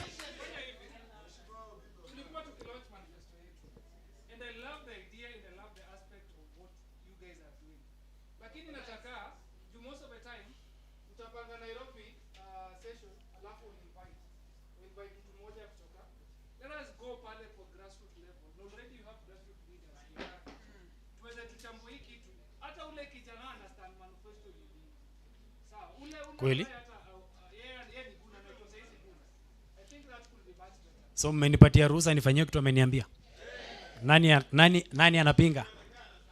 Nani anapinga? Nani anakubaliana na mimi? Mnakubaliana na yeye? Nani anakubaliana na yeye? Sawa. Tutafanya hivyo. Okay. So, hi. So, I was asking, because you came to the ground when collecting the views of the young people to Kitengeneza manifesto yetu, but when it was launched, because you came in Dandora, but when you are launching, muli launching, I don't remember, kama ilikuwa KCG, I don't remember. But now I've said I don't remember. That's the word I did use. But now my question is, you came to us when getting the views, but the real book that you are launching, for me from Dandora, we don't have the copy. So do I get the people, the young people that who are coming to the session, how do they know that their views are there? So this is something that you really can work on. Swali nzuri hilo. Swali nzuri. Okay. Samahani kwa hiyo. We are not yet done. We launched the document, the blueprint. Tunaenda tukiongeza nyama. But to access the document, please follow our WhatsApp channel. Manifesto yetu. Coalition. Chepkoech has corrected me. Even before you follow our, lakini follow ndio mzuri. It's also on our website. The document. And we apologize for not inviting you for the launch. So unajua the challenges affecting rural to urban migration. Number one, challenges affecting rural to urban migration. Okay, we need to Language wrap this barrier. up, please. Hunger and pestilence. Pests and diseases. Hizo ndio challenges in By the way, zimeni AC. Huyu jamaa amekaa vibaya. Amekaa vibaya. Ndio nakwambia umekaa vibaya. Zimeni AC. So the challenges are there, but we are going to work around them. But the most important and the most affordable tool ya kufikia watu, sana sana sisi vijana, ni social media. Follow us, engage us. Yani tuko free tu. Yani mimi kama sasa niko free. Simu iko na charge na niko na wifi hapa. Nini itanizuia kujibu? Engage us. Thank you very much. That was my time. Thank you very much MC. Na kwa wasanii wote wenye wameparticipate. 1 2. Presida. Kuna rais hapa. Please engage us. Let us know tunaweza saidiana aje kusukuma manifesto mbele, to promote your talent, to see what we can do. And that was my time. God bless you with many children. I'm taking the mic. Let's appreciate him. Asante sana. I feel like the takeaway from the National Youth Manifesto is, if you've never known what a manifesto is, ni ahadi, right? Na pia wameeka kwa ukina, they are not they work with any political party that will want to create the manifesto so that they ensure that the voices of the young people are heard. And they've also gone to different counties to be able to hear the voices of the young people and incorporate that in their in the big print that they have worked on. I think also I may align the theme of this year. If you didn't know, International Youth Day theme was different context, same aspiration.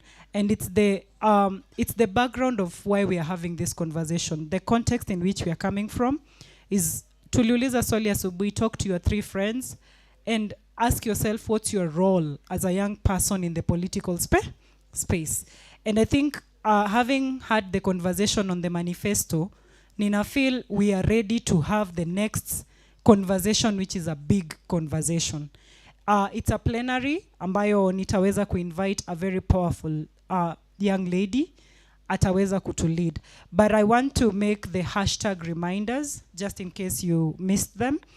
We have, as you're posting your photos or whatever you're posting on Mtandao, there's hashtag IYD 2026, and then there's also hashtag YSO 2026 at Youth Serve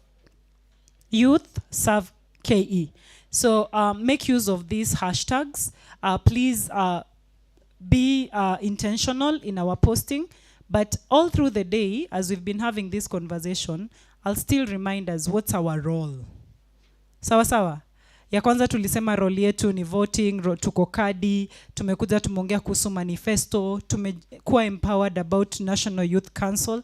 But right now we are going into another powerful conversation space ambayo I would like us to, itakuwa about electoral reforms. And this is the heart of what the conversation about today is about. The electoral reforms. Sasa nikiuliza swali, kuna wale aspirant, as you are mnakuja campaign, let's say within your wards, na mumefanya mambo yenyu, how do you then ensure that there is fairness through the process?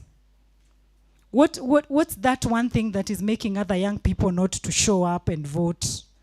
What's that one thing that is making you say, it's not my business, si lazima, mi watavote tu alafu mimi, niko tu sawa. Alafu kisha kuwa tu sawa, bado unakuja kusema, pana, hii sijapenda venye imepitishwa. So as we are thinking through those 2 key questions, as we're saying, for me, by me. For me, by me. For me, by, there's nothing that can happen that is about me that sifai kuwa involved. So our moderator will be Miss Chepkoech Towet. If I pronounce the name wrongly, apologies. And she's an accomplished governance and inclusion expert. and a passionate political leadership advocate. With over a decade of progressive experience, Chepkoech has successfully worked at the intersection of political party, civil society, and media platforms to advance inclusive governance. Her work focuses on equipping youth and women with the tools needed to assume leadership and actively participate in political and public life, combining technical expertise in policy development with a powerful background in the grassroots mobilization and digital inclusion. Chepkoech has a proven record of influencing governance at both the national and county levels. And we are honored for her to be part of the people who are steering on this conversation today on democratic participation. So please help me welcome Ms. Chepkoech, who will spearhead the conversation around electoral reforms. Please appreciate her. Thank you. Hey, umesoma mpaka nikashindwa nani anaintroduciwa because it cannot be me. Wagwan, mkwaje? Hey, mnakaa mmechoka, mnakaa kuna joto. Joto. Unajua kwa kwetu hatuwezi sema joto, tunasemanga jodo. Jodo imezidi. Anyway, I am Chepkoech Towet. You pronounce the name correctly, and I am glad to be here. I am from an organization called the Sisterhood Project, and also part of the Manifesto A2 team. Umesema the Brotherhood. Itabidi tu mjipange nyinyi mabradhi. Mtengeneze yenu pia inaitwa the Brotherhood. Iko tu sawa. Iko tu sawa. Ameuliza na the Brotherhood, so vile tu tulijipanga pia nyinyi hivyo mjipange tu hivyo. Anyway, I am glad to be here today. And first I am going to say, when I see you here, I see hope. The fact that we can sit here today and have this conversation, it means we are re-engineering our politics. We are re-engineering how we want to do our governance. It is only a madman who does the same thing, expecting different results. We have been complaining for a very long time. I have voted since 2013, 2017, and 2022. That will roughly give you how old I am. Mimi si mzee sana. Nilisikia hapo wakisema 1 decade, nikakumbuka hiyo ni 10 years. Mimi bado niko youth, sijafika kwa youth.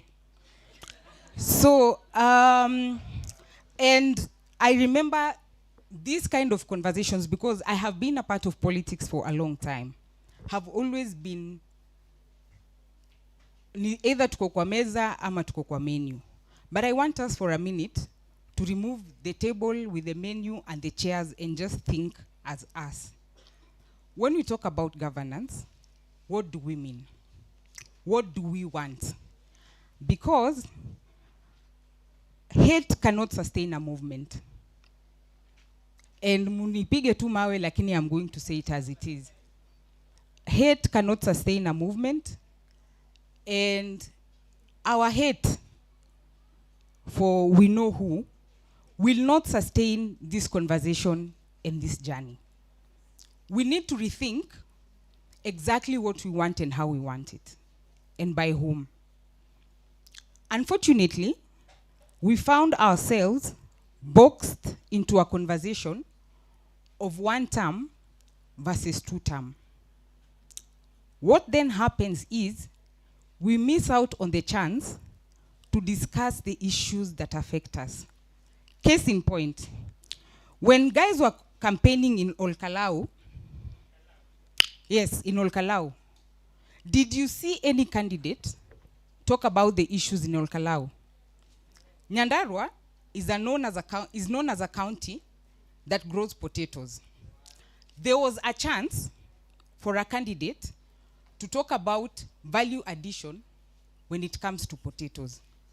Nobody did. What happened? The conversation was overridden by the show of might, whether by government or opposition. What does that tell you? That our politics is no longer about the issues. It has become politics of personality, unfortunately. And with our generation, it is time we subtract the personalities from the politics. We have to remove the bloodlines from the politics. Then if we do that, we have a chance to sit and discuss exactly what we want as young people. As Gizo was talking about the manifesto, we've gone to many counties. Sijui mbona walikuwa nanituma huko northeastern huko, ni kama wako wanataka nirudi. Yes, it is. And we had a chance to sit with the young people, and they would tell you, these things we are telling you are not new. When these guys were campaigning, we told them these things.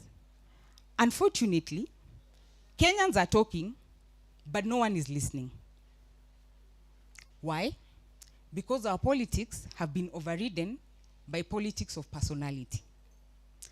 So, the actual issues are overtaken by events. I repeat, we have to re-engineer how we do our politics. Unfortunately, I don't know how many of us here belong to political parties. By a show of hands, how many of us belong to political parties? Unfortunately, for us, by the time we are coming to make the choice of picking your MCA, your MP, your women representative, your president, the political party has already made the choice for you. So you are only coming in at the final point of making that decision. And it is sometimes the worst of the worst. Unaelewa? Inakuanga ni either like the lesser evil. So we are forced to choose the lesser evil, because we don't participate in our political party politics.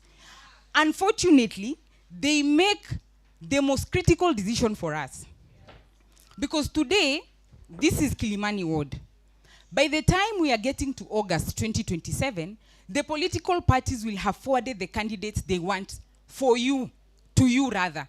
ODM will have their candidate, UDA will have their candidate, but you did not participate in selecting that candidate.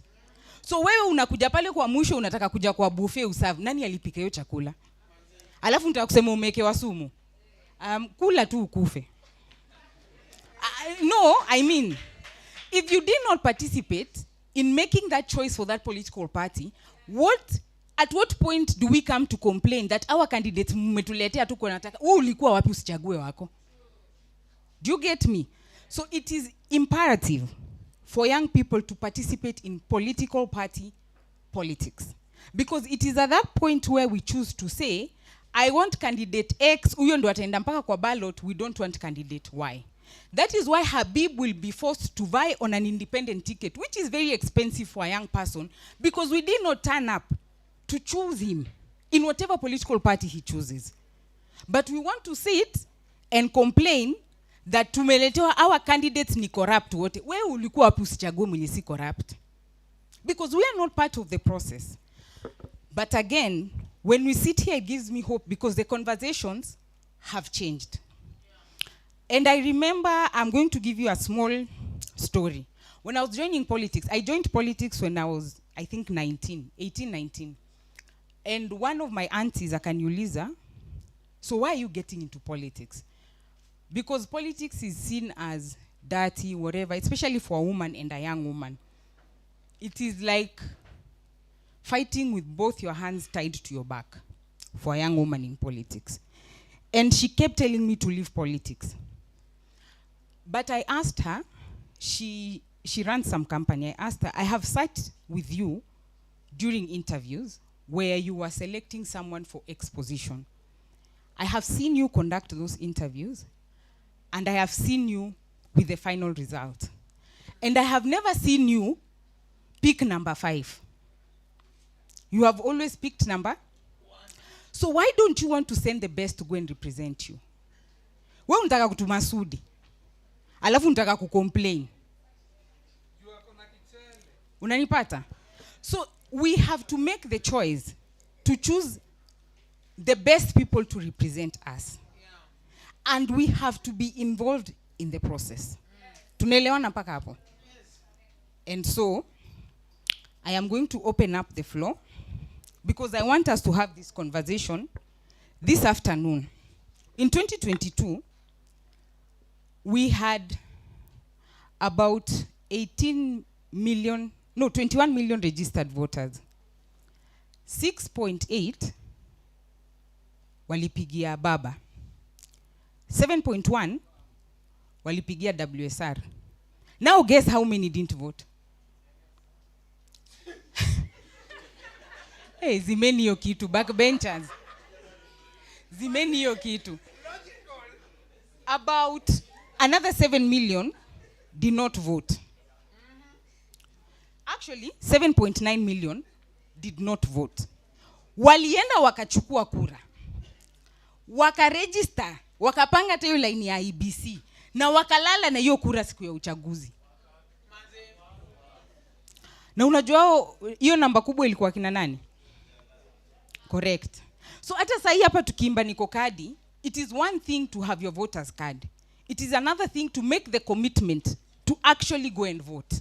Yeah. And that is the call, the clarion call that we need to make even to our peers. That yes, tuko kadi. Lakini pia to make sure tumeenda kuvote. Because it will be useless. Sisi wote tuko kadi na hizo kadi zetu hakuna kitu imesaidia. Sawa?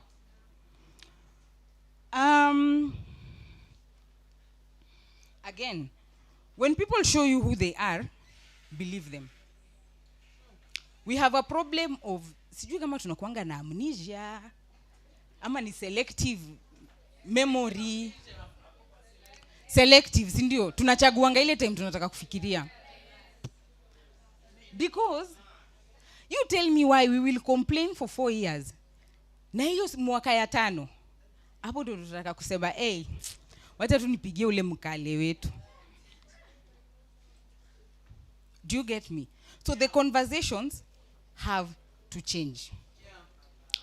Now, as we are preparing for elections, how many of us here are vying for any seat in 2027? Hapo sawa. Mushaona waheshimiwa. Jua mheshimiwa wako mapema. Habibu koje kushika simu wewe. Umesema tuanze kuchanga. Unataka tukuchangie nini Habibu? Now, for those who are vying in 2027, by show of hands niliwaona, but I want to give a chance to someone who has not spoken to just give us their experience so far in politics. Because one thing I know, kuna zile vitu tunaongeanga za textbook. Alafu sasa kuna ground. Hapo kwa ground nimekuwa 10 years. My friend, it is not easy. Unanipata?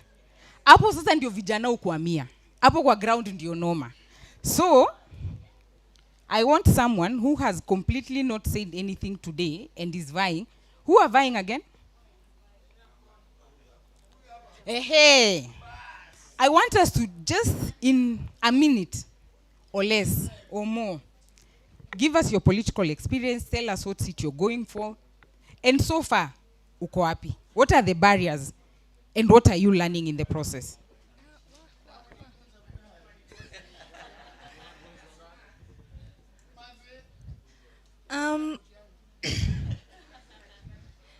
My name is Esther. I'll be vying for the MP seat of Dagoretti South.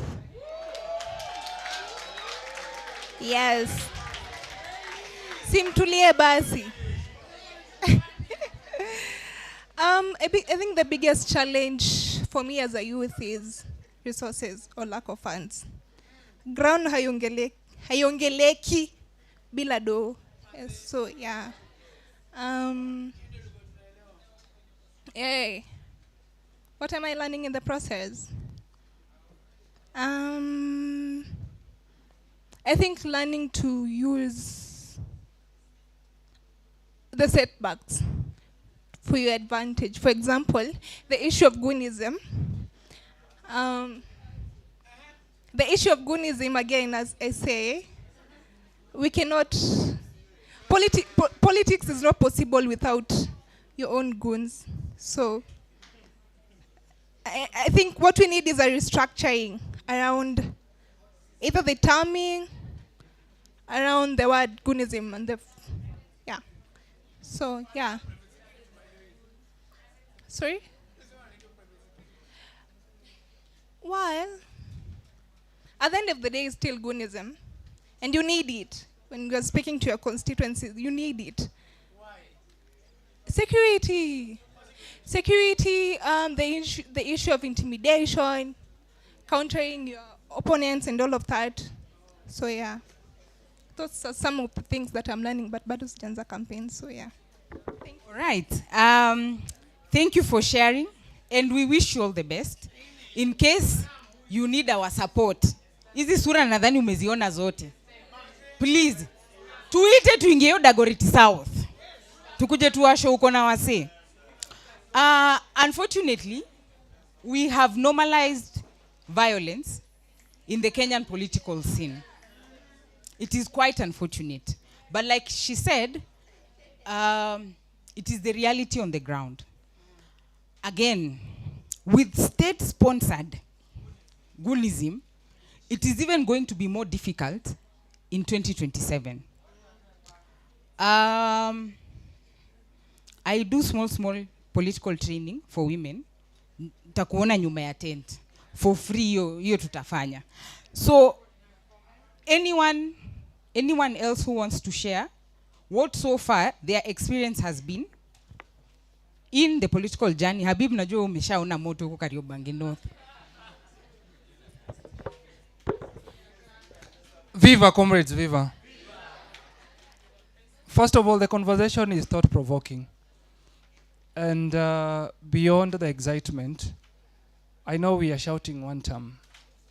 Sawa. I don't know if we are reflecting. I have struggled several times. I vied in 2022 as the MCA for Kariobangi North Ward. I again vied in 2025 in the by-election. And the reality kwa ground ni different, manzi. Na uwaga mnatuchocha. Uwanga mnatuchocha. Sawa sawa. Kwa by-election, first of all, by-election ya Kariobangi, going by the statistics, vijana wengi hawakupiga kura. Sawa. Based on the outcome and the realities kwa ground, juu tulikuwa kwa ground, vijana wengi hawakuvote. Na again, the other problem, wale vijana wako na kura, kura zao si za hizo mtaa wako. Kura ni ya Garissa. Mtu ajaye kanyaga Garissa. Ijara ward, hata ujui Ijara ward iko wapi. Those are the realities kwa ground. The second reality ni kwamba, as much as we are talking about young people taking political spaces, the people who are failing us are the young people themselves. Because niko natembea kwa ground, mtu anakuambia tu point blank. Mkono tupu haifanyi nini? I was christened John Cena. John Cena. The reality is, by the way, the reason why, you must be able to ask yourself a very critical question. Why are you vying in the first place? Because from where I sit, I serve the community, and I've served the community for the longest period of time. But position yenye niko sahi, I can't do much. The only thing saizi naweza sema, hata kama saizi vile tuko hapa, talking about youth manifesto and all that, it depends with the goodwill of the political leader ambaye amefanya nini. There is nothing much I can be able to do. Niku propose, nataka hii na hii fanyike. This is how we want things to be able, and it depends with the goodwill of the leaders who are there. Right now mtaani tunaongelea stories za drugs na vile na uwa watu. Every day tunakeep. But the conversation is, mimi nimechoka kwa hiyo conversation. Because the same person unafaa kuwork na yeye ku address hiyo issue ni police officer ambaye ikifika jioni anaenda kuchukua mlungula hapo. So the reality is, one, we are voting on the basis of tribe. As much as tunasema we are tribeless, the reality is we are very tribal. Very tribal. Two, we are voting on the basis of political party. The reason why I was vying independent is to be able again also to send a very clear message. Kwa sababu, relax, politics is very local. What I mean kupatia reality kwa ground. Bangusa hii ukitaka kuvai, sawa? It's either uko DCP, ama uko DM. It's either we ni Mjaluo, ama we ni Mkikuyu. Your chances of getting elected, because we are not talking about issues-based politics. What inform your decision at the ballot box? And this is an experience. And from the young people, because kama ni violence, wagani wana cause violence, ni si vijana. Is it true or false? Kama ni blogging, saizi nani ana blog ya 2 term na 1 term? Si ni vijana. So which kind of change do we want? We cannot continue complaining, agonizing. Yet we are the part of change and we are the majority. Kama we are talking about 75% of young people, of the Kenyan population ni vijana, then why are we failing? Because we have the numerical number to be able to ensure tuko na president, tuko na senator, tuko na governor, tuko na women rep, anybody that we want. But at the end of the day kuna reality. Hizi zingine tunachochana hapa. Tutasema comrade power, down with Ruto down, I like saying it. But beyond slogans, beyond shouting 1 term, 2 term, are we ready? The only question I always ask, there are 2 things. First of all, are you ready to pay the price tag that comes with change? That leo, enyewe uko njaa. Si shida ni njaa. Shida ni njaa, si ndio? Lakini njaa ya siku moja inafanya unaangaika for the next 5 years. For the next 5 years. So are we ready to forgo hiyo njaa ya siku moja, but we make the right decision? Because mali pia tutaki tudanganyane. Ile mnasemanga Mungu leta kichele, ati wacha nikule tu, alafu nitafanya nini? Nitavote tofauti. Hiyo ni uongo. What's na Olkalau? There's something that happened in Olkalau that we can't be able to have the discussion here. I'm talking from the reality, because hata kule mtani walikula, but walifanya nini? At the end of the day, hata leo nikichukuliwa tuende kichele juu because najoeza na mobilize vijana 10, naenda na 10, narudi mimi najitoa, kuna kama 5 wamefanya nini? Wamebaki na nime influence in the other way. So the essence is, tunasema si digital tech, ndio? We are saying we have the numbers. So let's think. Wacha tutoke kwa hizi hallucination na hizi nduru tunapiga 1 term, 2 term. Let's focus on the real issue of what do we need to be able to do as young people. All right. I am seeing 2 hands and I'm coming to you. And that is why I said the mistake that we made was allowing ourselves to be boxed into the conversation of 1 term versus 2 term.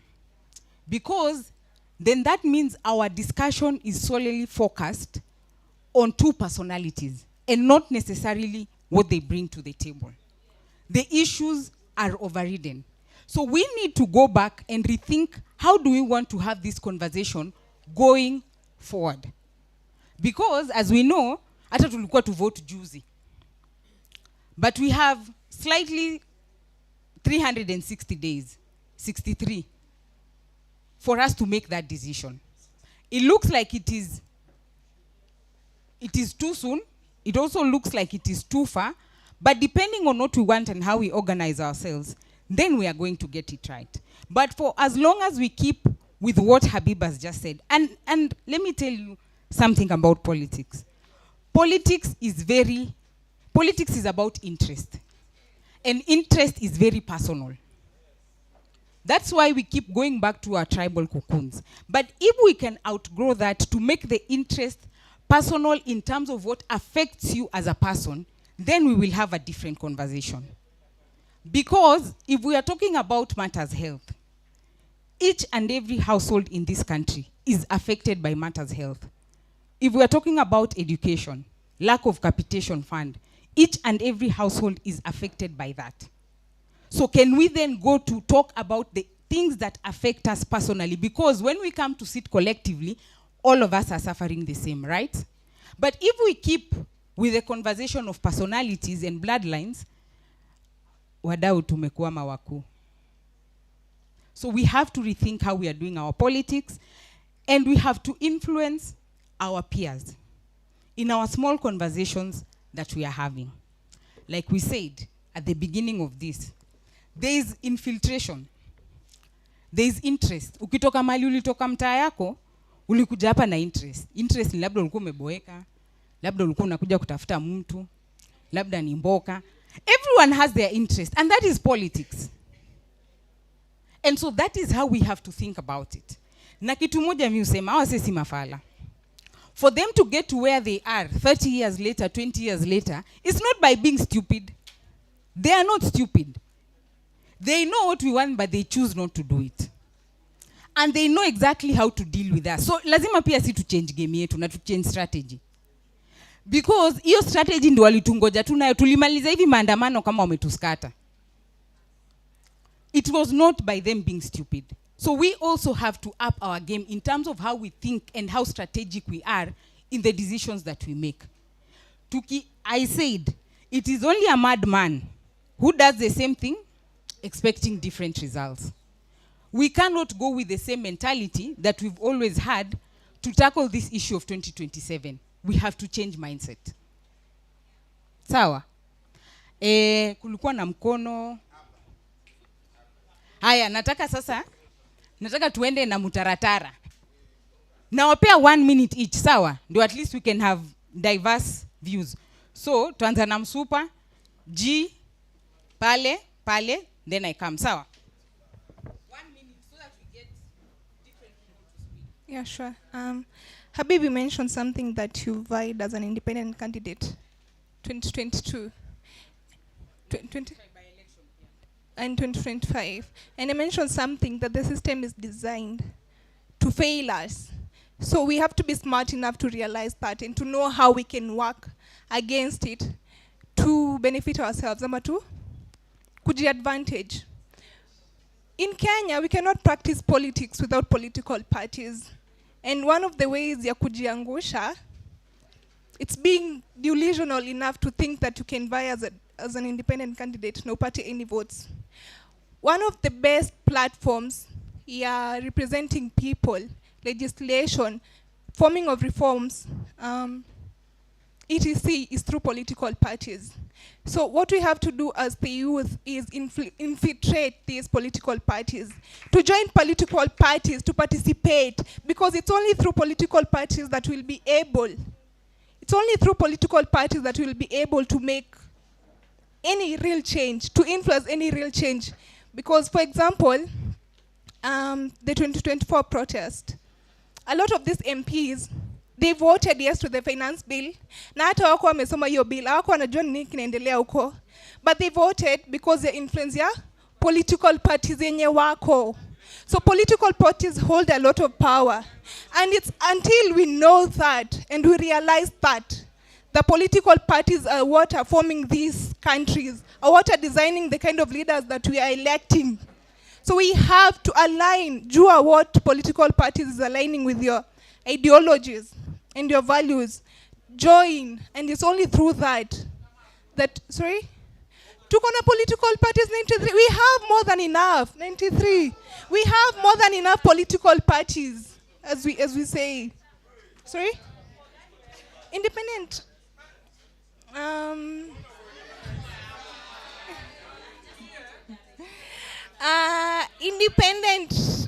As an independent candidate, your chances of getting any votes really, we cannot,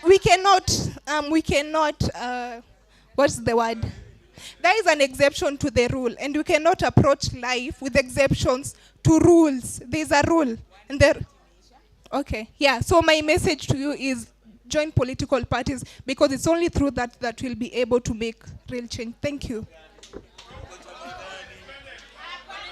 Independent. Bwana, hiyo ni siri yake. Hiyo ni siri yake.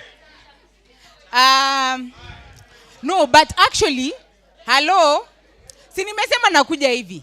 She's very right in saying, being a candidate, as an independent candidate, and Habib can tell you, it is the most expensive campaign you can ever run. It is the most expensive. So if you have a chance, kuingia kwa chama, hello, if you see me clap once, maneno ya chama yake, mumutafute nyuma ya tent, mumuulize.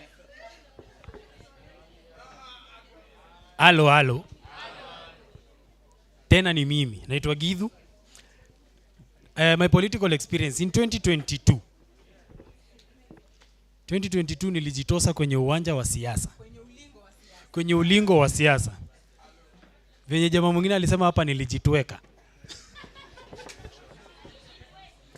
Mimi nikaingia chama cha ODM. Nikakimbia, mimi ndio baba. Nikafanya ofisi ya ODM. Baba akatuambia hiyo zoni cannot happen. Nomination must be free, must be fair. Hakuna maneno. Direct ticket unapatia na nani? Hakuna mtu akona mama yake hapa ya kupea direct ticket. Come April 2022, zoning happens. Our ward, the sitting MCA ni wa Jubilee. So ODM tukafanyia kitu ya sha. Nikakaa. Nikaangalia nikasema because of my love for baba. Because of my love for baba, lazima nifike kwa ballot. Nikaenda independent. Independent kwanza kure unafaa uchukue signature 1000 ngapi? Upeleke IBC signature, ID copy na ID number verified. MCA. Mimi nilibeba 2000. If kujitu, it is 2000. Ngoja itafika utakimbia. Ukiweka hiyo 500 ndio unapatanga dereva wako anapigia kura South Mugirango. Na amekula kwako for whole year. So, mimi na kura yangu 2000. Nikakaa kama Orengo akipeleka zile nini za nini Supreme Court. Lori mzima unakuja box 1000 ngapi? So independent candidate. I maintained the ODM colors. Mimi na poster yangu orange. Nikiweka party independent logo ra jina. Hapo juu nimeweka picha ya baba na Martha. Watu walikataa kabisa kumuita mama. So ilikuwa baba na nani? Come election. Bwana, the Kenyan voters are the most ruthless people.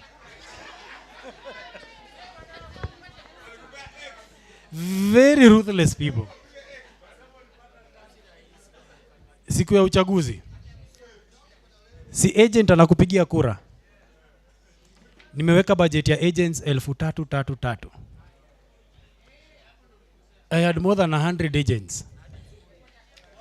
Nikapanga, kuna mtu alikuja akaniambia nitaleta chips na kuku kwa kila agent. Nikaenda Kamukunji nikanunua 140 torches in case wafanye ile kitu. Wakizima stima zikalala kwa charge. Siku ya uchaguzi, lunchtime, jamaa amekuja amepackage kuku na chips 100 packages. Alirudi na 30. Nikasema 30 classes hatuna agent. Na hizi 70 zenye alipeana kuna mtu alitisha 2. Nikasema sawa. Jioni ni saa ya kupeana torch. Jamaa akaenda na torch 70. Akarudi na torch 30. Nikasema ni 40 tu tumebaki nao. Nikasema tupelekea watu maji ama chai ya jioni. Chai ya jioni ikaenda 7:30. Ai! Mwesh. Mimi niko hapa na Pro Box. Either agent wetu wataki chai yetu ama wako. Lakini by the grace of God, bila kuchungiwa kura, nikaokota kura 6000 Nairobi. Lakini the Kenyan politics, it is very unrewarding. Kidogo tu. Very unrewarding. Number 1 alipata 10,000, number 2 akapata 6,000, number 3 akapata 5,000. Number 2 na number 3 we kwa siasa tu you have to be number 1 ama uachane nayo. Number 2 ati unafikirianga tutapewa chief, hakuna. Mumesikia vile mnadanganyanga watu. Mheshimiwa, ground imekubali. Ground ni yako. Unaenda unakuwa sasa kama beshte yangu G, unaenda kuomba kiti unapewa meza.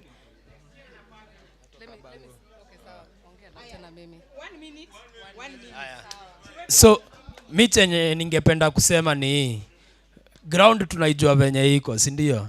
Na ukienda ile notion ya mtaa, ukawe ni wa Kibich, unakaa Mathare, unaduingiaje na ujui mtu huko, si unaendanga na ukiugeto kusurvive huko. Kwa nini usiende kwa siasa na hiyo design ya tactics? Si tactics, yeah, you adapt to the environment and know how it will favor you. Unani understand? Kama jua unaenda Mathare na labda umeambiwa ati kuna phone snatching, ushapelekwa na rada hapo, sijui hapo Juja Road, ukilalisha simu inawezaenda. So unajua venye unakava rap simu yako venye itakuwa safe. So you must understand the environment and make it work for you. Ndo ukiingia pale unaweza make changes, but kama unataka make changes zenye unadai saa ifanyike, ndo uendelee kufanya pale, itakuwa ni ngori. Uta sidelineiwa. Kwanza watu watasema kwanza tu deal na wale wenye wanawaka na system, to deal na huyu and then ikwe rahisi kati yetu si wawili, si ndio?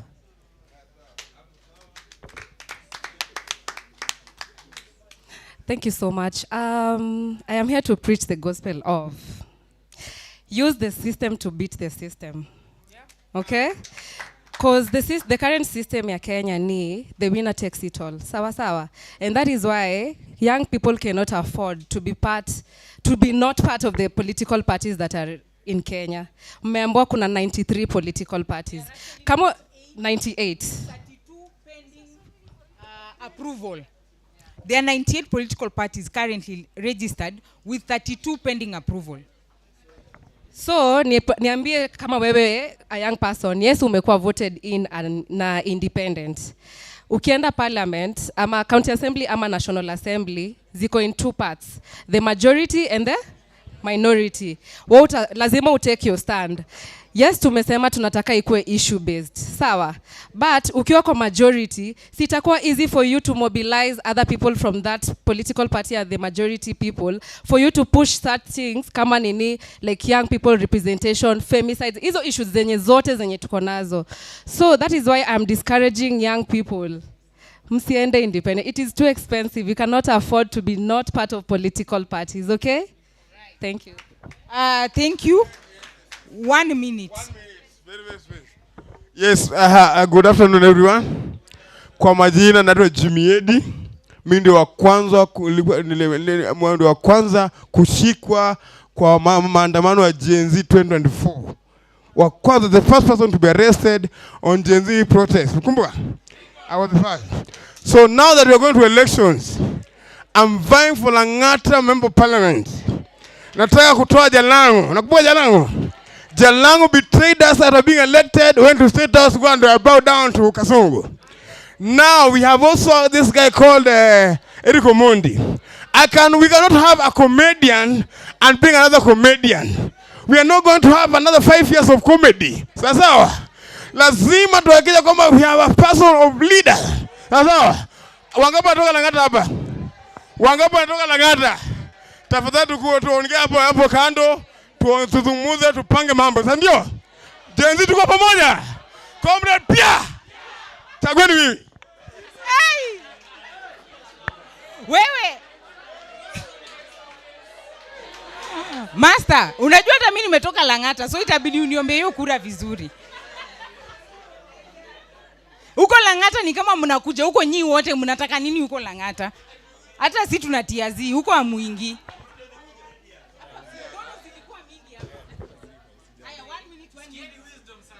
Viva comrade, viva. Hope mko fiti. Mimi naitwa Keisa na mimi ni Gen Z kutoka Embakasi South. Na mimi kitu moja naweza kuambia, kayo ni mheshimiwa.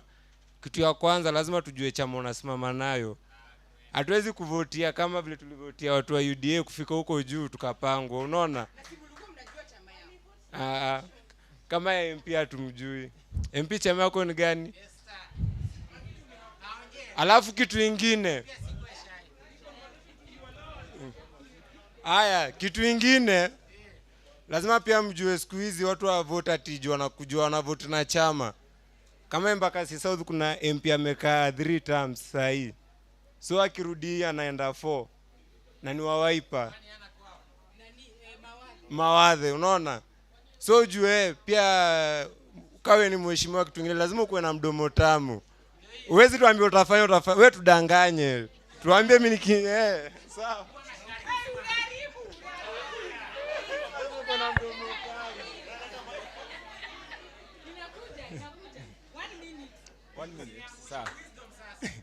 Habari zenyu? Naitwa Calvo kutoka Madhare. But before niongee, one thing you have to agree ni ati politics ni politics of interest, si ndio? Of which kila politician akikuja kwako kila politician akikuja kwenyu either kona his own interest zenye anataka kupitisha. Tena we have to agree that hapa Kenya ni everyone for himself. Yeah, and God for us all, yeah. Cause unaona sahi Kenya unaangalia kila politician utamuelect, si ndio? Akifika hapo yeye akipata kichele hata kula peke yake. Ukiangalia mambo ya finance bill, kuna other time Cheriot alisemaje ati nitakuja public participation, si ndio? But tunaangalia vitu zote mmesema nini, ile decision ya mwisho ni yeye anafaa kuamua, si ndio? So mnaweza sema kila kitu but si yeye ana represent yake amua mimi kenye mmesema obvious mimi sita present huko mbele. So sasa ni interest yake ndio anapeleka hapo mbele. Kitu ya tatu, emotions. Acha niongezea last. Kitu ya tatu ni emotions. Ukweli yenye tofauti kuagree pia sisi Kenyans wote tuna vote na emotions. Unaona? Cause unapata ndio hii regime iingie, si ndio? Tulivote with emotions. Si ndio? Tulisema inatake leader wa sahi kusema ule leader mwingine ni mbaya ndio tu vote in. Tena huwa sahi kuna leader mwingine atakuja seme huyu ni mbaya, si ndio? Sasa tunasema tunachoose a lesser devil than the devil itself, si ndio? Sasa hiyo cycle ita continue hivyo, sisi tukicontinue complain but tafuti solutions. Yeah. Mimi ndio ninapeana mic. Anapitisha aje?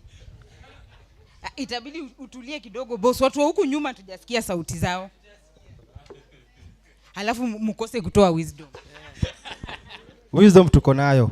I think the first thing tunafaa tujue kama a young person ukiingia politics. Kitu ya kwanza unafaa uko na thick skin. Juu hii mtaa yetu maybe kuna kitu ulikuwa unafanya ukiwa mdogo ama ulikuwa unauma nje class. Kuna tu siri yako itatokea tu hata familia yenu. Kuna vitu vitatokelezea juu nimerealize huu community kama area yetu kuna kijana shaishikwa akaenda jela. Sasa akatoka, sasa anataka kusimama. Sasa watu wanampinda au na hiyo. Like waone amesha reform. Ama ulikuwa shule, ulikuwa unauma nje. Maybe ulikuwa danda. Na mna compete na classmate wako. Atatumia hiyo, si ni ukweli? Maybe kwa mko mnalipa rent, unasikia hata maana uwezo wa kulipa nyumba mabati nini. So like unafaa uko na thick skin. Ukiingia hapo jua opponent atakuwa anatumia maybe ile weakness yako kukuumiza. Right. Si amewa represent. Itabidi tu unipe nafasi because we want to hear from people who have not spoken completely. Habib sikupei mic.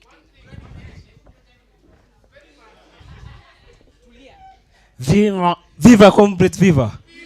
Viva comrades, viva.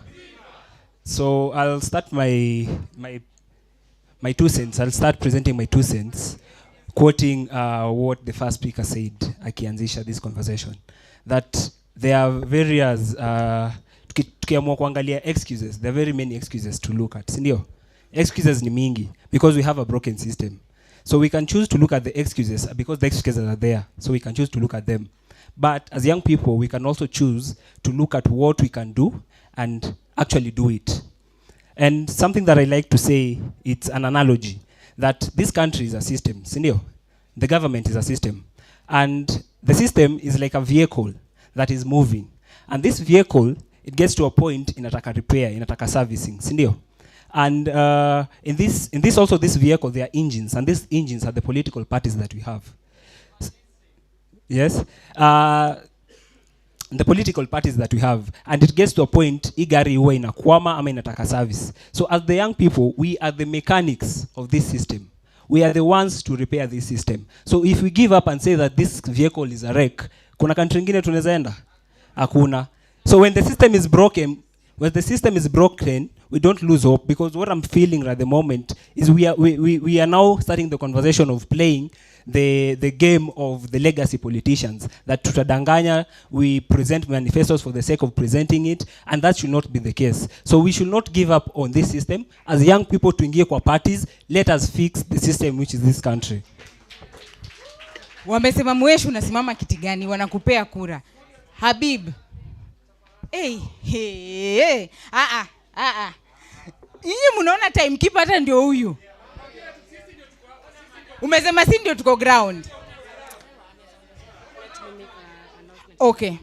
Okay. Sorry to jump short. You'll continue, but there's a not a registration form, the reimbursement form going round. Make sure that the name that you put on your registration form matches with your M-Pesa number, which is also you should indicate it in that form. Alafu jina yenye uliandika ikue ni hiyo, ndio tusikue na nini. And yeah. What? Yeah, and make sure that you've signed both of them. If you didn't sign the first one, you can just come there as it continues. Na usisainie mtu tafadhali. We will stop it. Haya, you can continue. Now, show of hands. Haya, maintain hivyo. Naanzia hapo. Nikikuja haina shida mweshi, nakuja hivi. Sawa? Maintain hapo. You know, there's something about politics and political parties. Unfortunately, the time that we have now might not be enough for us to exhaust everything that we would like to talk about when it comes to politics and navigating political parties. In my introduction, I said I have been in politics for 10 years. I started in a political party. My first political boss was one Mr. Maina Njenga. Exactly. So it was baptism by fire.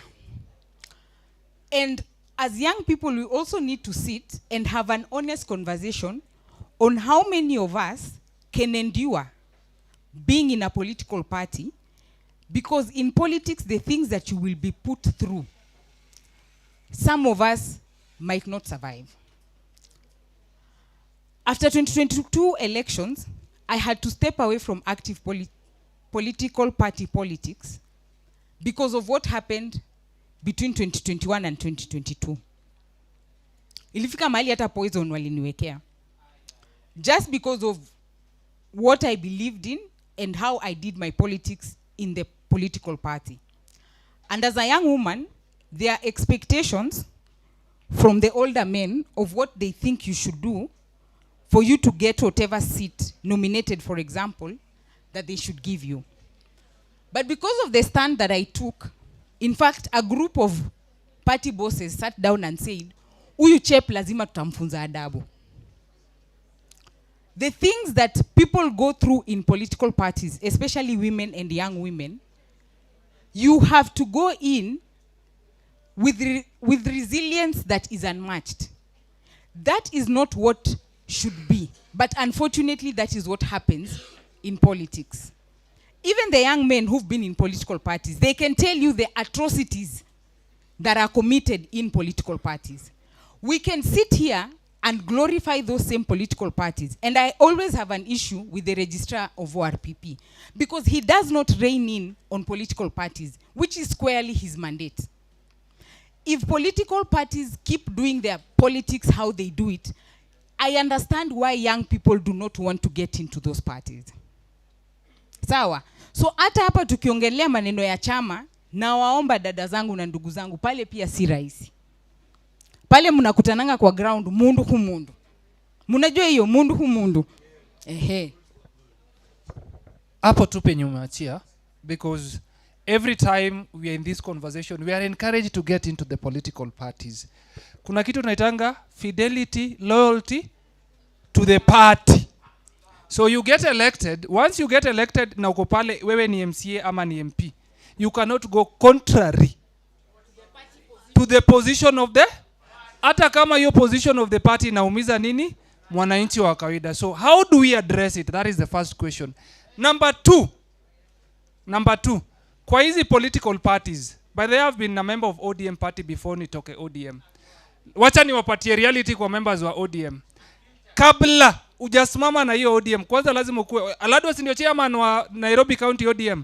Lazima uone Alado, na Alado unajua nakula kuku tatu. That is 20,000 for lunch. Bado ndio tunapatana. Ujenda kwa ground, sawa, ndio upate hizi bureaucracy. Alafu wanakuja kwa ground wanakuuliza, wewe ushafanyia nini chama? Wewe uko na nini?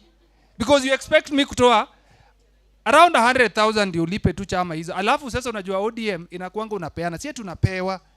Then kuna aspect of e-zoning. So when you see some of us running as independent candidates, it's very expensive, but so that we can have our values and principles stuck together. So let's also engage and think through how do we navigate around these challenges. And ensuring as you get into the political party, bado uko na zile, wewe uko ni loyalty and fidelity to the people, not party. Narudi huko mali nilikuwa nimesema naanzia. Na nikitani hivi naona mikono zimeongezeka. Habib is right. Oh, I was to tell you something. Mawathe has always survived because of Kalonzo. When Kalonzo is negotiating for himself, Mawathe has always given him an ultimatum to ensure that his seat is like ifanywe zoning. Ibaki tu ni Wiper ndo wako hapo. So msee anakuanga already na strategy yake. Okay. So I think when it comes to politics and political parties, especially in this country, you have to be very realistic. Number one, politics in Kenya is very regional. So wherever you want to vie for your position, lazima ujue chama. In essence of, as he has said, every politician has their own interest. In as much as we want to say we have the interest at heart, you have to be someone who thinks, because politics is a matter of interest at the end of the day, either for the people or for yourself. So that is the work now of the people, to be able to see your political leader, what do they stand for. But at the tables there, it's all about interest. What do you bring at the table? That's why nani angeulizwa, what do you bring to the party? It's something about what do you bring, what do I give? We are living in a capitalistic world. That's another thing. It's not a socialist. So it's always giving and bringing. So when you're choosing even a political party as a politician, you want to get into one, lazima uangalie. Siwezi enda kwetu labda pali kama mlima hivi, nianze all of a sudden kuchukua sijui ODM. Nitaanguka asubuhi hata kabla sijapiga campaign, before hata manifesto hivi tu. Already it's removing points for me. But there's a party if I choose, hata kama sitasimama tu na points, already washasema huyu tick. So the layman, sisi hapa tuko learned, so tutakuwa na very strong points. But the normal mama mboga, pale mtu wa kibanda, shosho yangu, yeye anaangalia ni chamaga nani asimama. Asante. And that is why we have said we are here to re-engineer how we are going to do our politics. Inchi inatutegemea, in short. Because we can't keep doing this and expecting things to change. Unanipata? We are the ones who should have those conversations over and beyond the political party to say, listen, mulipiga suti, hii suti si inaturamba tu sisi wote. Hasitujaribu kitenge. Ama? So we are the ones to pioneer those conversations. Because if the country is to change, nyinyi wenyewe ndio mulituonesha hapa vile mambo inaweza enda 2024. Had anyone ever thought kuna mtu anaweza enda kuchukua mezi ya speaker bunge? We mali tu ulikuwa umekaa. Had anyone ever thought something like that could happen in Kenya? Ati mmeingia kitchen ya bunge mnajiserve. Was that something prior to June 2024 you thought was possible? Let's be honest. But what did we show? Precedence. That you can reset things. It doesn't have to be business as usual. We know that is what is going on. But we do not have to uphold the status quo. We are here to ensure that the conversation changes, and it has to begin with us. Because how again are we going to influence how mama mboga kuambia kwamba vitu lazima zibadilike? We have to think different. We know even ndio vitu ziko, but kama muliingia bunge mkakula mchele, bwana mnaweza tuma huyo MCA nyumbani. Hizo mikono.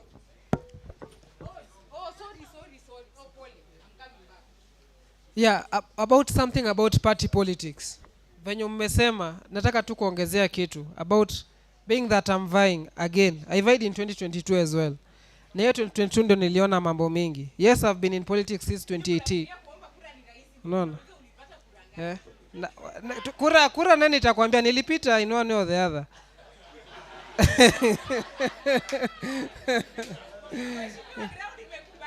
No, the other. Nilianza siasa 2018. But active politics of me vying, nilivai 2022. Year 2021, when nominations and everything were going on until April 2022, nilishikwa. Naweza sema nilishikwa, nikapelekwa mahali sijui for 3 days. Nilichomwa na acid kwa tumbo. Right now tumbo yangu ukiangalia iko na patches za black mtu anaweza dhani ni sijui nini ilifanyika. Sasa you know one thing about party politics is run by our wazee. Na wakiona kijana na kuja hivi wanajaribingi sana kumnyamazisha. And I always say that they are good politicians. Cause one politician ndio alinisaidia. Actually ndio alipiga simu nikapatikana. That was MP wa Westlands Tim Wanyonyi mwenye alinipata na alinisaidia. But coming to 2022 after vying, ndio unajua mimi nasemanga when I'm vying I either win or win. Mambo ni mawili, nishinde ama nishinde. Ile unajua mimi funny thing after nilipatikana, because I had another event in like 3 days or 4 days, nilipiga tu simu nikawaambia aya hiyo event nyingine tunapanga wapi, unaona, because unapata yes because unapata lazima tuweze kuendelea kupush what we are believing in. And one thing nikimalizia tu of about winning or winning, even if because kama mimi nilianguka, I was not number 2, I was number 4, but nilikuwa nakula around 1200. I vied with KANU, so it's a minority party in Nairobi. Now venye nilianguka bado nilishinda kwa sababu nilienda na hizi kura 1200, nikaambia hawa watu jameni mnipatie kazi kwa county, and I was nominated to work for the county, unaona. So you must choose that we win ndio tupate hizi positions. I know I am standing between you and your lunch. Na naona hata kuna watu tu hiyo side siku nataka kupoint wananiangalia vibaya manze. Wananiangalia vibaya. Haya, hapa nataka tupangane. Hapa nataka tu mikono ine. So 1 2 3 4 the end.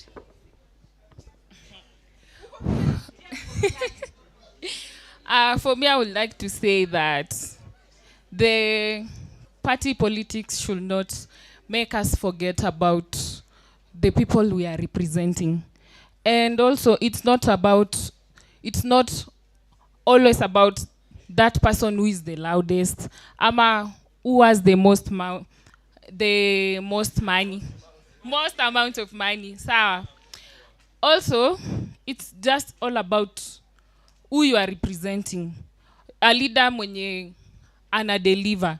Generation yetu inapenda kuitisha nini sana handouts. So my youths, we must move from being used as crowds kwa nini kwa campaigns na pia kutumika kama tools of the violence. So me, what I would say, we need issue based politics, not politics zenye zimemekiwa na nini personalities. So umesema tusidance kwa lori. Hivyo tu ndio contract imeenda.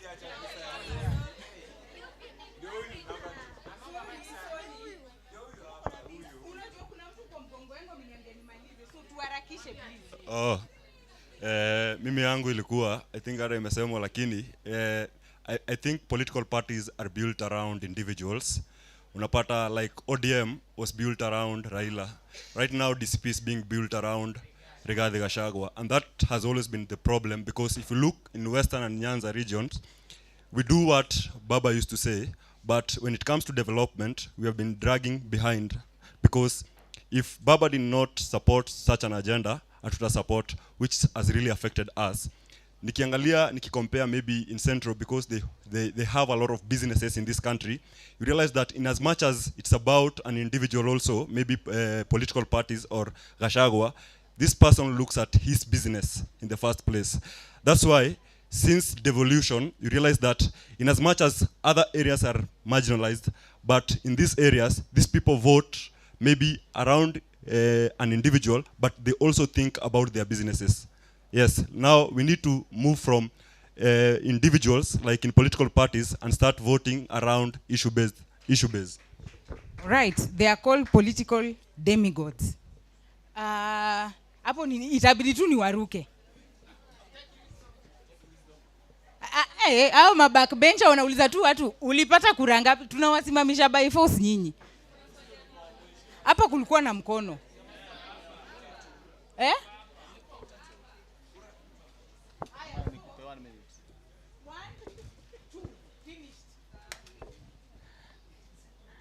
At least furahini pia hii session imekuwa engaged eh?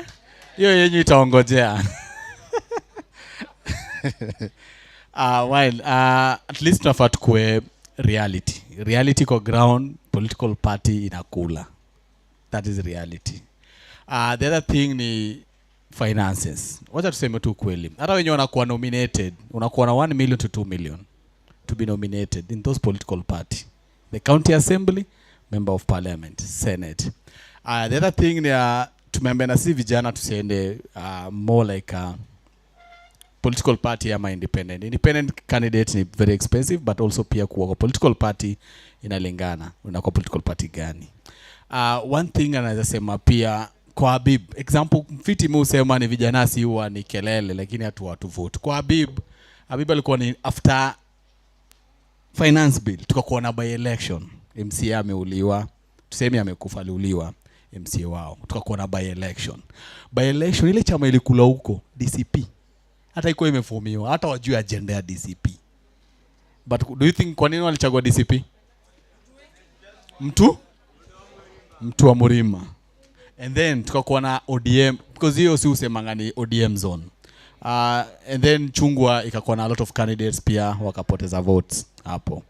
Second, ukiangalia 2010 constitution and then tukakuja change to 17 sub counties, which is 17 sub counties. Nairobi tuko na 17 constituency. Kwa hizi 17 constituency tukizigawanisha, wenye walizigawanisha ni wanasiasa waliangalia nini? Na zoning zilikuwa hiyo time ndio ilianza. Because kama Mathare, kama si ODM huwezi kula. Ukienda Starehe, Max mwenye atakula Starehe atakuwa ni wa DCP. That is the reality of our politics. Kwa hivyo at the end of the day tukisema in terms of agenda, manifesto, as long as uko kwa hizo political parties zenye zitakuwa kwa that time, because chama itachange. Hata UDA itakuja kama UDA, itakuja na uniform mpya. DCP sasa ndio DCP sasa ndio chama ya Murima. And then ukiangalia the 17 sub counties, sasa ukiangalia mtu kama Dagoretti North ever imekuwa ni ODM. Do you think that ita change? Hata kama baba yuko itakuwa tu bado ODM. Haitakuwa ODM. Hii ndio tunasema tunajaribu kukataa. Nilikuwa na mikono mbili. 1 2 the end. Okay. Poleni basi. Hiyo wenye mmepiga nduru mmesema yes, poleni hata sikuwa na ubaya. I think for me it's very simple. As Kenyans, hatujai take politics, not even politics, the kind of leaders we elect. So, for example, if you have a kid, how does your vote going to affect this kid? Mtoi sahi akienda ICD utapata kuna walimu. The feeding program is being influenced by the MCA. Yo barabara mtoi anaenda kutumia nini asubuhi, umemweka na nduthi, anakula vumbi. As long as we don't correlate our day-to-day life with our choice at the ballot, then hakuna hii conversation hata tufanye nini, it will never go round. And lastly, I think as youths, we really underrate the common mwananchi. In politics, kuna mentality youth sayo amekuja nayo, sisi tuko more educated, more choices, but yet the same youths hawana patient ya kukaa kwa line kwenda kuvote. Ni mama mboga anaenda kukaa kwa line. So even if you try to contest for seat, don't put your superiority complex. Ama usione ni wewe ndo unajua kila kitu. So just put you at the level of that voter and then everything will be okay.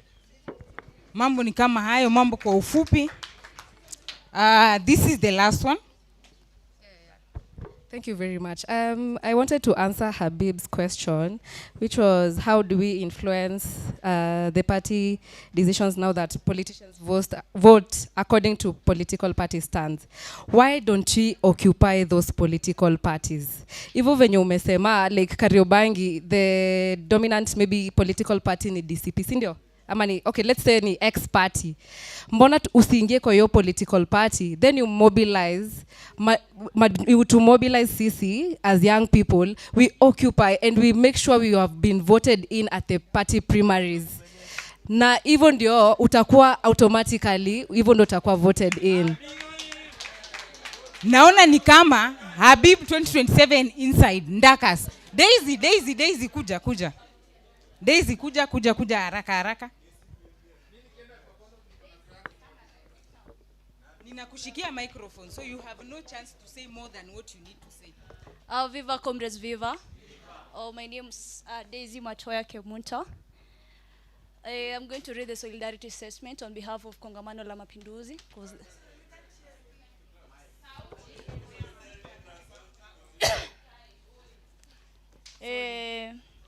Nenda kuwasomea the solidarity statement ya Kongamano la Mapinduzi. Their spokesperson is not around, that's Sungoyo.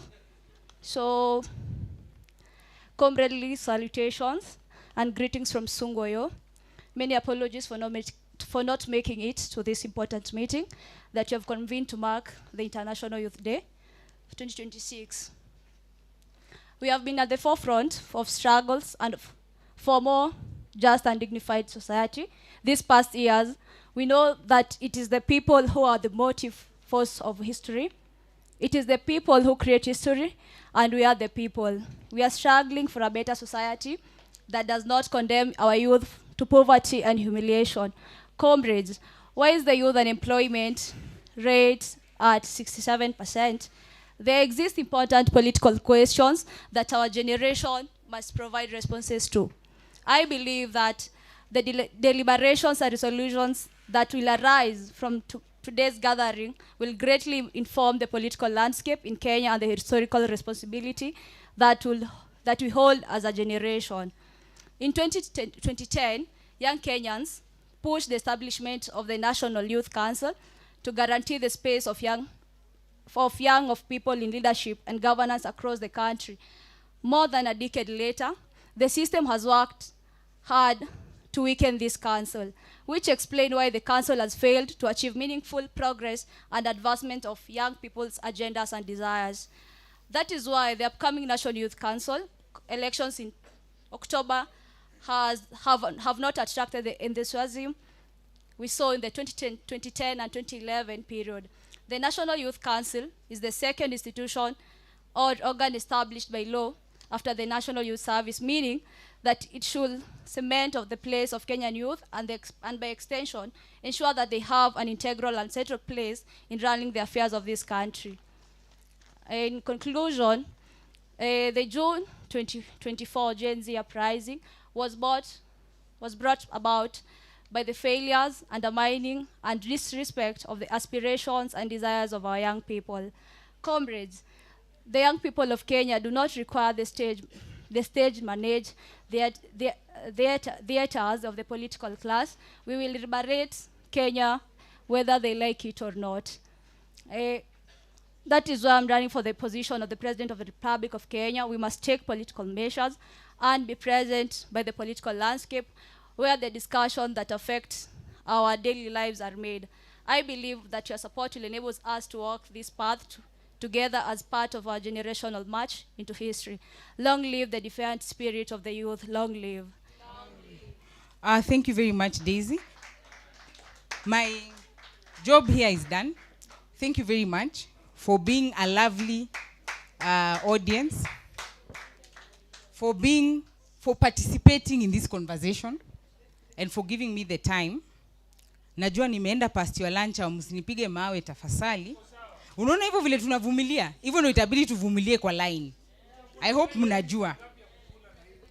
All right, thank you. I am Chepkoech Toet, mostly known as Chep, from the Sisterhood Project, and lovely to meet all of you. I hope to see you again in other engagements, and tutajadiliana mengi.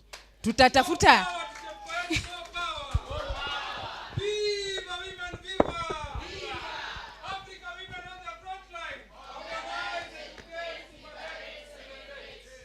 Thank you. So please let's appreciate her better. The governance conversation is one of the toughest one and I feel like she's really done an amazing job. At this moment, I know we are between you and lunch, and we'd like to, the last 2 things remaining as we wrap up and go out for lunch. Nikisema last 2 things, I want to just invite Mary, and then after that, I'll invite the executive director of Power 254 to give us the vote of thanks. And then we do have a communique. We had a rapporteur in the house. She's worked very hard to put something together for us that speaks towards what we've had as a conversation. A conversation just had na ikaachikana hivyo, haitakuwa na impact. Sindio? Okay, Mary, please. Viva comrades, viva. Viva comrades, viva. Wow, what an exciting engagement. Tujipigie makofi. I think sometimes when 2 people speak, a majority of us, we get solutions. And these solutions are the ones that are going to drive Kenya mbele. Ni sawa? So, I'm here to do vote of thanks, but in the process,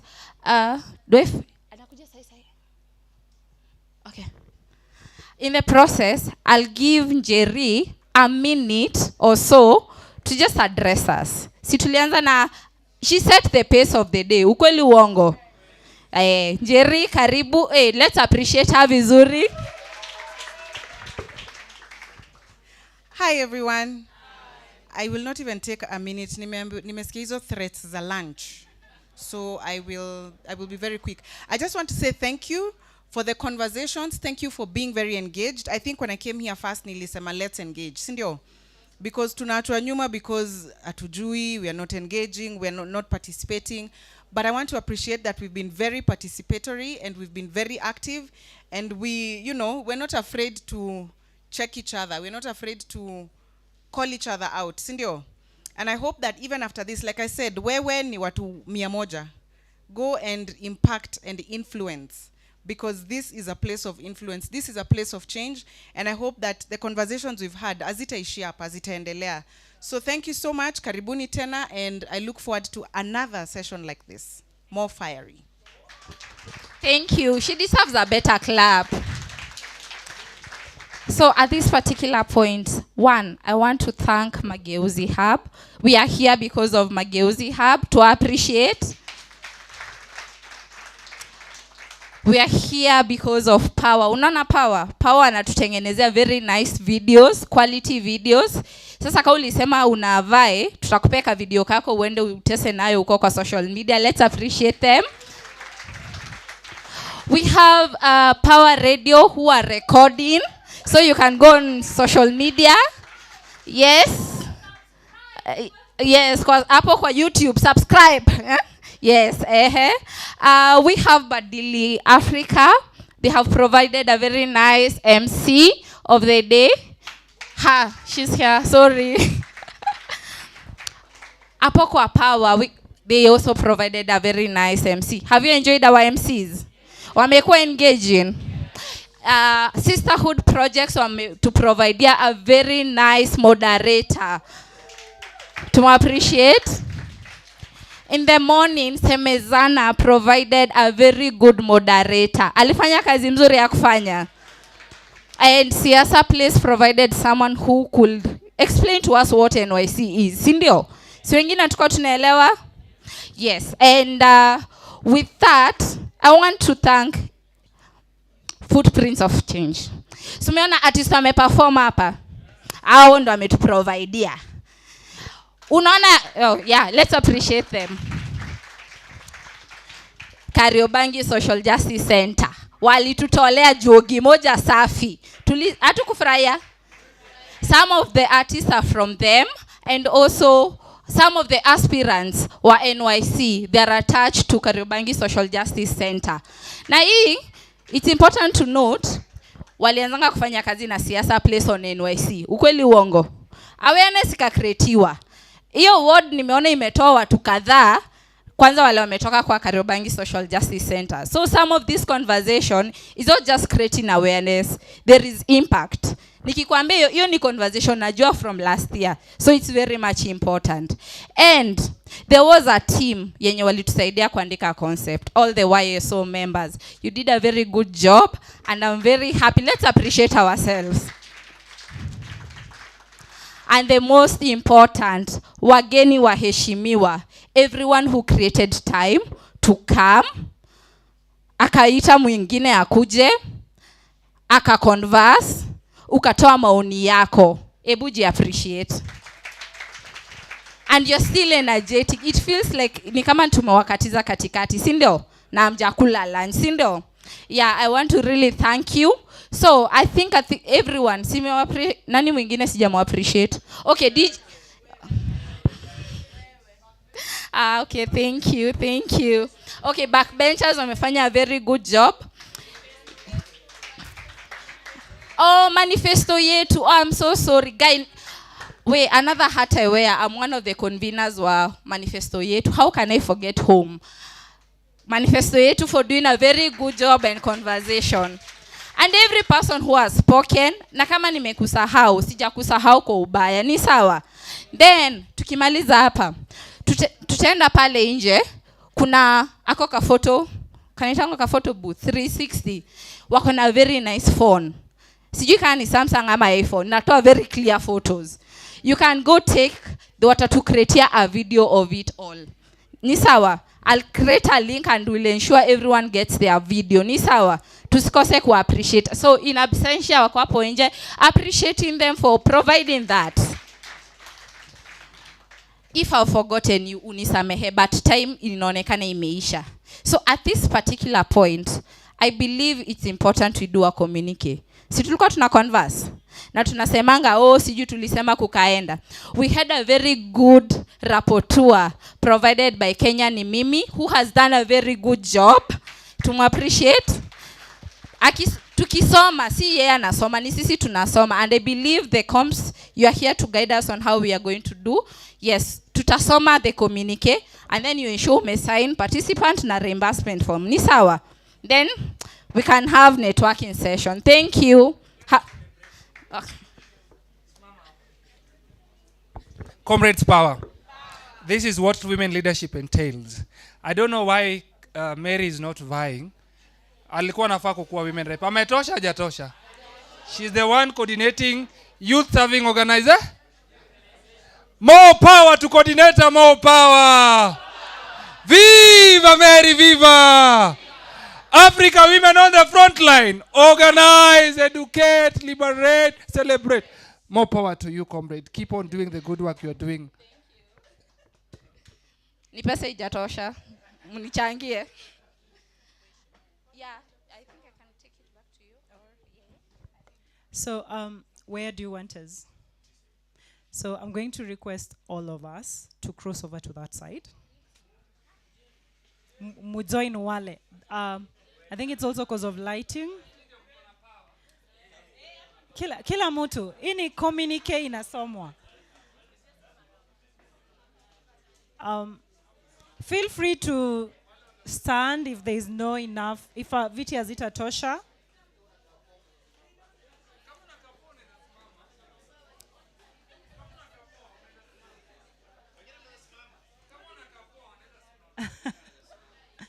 So we can also, there is like space in between, pale kuna space.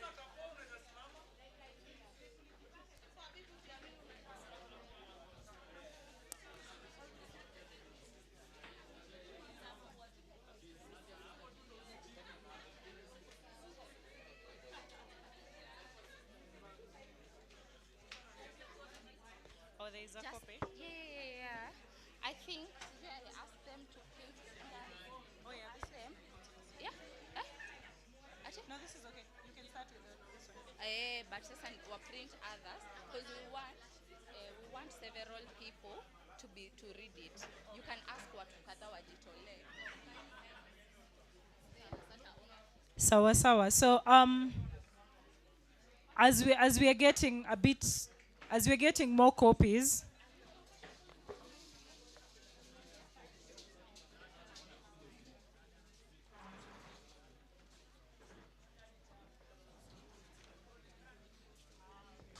So wenye tuko na viti to I'm processing.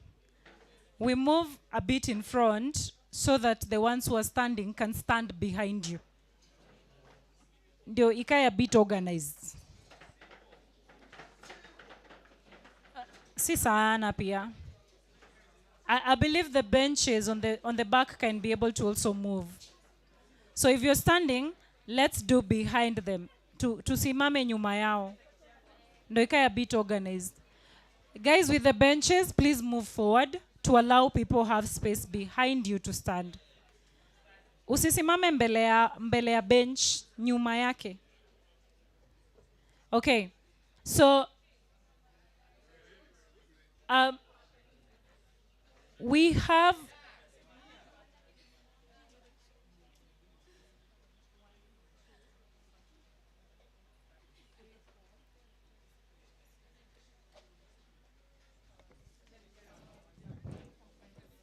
So at this juncture, kwa wakati huu, tunaenda kusoma the communique. A communique is a written document that speaks towards the conversation that has been had within a room or a setup. It's also supposed to serve the purpose of presentation when you want to communicate to the people you want to communicate to, mostly the people in power. Sawa sawa. So this will serve as a statement that we sat here today on International Youth Day 2026 as young people from different spaces, from different contexts, but we spoke the same language. And because it doesn't have to be the communique statement, I would like a representation from random individuals who will feel comfortable to read this communique. 5 people, kindly. So we can do 1, 2, 3, 4, 5. Mulisema 2/3 gender role. Nimekuwa too much. Okay. Wait. Poleni. No. Okay. Gozeni. Sasa pia nitauliza. Munataka kunominate? So I need no for ninataka ku relax. So I am going to request we do either 3 gentlemen, 2 ladies, or 3 ladies, 2 gentlemen.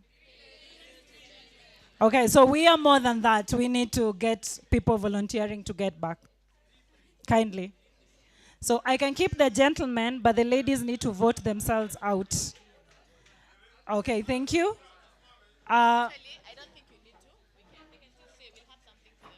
Sawa, we'll guide you on what you'll read, but find yourself somewhere hapa. Me, I'm not reading. I'll just guide on.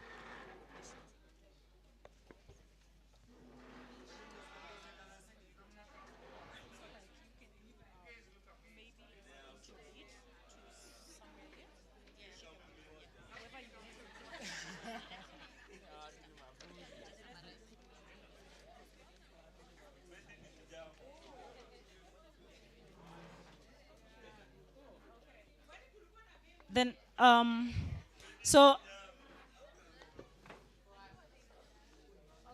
sawa. So, sisi wote tunaenda kuface huku, including the people who are reading. Unataka kila mtu asimame?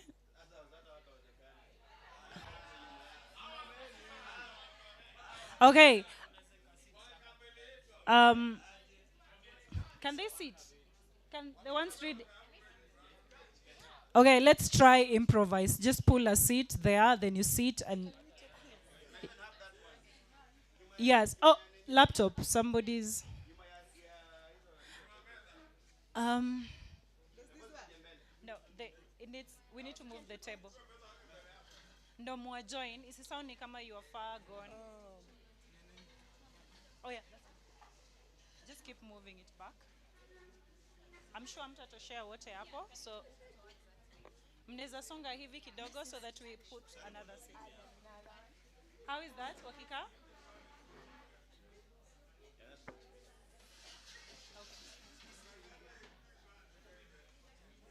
Before then we record, we need to organize ourselves.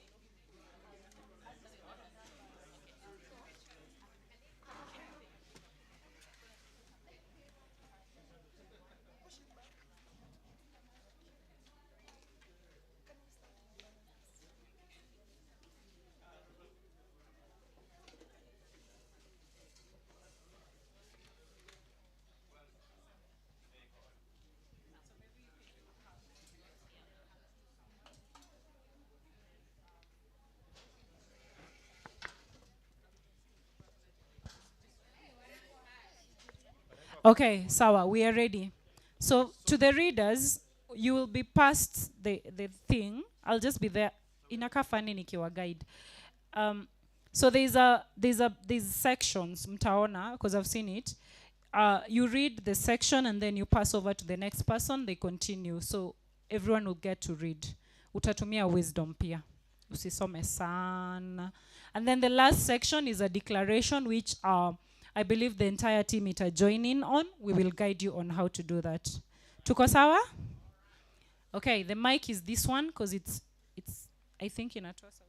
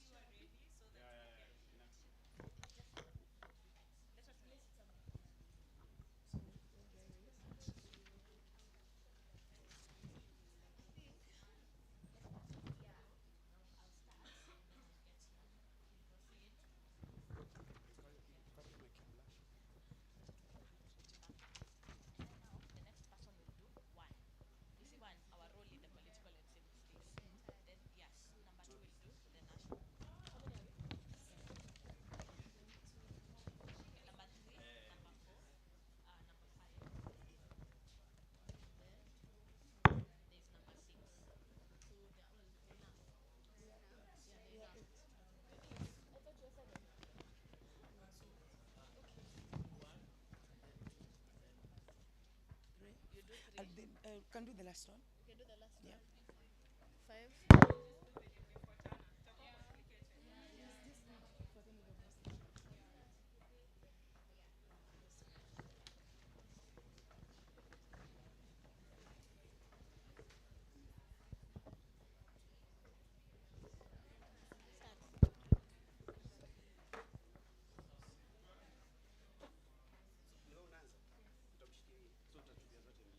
Tatumia zote mbili.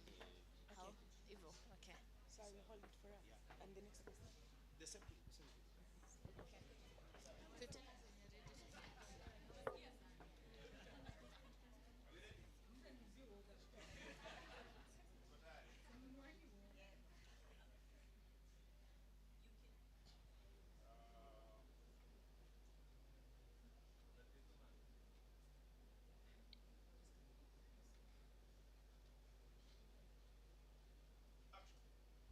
Ladies and gentlemen, this is the YSO Consortium Youth Communique, and our theme was empowering young people for democratic participation and accountable leadership. Well, the venue is at Mageuzi Hub, and it's definitely organized by the youth-serving organizations. Prepared by myself, my name is Hanan Ziokai.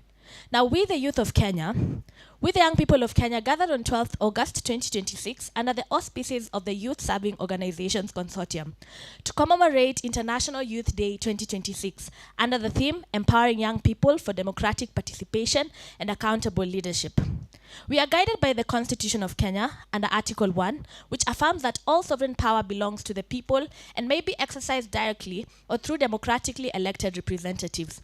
We are further guided by Article 10, which establishes democracy and participation of the people, inclusiveness, integrity, transparency, and accountability as national values.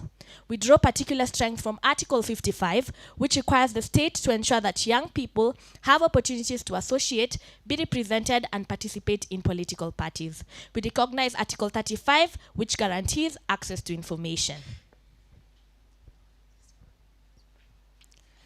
We further recognize the role of the National Youth Council under the National Youth Council Act 2009 in advancing youth representation, participation, and engagement with government and decision-making institutions. We therefore approach the forthcoming National Youth Council elections scheduled for 9th October 2026 with urgency and determination. We want these elections, we want them to happen on time, we want them to be credible, transparent, inclusive, and independent. Youth representation must not be a favor granted to us.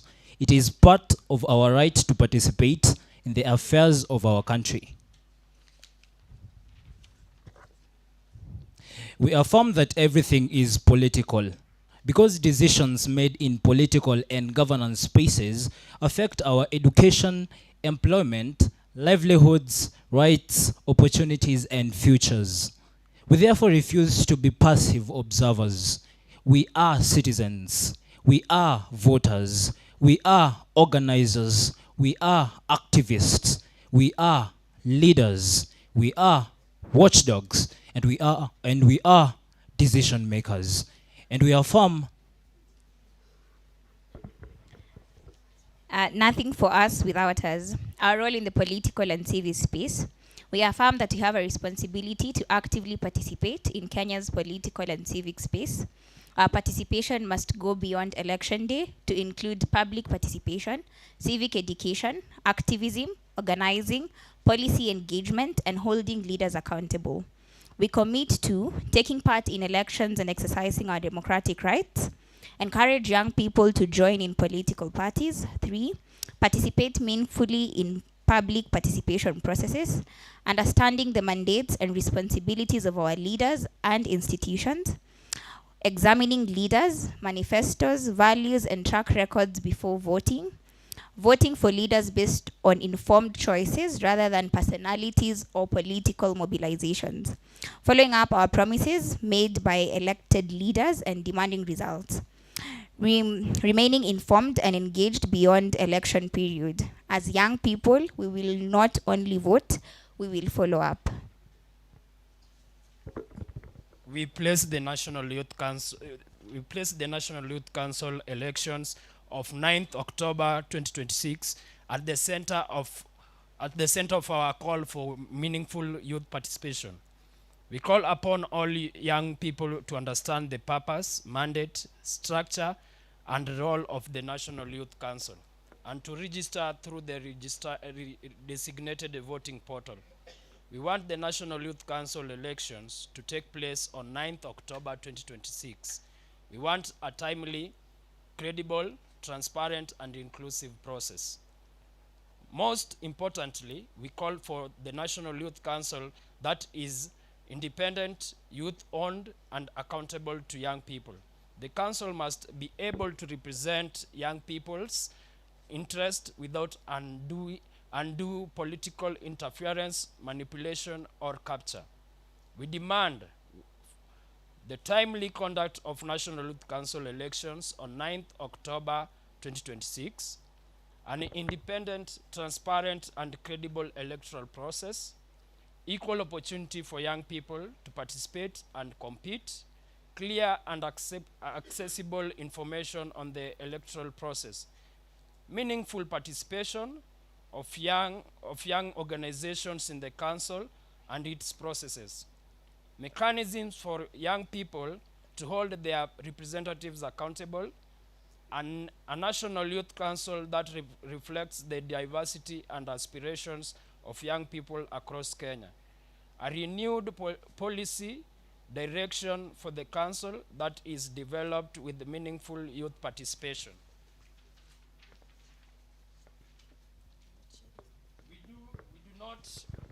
We do not want a council that merely speak for young people. We want a council through which young people can speak for themselves.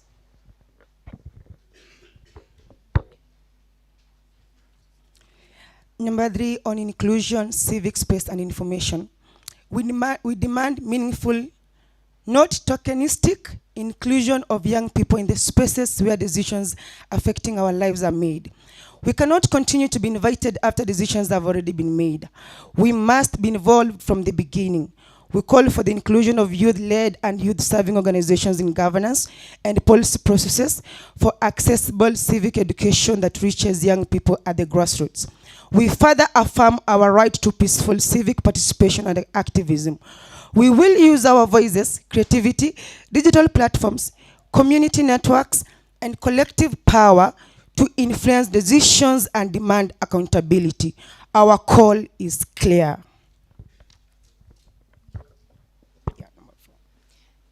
Mobilize, organize, action. Number 4, what we condemn. As young people committed to democratic participation and accountable leadership, we strongly condemn the use, recruitment, and initiation of young people into goonism, political violence, intimidation, disruption, and any form of organized violence for political or personal interest. We reject the manipulation of the young people's economic vulnerability, energy, and numbers to advance the interests of individuals who do not share the consequences of violence they encourage. Our bodies, our future, and our voices are not political weapons.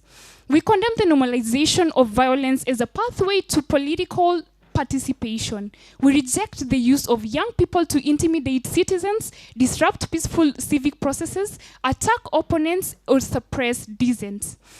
We call upon political leaders, parties, organizations, or any other actors to stop recruiting, financing, facilitating, or mobilizing young people for violent political activities.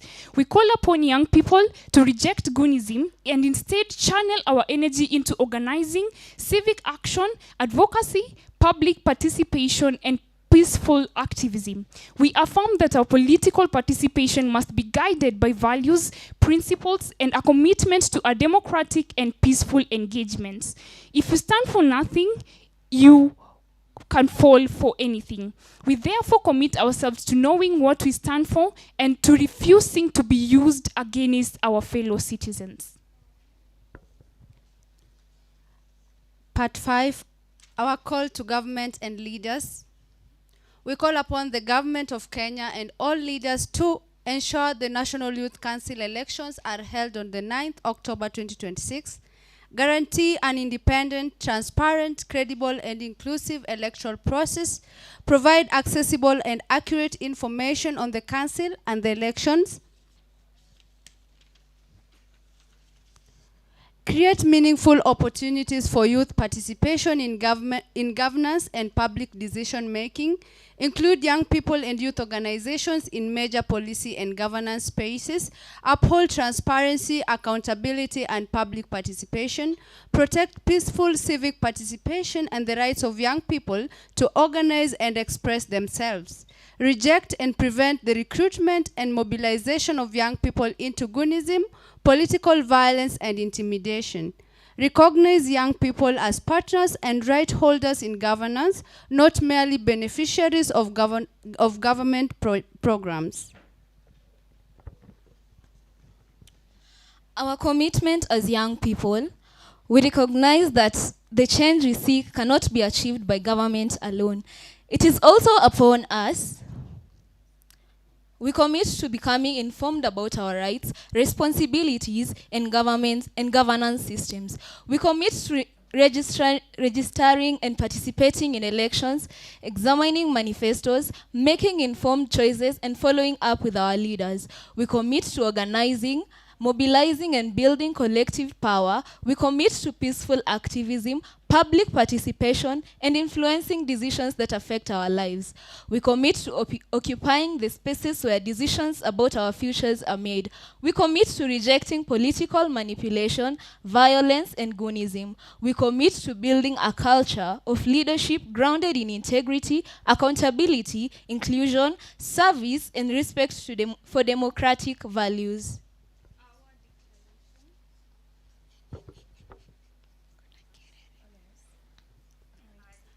Our declaration, we are young people who refuse to be spectators in our own democracy.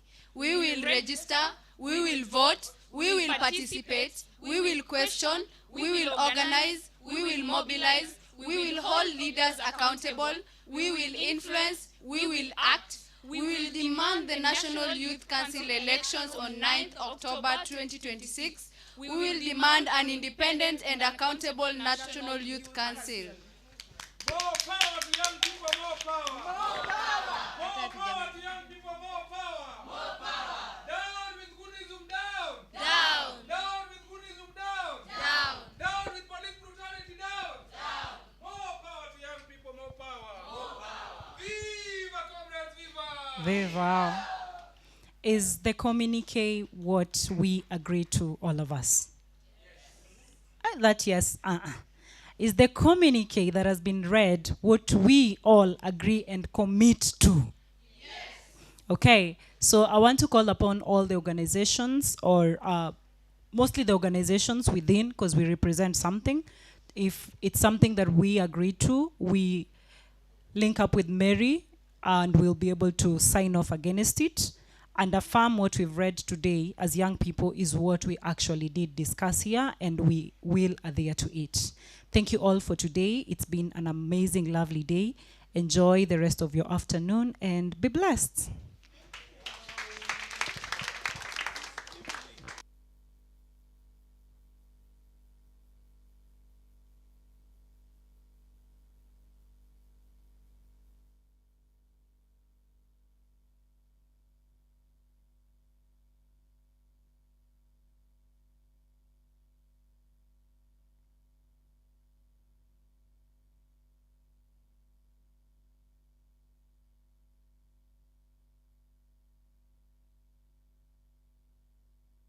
Mzee alisema hakuna cha bure, huo msemo tumeutafsiri kinyume. Hata shule kuingiza mtoto lazima utoe mchoto.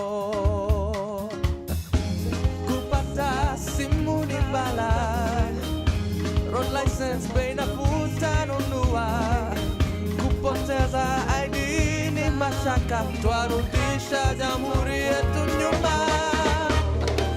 Nchi ya kitu kidogo ni nchi ya watu wadogo. Ukitaka chai ewe ndugu, nenda Limuru. Nchi ya kitu kidogo ni nchi ya watu wadogo. Hata nyumbani ukipatwa na majambazi, kupiga nainai masema sisi hatuna gari. Lete 5,000 ya petroli zaidi ya utumishi. Mahakamani hela ndiyo haki, kwa elfu chache mshtakiwa ndiwe mshtaki. Utajiri huwa ushahidi, twarudisha jamhuri yetu nyuma. Jamani, nchi ya kitu kidogo ni nchi ya watu wadogo. Ukitaka soda ewe inspekta, burudika na Fanta. Nchi ya kitu kidogo ni nchi ya watu wadogo. Ukitaka chai ewe mama, nunua Ketepa.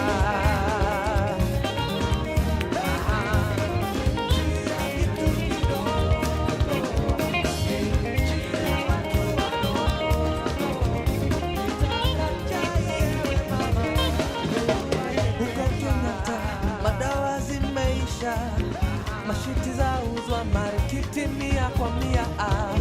Wafanyikazi waenda miezi bila pesa, ni bahati ukitibiwa. Mzigo wetu unazidi kuwa mzito, watoto 4 na mshahara wa 2,500 ya vitabu na viatu na vyakula. Nauliza na Mbotela, je, huu ni ungwana? Nchi ya kitu kidogo ni nchi ya watu wadogo. Ukitaka chai ewe ndugu, nenda Limuru. Nchi ya kitu kidogo ni nchi ya watu wadogo. Ukitaka chai ewe mama, nunua Ketepa. Yeah!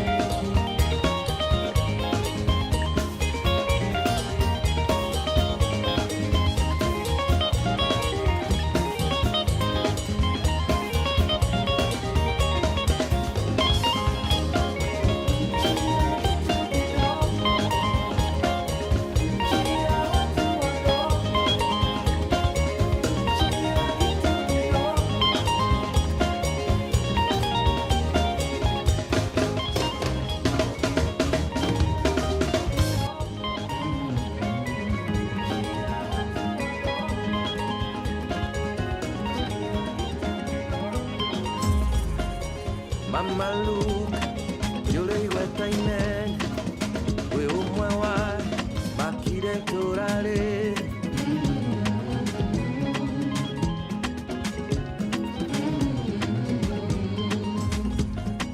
Mama Luke mukehane ahoa mehakai mukerutolora ko marimaine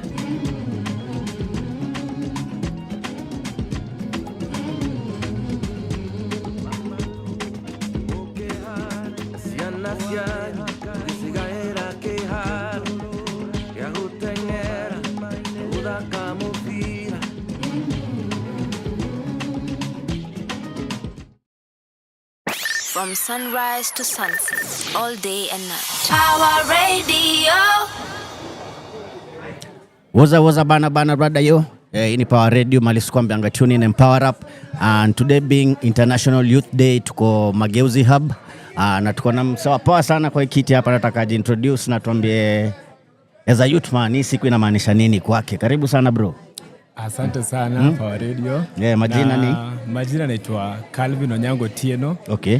Kutoka Madhare. Madhare. Wewe ni msewa social justice movement.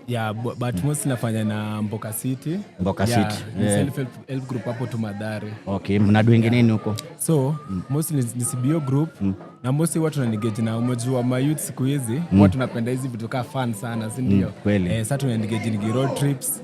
Na stuff tu kama hizo za fun, na cheki. Okay. Na ni shughuli gani ilikuwa imekuleta hapa leo? So leo shughuli imeleta personally mimi huwa na work sana pia footprint for change. Okay. Na so leo best yangu anafanya footprint for change. Footprint for change. Footprint for change. Amenialika hapa leo akaniambia Footprint for change ni organization ama ni? Ni organization pia. Okay. Na watu tumevolunteer sana kuhusiana hizi mambo za civic education sana. Okay. Mwesto kwa hizo informal settlement kama Korogocho, Bangu, Madhare. Okay. So as a youth hii siku kwako inamaanisha nini? As a youth personally ni siku kubwa kwangu sana kwa sababu leo ni siku yenye at least mtu kama mimi personally nimejua hiyo youth nini? Hiyo tumeongelea hapo Youth Council. Sikuwa najua, mimi nilikuwa nimesikiza tu. Nimesikia tu kuna youth league, but sikuwa najua inamaanisha nini venye sikilianzishwa. But at least leo nimejua ni nini, nimejua venye elections zinafanyika. Nimejua pia kuna hizo elective seats. Venye sisi kama ma youth tunafaa kufanya nini? Kuvai. Wewe mwenyewe utaenda ku register? Personally, mimi register as a voter. Kwa the Youth Council. Sijui. Leo ni siku yangu ya kwanza. Na advantage tena leo nimekuja hapa, at least leo imekuwa lively. Venye nilikuwa na expect tuongele the real issues zetu affect kama ma youth imeongelewa hapa. Tena again kenye imenibamba hapa leo, yani hatuja shy away from the truth. Kweli. Tumeongelea the truth. The vitu tuna face kama ma youth. Okay. Na wewe mwenyewe as a youth unafeel about my youth kuvai? Youth kuvai inaweza kuwa na difference yote ama? Mimi at first it's a plus kama youth anavai because venye wanasema sisi ndio viongozi wa sasa hivi, si wa kesho. Unaona? So youth kuvai ni mzuri. Na venye tulikuwa hapa kwa hii session kuna watu wengine alisema hapo awali ati youth si ati youth tu akivai lazima ukivai kama youth ukuwe na nini tunasema stand for values zenye pia sisi kama youth yenyewe tuna believe in na uko na manifesto ingine yenye itakuwa issue based kwa sisi ma youth. Si ukuetwa ati mimi youth na kuja kusimama juu umepewa kitu. Sasa bora tu youth umesimama. Ni youth bora. Kwa hivyo una feel the country in good hands kwa za the youth. Kwa sasa hii ikakuanda leadership ya the youth most for the most part. So unaona hata hapo awali tukifanyanga hizi sessions tulifound out that sisi kwa youth una wakati wa elections wakati wa kujeni mkuvuruge tunakuwa involved. But wakati sasa post election sasa watu wanakuwa kwa table sisi mayouth watu ku involved. Any decision making zenye ni critical utapata sisi kama mayouth hatufanyi nini? Hatuko involved. Sasa hata kama saa hii kwa hii government bado na feel sisi youth wetu tuko left out. Regardless obvious Kenya iko na ubaya yezi kosa mazuri. Like kuna wale kidogo wamekuwa hapo but bado atu feel kama sisi youth naona tumekuwa included kwa hii government. Tuko underrepresented. Na your final word to the youth of Kenya, especially watu wa informal settlements. Unajua rada za huko na vile kuenda. Ukiconsider tunaelekea the time ya elections. What can you tell your fellow youth?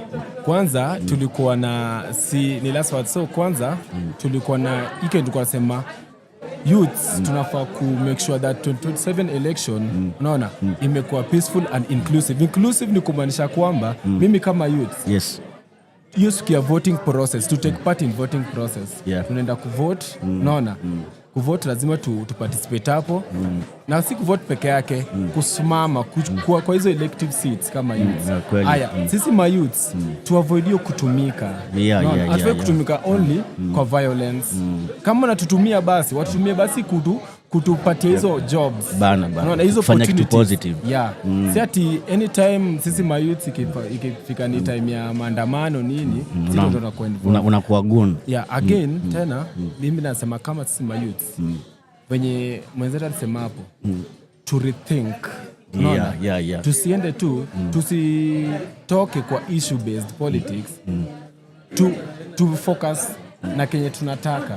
Unaona cause unapata sisi tutaenda hapo 1 term 2 term hiyo ni slogan to but what do you really want as a youth? After your 1 term tunataka yenyewe sisi hata hapo next watoto wetu unaona watakuwa na nchi mzuri wana grow kwa nchi mzuri unaona. Hiyo ni fiti sana. Ukimalizia watu wanaweza wapataje mtandaoni ama physically? Mtandaoni physically mi for example mimi kama personally mi pale niko IG naitwa Onyango Calvin. Okay, umesema nyinyi mnafanya events vituka events. Inakuwa events na pia sometimes unaizi engagement za civic kwa community engagement tunaendanga. Na pia clean up sometimes what tuna take part. Mnarudisha mkono kwa community. So kwa hiyo group tutapata Mboka City official. Iko hapo IG. Mboka City, mmesikia Mboka City. Bana hiyo jina ni dope sana. Anyway, shukran sana kwa come through. Venye tumewashow tuko Mageuzi Hub. Leo being the International Youth Day na tutaendelea kupelekana na rada. Msahau channel ni gani ni Malisuku ambianga tune in empower hapo. Acha turudi kwa madoba 2 3 alafu tarudi na msemo mwingine tupelekane na rada. Wagwan. From sunrise to sunset all day. Leo being the International Youth Day na tutaendelea kupelekana na rada. Msahau channel ni gani ni Malisuku ambianga tune in empower hapo. Acha turudi kwa madoba 2 3 alafu tarudi na msemo mwingine tupelekane na rada. Wagwan. From sunrise to sunset all day. Leo being the International Youth Day na tutaendelea kupelekana na rada. Sahau channel ni gani ni Malisuku ambianga tune in empower hapo. Turudi kwa madoba 2 3 alafu tarudi na msemo mwingine tupelekane na rada. Wagwan. From sunrise to sunset all day. Leo being the International Youth Day na tutaendelea kupelekana na rada. Sahau channel ni gani ni Malisuku ambianga tune in empower hapo. Turudi kwa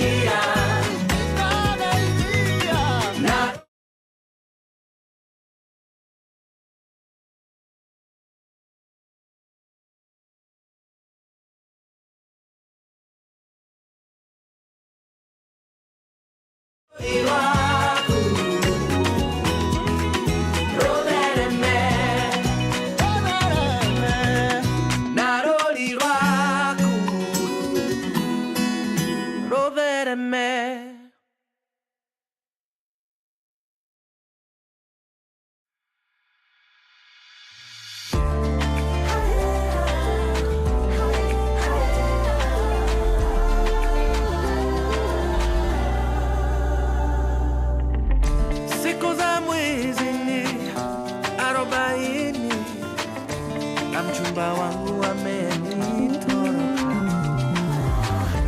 alinishika nikionja tunda marufuku, domo yangu na sali.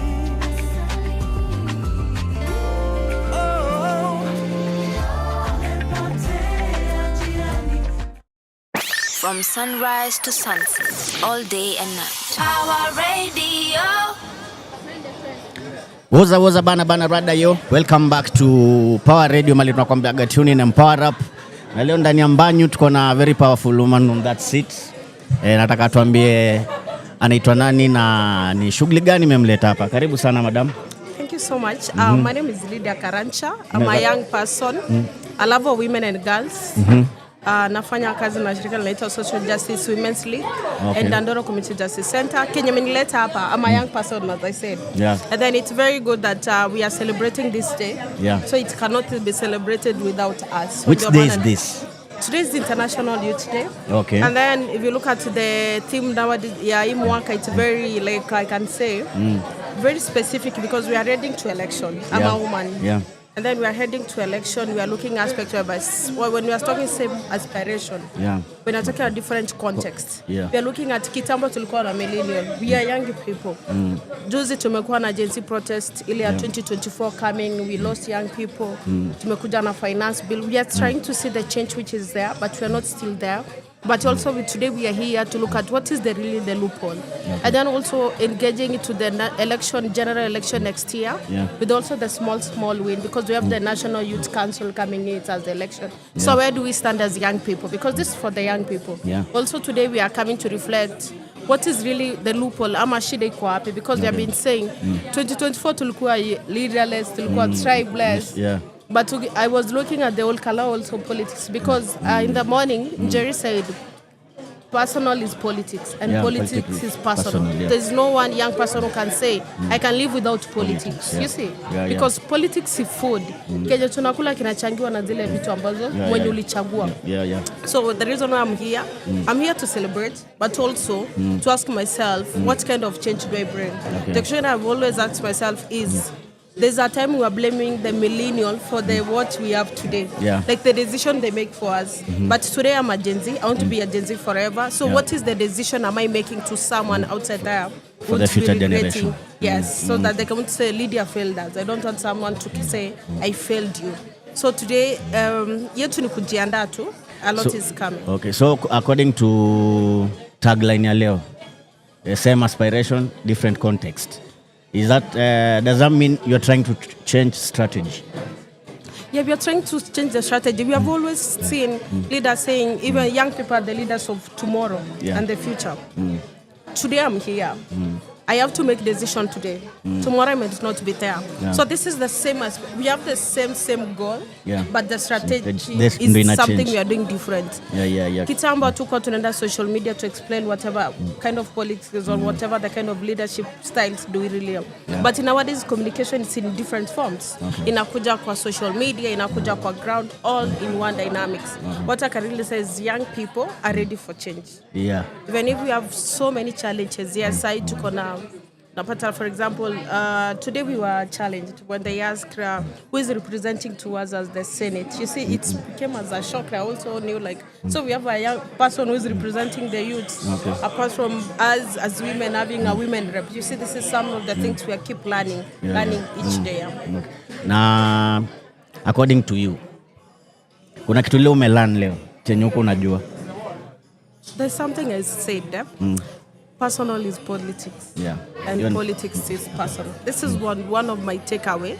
And also I've seen the young people.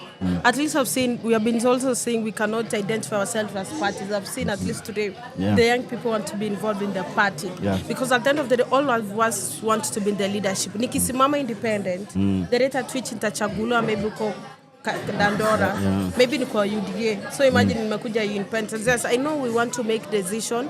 We are maybe vile article 1 usema. We are the eyes of the community from our side. And then we are, the power belongs to the people. If the power belongs to the people, I'm in one party, I have to depend on the party's manifesto and everything and the rule and guidelines. But also whatever I have liked today is the people want, the young people want to align themselves to the party. So this one we are making progressively. Because even if I'm there, I will be able to push other young people to come in. And also amazing women coming out. I know it's not easy for a woman to vie. And also all the challenges coming in on gender-based violence, harassment and everything. But at least we are seeing progress. That's what I can see, we are seeing progress. Na when it comes to representation, kama wewe sasa, unaweza vai na alafu unafikiri kwa nini most women vie for women rep, not just senators, maybe governors?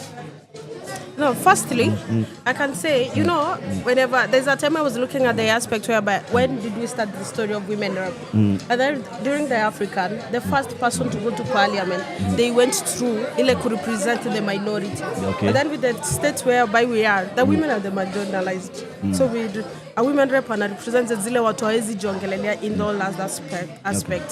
So that's why I usually say, even men usually say, kiti ya women rep ni ya katika, but the first, when you're having the first parliament, the first African kuingia, aliingia kutetea minority. That's what they say, the Africans. What I can say is, like for example, our women can come to the MCAs, but do we have resources? Women were mainly, but the support system. Do we really? Because as Kenya, we have been talking about the 2/3 gender rule. Where are we with implementing? Yes, and then also we don't want you to elect Lydia because she's a woman. You have to elect Lydia because she's capable of doing something in that space. So this is she's something. capable of leadership. Yes, and also as they said, we are moving from elections zile za kitambo zilikuwa like now kuvotea jueni wetu when wa chama. Are we past that one? That is still something we are still thinking. Are we like right now we have things the thing mimi ni Sifuna, sisi ndio Sifuna. Are we, so if Sifuna comes and said it's vying for president, am I going forth for him because they're speaking that? Ama at a later agenda which are making sense to me. This is some of the things that we are supposed to be talking now and then. But I really liked because there's some 2024 the final announcement that we had. Trickle down that we can unite for a common goal. And this is what we want. The common goal that we have is to see everyone affording the rights of what called food, healthcare system, rights to education. We had free education ile time ya Mwikibaki when I was young. So I did it go, but we can have it back. For real. Any parting shot to the youth, especially my youth wako kwa informal settlements towards the election time? Anything unaweza waambia ya kuachanua? Miki anasema, I come from the informal settlement. But I shall say this is a settlement which were made informal. We have the rights to vote whoever we want. But remember, it cannot be used. Because if you choose someone because of money or anything, you are going to suffer. Because the politicians that we elect, they are not usually living in that residential area. So it has to sit down. Tujue mtani yetu, si ndio tunaweza badilisha mtaa. Maji kikosa, mheshimiwa ataizisikia. Ni mimi tu bado. Ni mimi tu bado when tumebaki hapo. So tushikane tu to change mtaa through the right decision. Kama kuna vijana wanasimama NYC, vile tulisema asubuhi, kila mtu twende to register kama voters. We support our young people. Yeah. When they are there, they are able to make us decision in the national forum. Yeah. Okay. Shukran sana kwa kukam through. Vile nimewambia tulikuwa na Lydia bana from ni DCJC. Yes, yes. Bana. Shukran kwa kupitia. Na hope mmesikia kile amewambia. Nimeona ni one strong woman when it comes to kujielewa.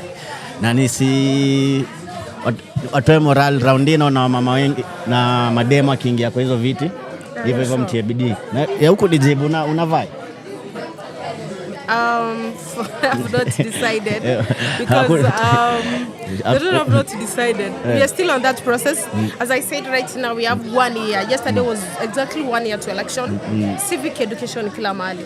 Kila million kala women came out voting. Yeah. We really want to see our women coming out. But we also don't want them ukuja uniambie kama, for example, if I was right at kuja votes. I really want also to make an informed decision. We know as the constitution, when I'm 18, I can make an informed decision. Let the millennials, let our parents relax. You can guide, but don't tell us what to do. Yes. Yeah. Shukran sana. Tena wakumbushe hii ni Power Radio mali tunakwambianga tune in and power up. Nataka turudi kwa madoba 2-3 hapa tujibambe, alafu tutakuwa hapa na msanii. Msisahau tuko Mageuzi Hub na leo ni International Youth Day. Wagwan.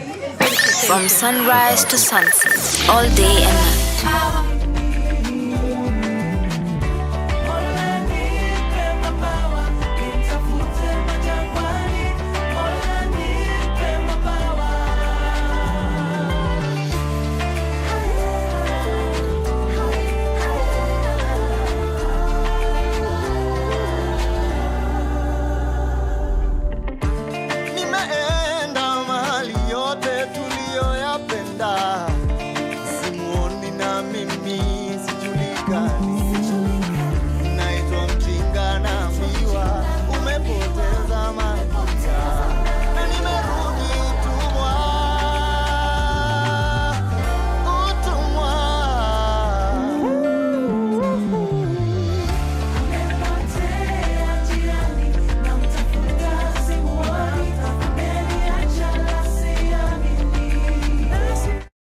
From sunrise to sunset, all day and night. Power Radio.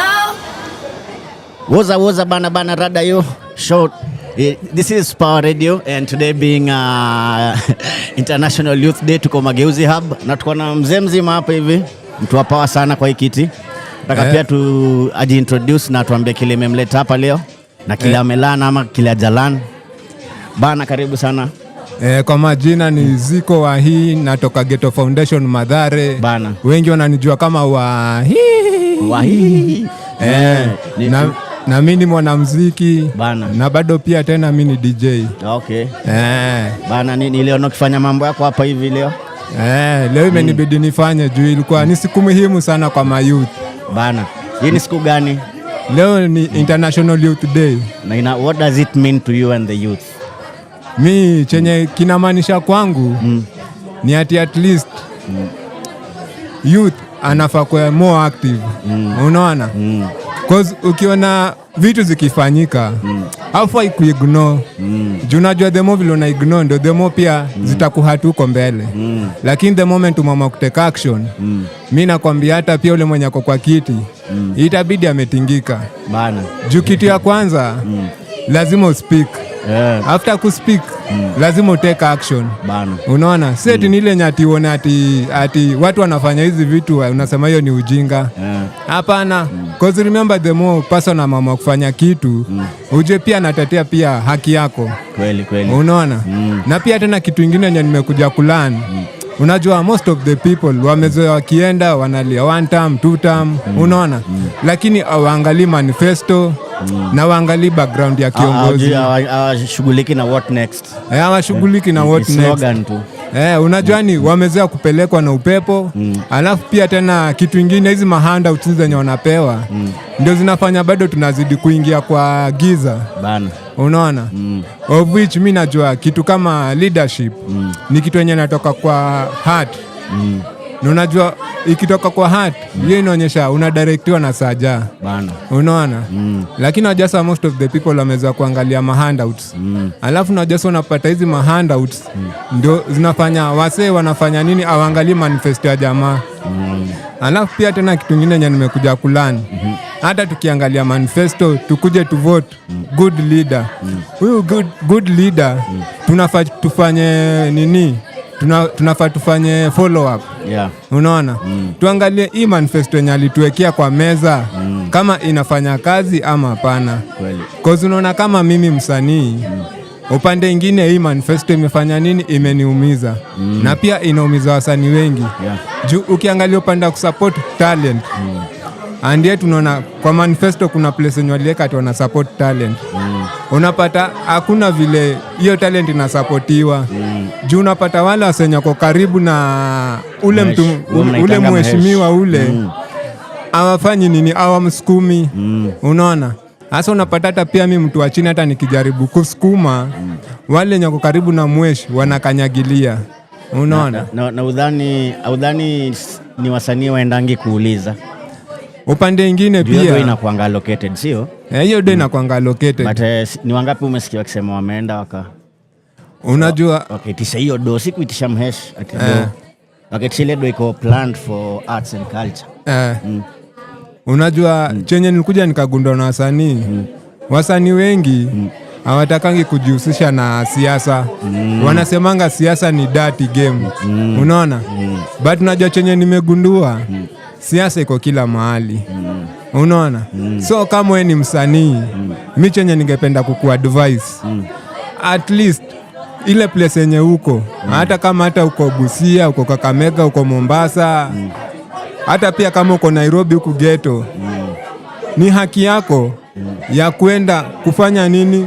Ya kwenda kuangalia manifesto. Juu demo vile utaangalia manifesto, vile ilisema upande wa art, ule mheshimiwa nyako pale itabidi pia amefanya vile unafanya nini vile unamsukuma. Juu ujue hii kitu ule mhesha hata kama hata anafanya vitu na personal interest. Ujue hata pia wewe msanii hii do inakuanga imeallocated for interest yako. Na hiyo interest yako ni talent yako. So the more vile una push juu msanii atembeangi peke yake. Msanii ni kia jamii. The moment utapush hata pia uta-encourage wale wase wengine nyoko chini kwa giza watakuwa na roho, watonenya ikiwa huyu alipush hadi manifesto ya wasanii nafanya kazi. Si hata pia sisi wacha hata pia sisi tupush hizi ili hii manifesto ingine ikuje ifanye kazi upande wetu. Kweli. So of which mimi ningependa kuambia wasanii usiseme ati siasa ni mbaya. Unaona? Cause hata pia chenye unafanya ni personal interest yako. Juu hata pia ule mwesha anaingia pale juu ya personal interest yake. So chenye kiko kama wewe ni artist ni time usimame uanze kupush vitu. Na the moment utapush vitu through hii manifesto ni ile yenye gava itafanya vitu vile inatakikana. Unaona? It's better ulive kama fighter kushinda ulive kama coward. Unaona? Juu ukilive kama fighter God atastand na wewe. Lakini ukilive kama coward God atastand na wewe. For real. Niona semanga usanii ni a very powerful tool for social change. Hivyo moral usichoke. Na swali ya mwisho nikiangalia najua Ghetto Foundation poa. Mmewaka na mayouth wengi kutoka ghetto tuseme hivyo. Unaona situation ya ground iko aje? Mayouth man in terms of the coming elections. In terms of election, unajua napata sasa si msanii nasema tu youth general. Unajua semesa saa hizi unapata upande election. I think saa hizi kila youth macho yake iko kwa yule mtu mwenye anasimama. Of which unapata saa hizi hawataki kulearn from the past mistakes. Unaona? Unajua unapata ile makosa yenye walirudia ndio yenye bado wanafanya. Cause hawa youth wakiamua hata tuwashika hata youth ule mmoja mwenye ana kakitu mkono lakini ako na sera tumuinue na kwena sera Unajua huyu youth bora ndani ya roho yake ako genuine. Huyu youth atasaidia ma youth wengine. Bana. Unaona? Lakini najasa unapata saa most of the youth size wanaangalia wale weshi wenye wako na do. Na unajua unapata huyu mweshi mwenye wako na do, yeye akishachaguliwa, ile ni kama amekununua. Wewe ni kampuni yake. Bana. So hata the moment hata sema hata kama hata unajaribu kupush kitu kwa ofisi yake, hata kusikiza juu atafikiria ile pesa yenye alikupatia. Kweli kweli. Na ujue the moment amekupatia hiyo pesa au na amekusaidia, lakini ni kama utakuwa unamuuzia haki yako. Kweli kweli. Na hiyo si poa kama youth. So advice yangu kama youth, at least the moment usha notice ule mtu mwenye unaenda kumpigia kura, kaa chini angalia manifesto yake. Ukishaangalia manifesto yake, angalia roho yake pamoja na background. Na hata tuseme hata ukishampigia kura from there, kuwa na ile courage ile Simba ya kufanya follow up. Bana. Ujue ukifanya follow up ndo unapatia huyu mweshi kazi. Lakini kama ufanyi follow up, hautapatia huyu mweshi kazi, na hata pia mambo na hiyo employment itakosekana. Nashukuru sana kwa kukam through. Watu wanaweza pata wapi muziki yako? Muziki yangu unaweza kanipata YouTube channel, Niziko Wahi. Wahi inaandikwaje? Wahi ni WAHII. Okay. Ziko YouTube. Alafu Ziko ni ZICO. Kwa hivyo ni Ziko Wahi. Ziko Wahi. Pale YouTube, TikTok bado Ziko Wahi. Alafu FB bado Ziko Wahi. Na hata pia kwa wale nyoko kwa ground, bado mnaweza mkanipata Ghetto Foundation, pia pale bado niko pande wa usanii. Na pia pale Demakufu Academy niko kama DJ bado. Nice. So kwa hivyo saa very soon watarajie vitu mob kwa street. Bana, shukrani kwa come through Mazejo. Wewe tumekuwa na Ziko, umesema ni Ziko. Ni Ziko Wahi. Bana, msanii mmoja mdope sana. Bana, na tuko Mageuzi Hub, venye tumekuambia leo ni International Youth Day. Tunachapiana na youthman wenye wako na passion ya country, wenye tunaitanga active citizens, wenye wanataka kufanya kitu to get the change we need as a country. Anyway, wacha tuendelee kusikiza madoba 2-3. Alafu pia kabla nimalizie, Mazejo big up kwa Power Radio. Shukran. Kwa kunipea hii fursa na pia kwa kupea wasei fursa ya leo. Bana we. Si hiyo ndo kazi yetu. Hapo at least enyejo acha saja achezee kama nyinyi. Bana, tunashukuru. Chonjo. Veje tumwambia acha tusikize kadoba hapa, alafu tukirudi tutakuwa na interview na Msupafu. Alafu msahau hapa ni mali tunakwambianga tune in and power up. Wagwan. From sunrise to sunset, all day and night. Power Radio.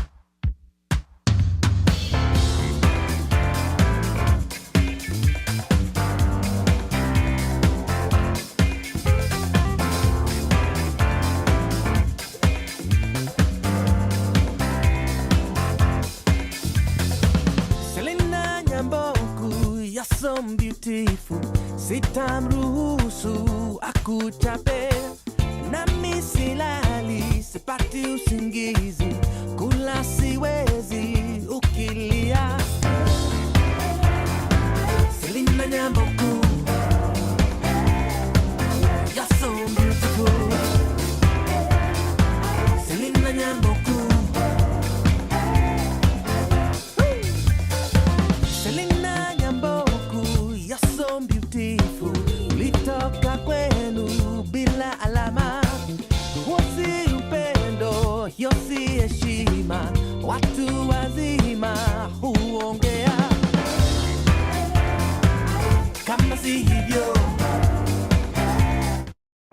From sunrise to sunset, all day and night. Power Radio. Awoza bana brada yo, hii ni Power Radio mali tunakwambia tune in and power up, na leo tuko Mageuzi Hub being International Youth Day, na ndani ya nyumba on that seat we have a very powerful young woman here. Atuambie jina yake na kile imemleta huku leo. Karibu sana madam. Asante. Kwa majina naitwa Celine Gwala, natoka Kariobangi North Ward. Okay. Kwa organization inaitwa Kariobangi Social Justice Center. Nakwanga na kina Habib. Yeah, mimi ni youth na pia mimi ni climate justice advocate. Oh, nice one. Yeah. Okay, so today being the International Youth Day, what does that mean to you? Kwako iko na impact yoyote? Yeah, it's just another day. Kwangu iko na impact because ni siku yetu sisi kama vijana. Yeah, it's an opportunity yenye tunaweza connect na fellow young people na pia tunaweza share ideas na pia different experiences zenye tumekuwa nayo. Okay. Yeah. So leo tulikuwa tunaongea sana story na mambo na mayouth kujijua juu tunaelekea time election. You being an environmental champion, how does politics affect what you do? Yeah, politics inanihusu, inakata across everything. So unapata for example the garbage collectors kama sisi huko Kariobangi, shida kubwa, changamoto kubwa sana ni holding ground ya nini ya hizo matakataka pia. Alafu au garbage collectors pia huwa wanadhulumiwa. Sometimes unapata watu wanakosa kwa lipa. Yes, hizi policies ziko hapo but hata watu hawajui anything to do with garbage, hawajui hata takataka ni do hivyo. Yeah, yes, kuna time tulifanya hiyo advocacy online, ikasaidia at least takataka ikatoka kwa barabara cause ilikuwa ina cause accidents, barabara iko congested, imekuwa ndogo, like mtaa tu imechafuka inanuka. But sahi since takataka ilitolewa kwa barabara, now imepelekwa huko kando ya mto, na unapata huko kwa mto. Yes, watu walihamishwa jua hizo floods, but hiyo ni riparian land na tunafaa kureclaim hiyo land yetu. But so takataka imekuja imepelekwa tena huko kando ya mto, tena tumepeleka shida zaidi. Yeah. Na hii shida ni jua kuna land iko allocated ama? Yeah, Kariobangi haina hiyo land. In fact, hatuna hata public land. Hata when it comes to maybe tunataka kufanya kama ni community activity, lazima tu uende uhaya hall. Hata hatuna social hall mali penye vijana wanaweza kuja wapatane, tueduketiane, tucheze kama ni hizo indoors games. Cause sahi pia vijana wameaffectiwa sana mentally. They are not okay. Mental health ime increase. Yeah. Okay, na leo umelearn nini hapa kitu umelearn before? Leo nimelearn vitu mob sana. Also being an aspirant na vibe by the way. Okay. Kama NYC delegate pale Kariobangi North Ward. So nimeweza kulearn vitu mob, at least nimejua hata kama nitashindwa kutengeneza manifesto, kuna watu wenye naweza wa reach out au watu wa manifesto yetu tupatana nao na wanisaidie kutengeneza hiyo manifesto. Okay, yeah, being that hata kama niko committed ku champion for the youth participation. Yeah. Nini ilikupush into vying?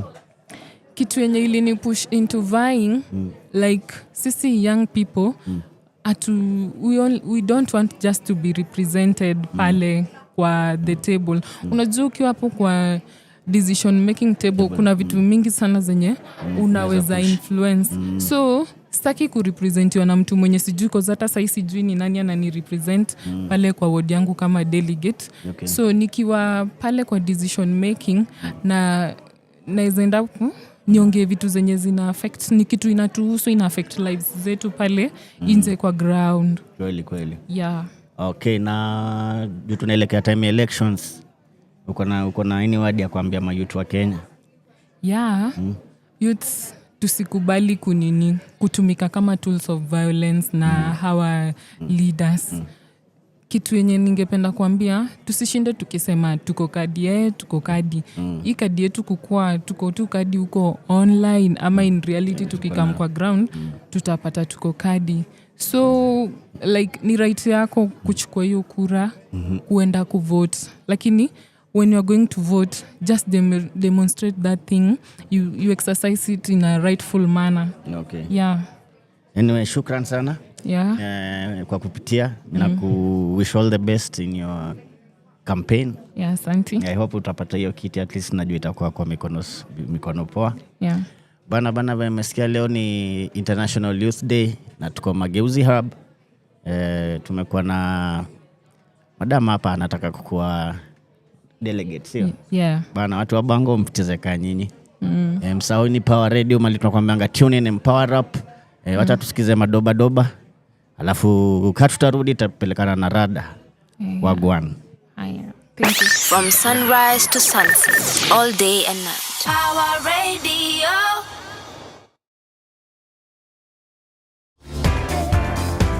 Selena Mambo.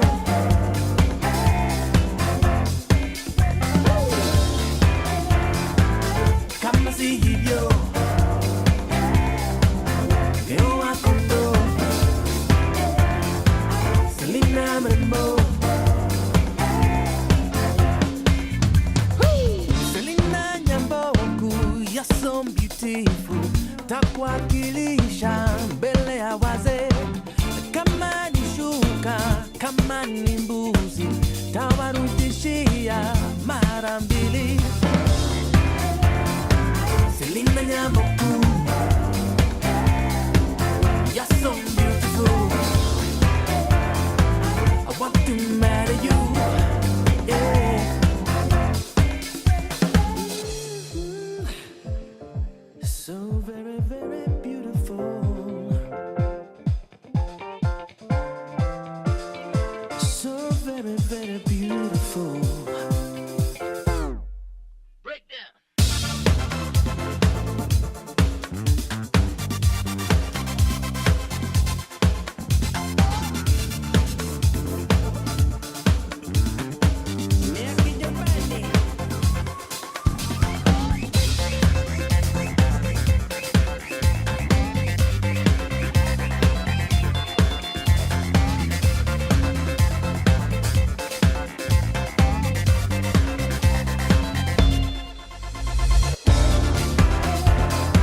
Selena Nyamboku, you're so beautiful. I want to marry you, yeah. Selena Nyamboku, you're so beautiful. I want to marry you.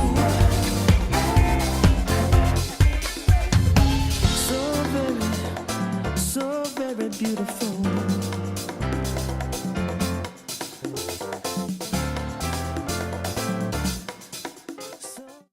From sunrise to sunset, all day and night. Power Radio. Woza bana rada yo. This is Power Radio na leo tuko Mageuzi Hub na leo being the International Youth Day.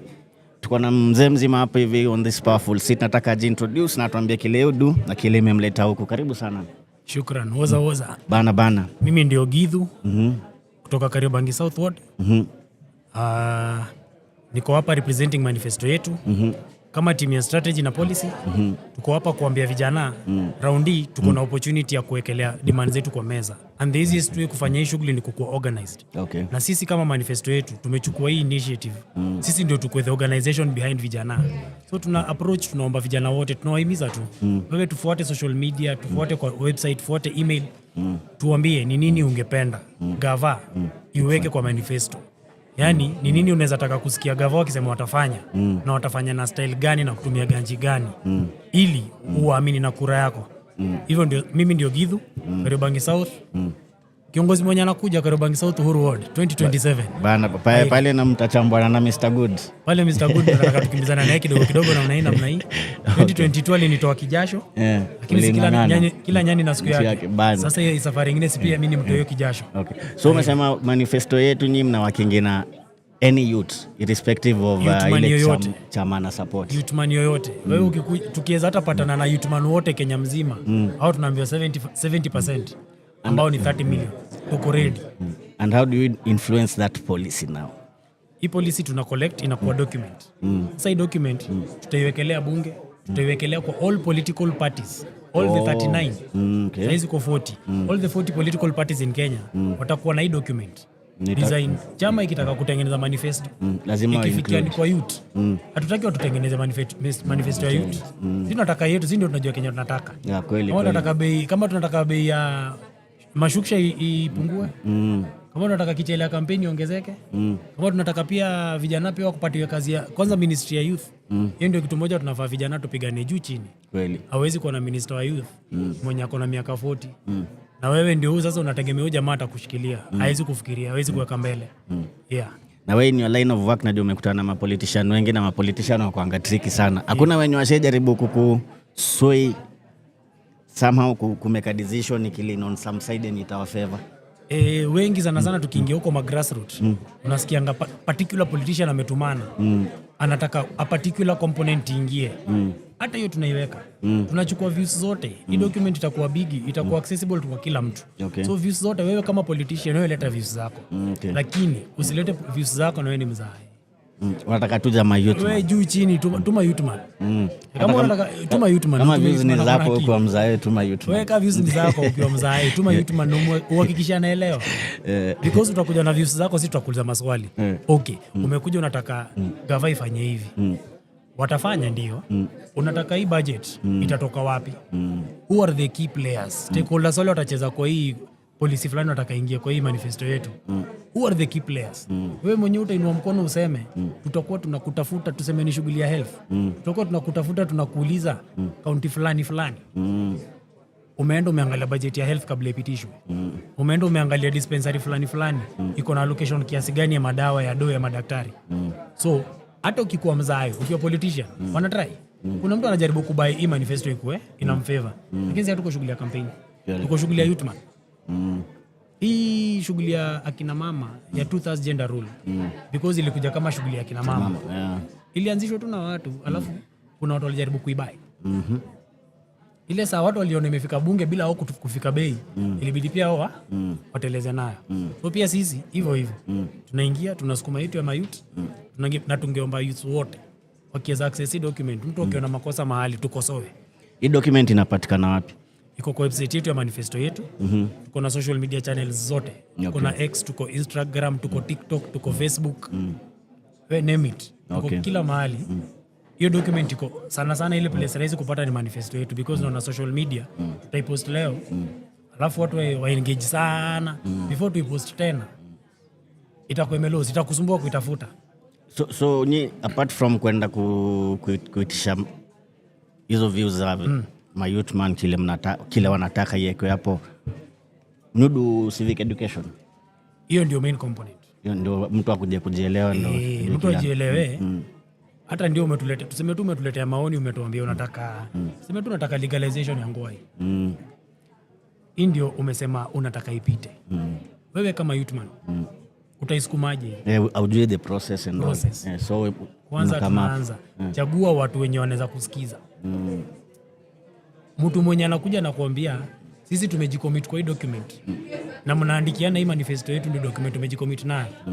Huyo mtu akikuja sasa akuje ikue wewe ulieka maoni yako kama tunataka legalization ya mashada.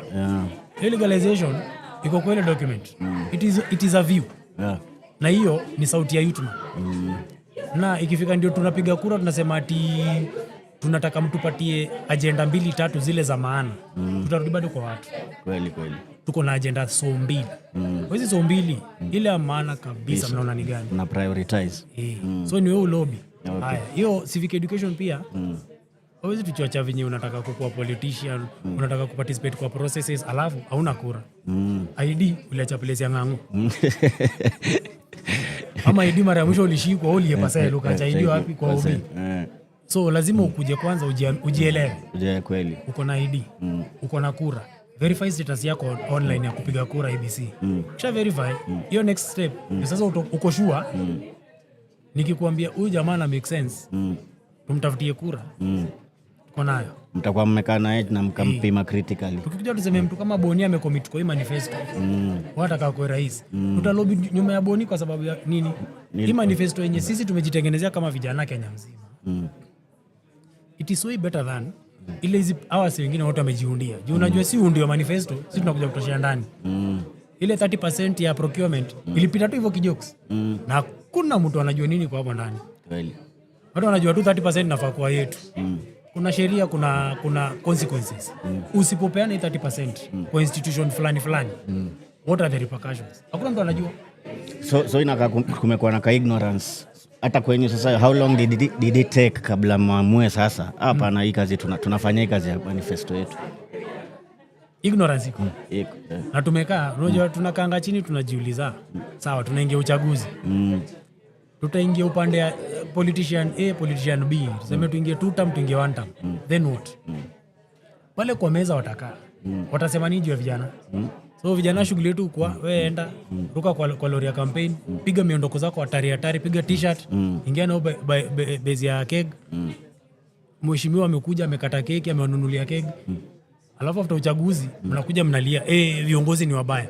Ulikuwa wapi? Bana. What was your participation sa uchaguzi? So ignorance ya Wakenya. Wakenya kwanza, kitu ya kwanza tupende kusoma. Hata manifesto tunaiweka na imani. Juu kama constitution imeweka miaka 16.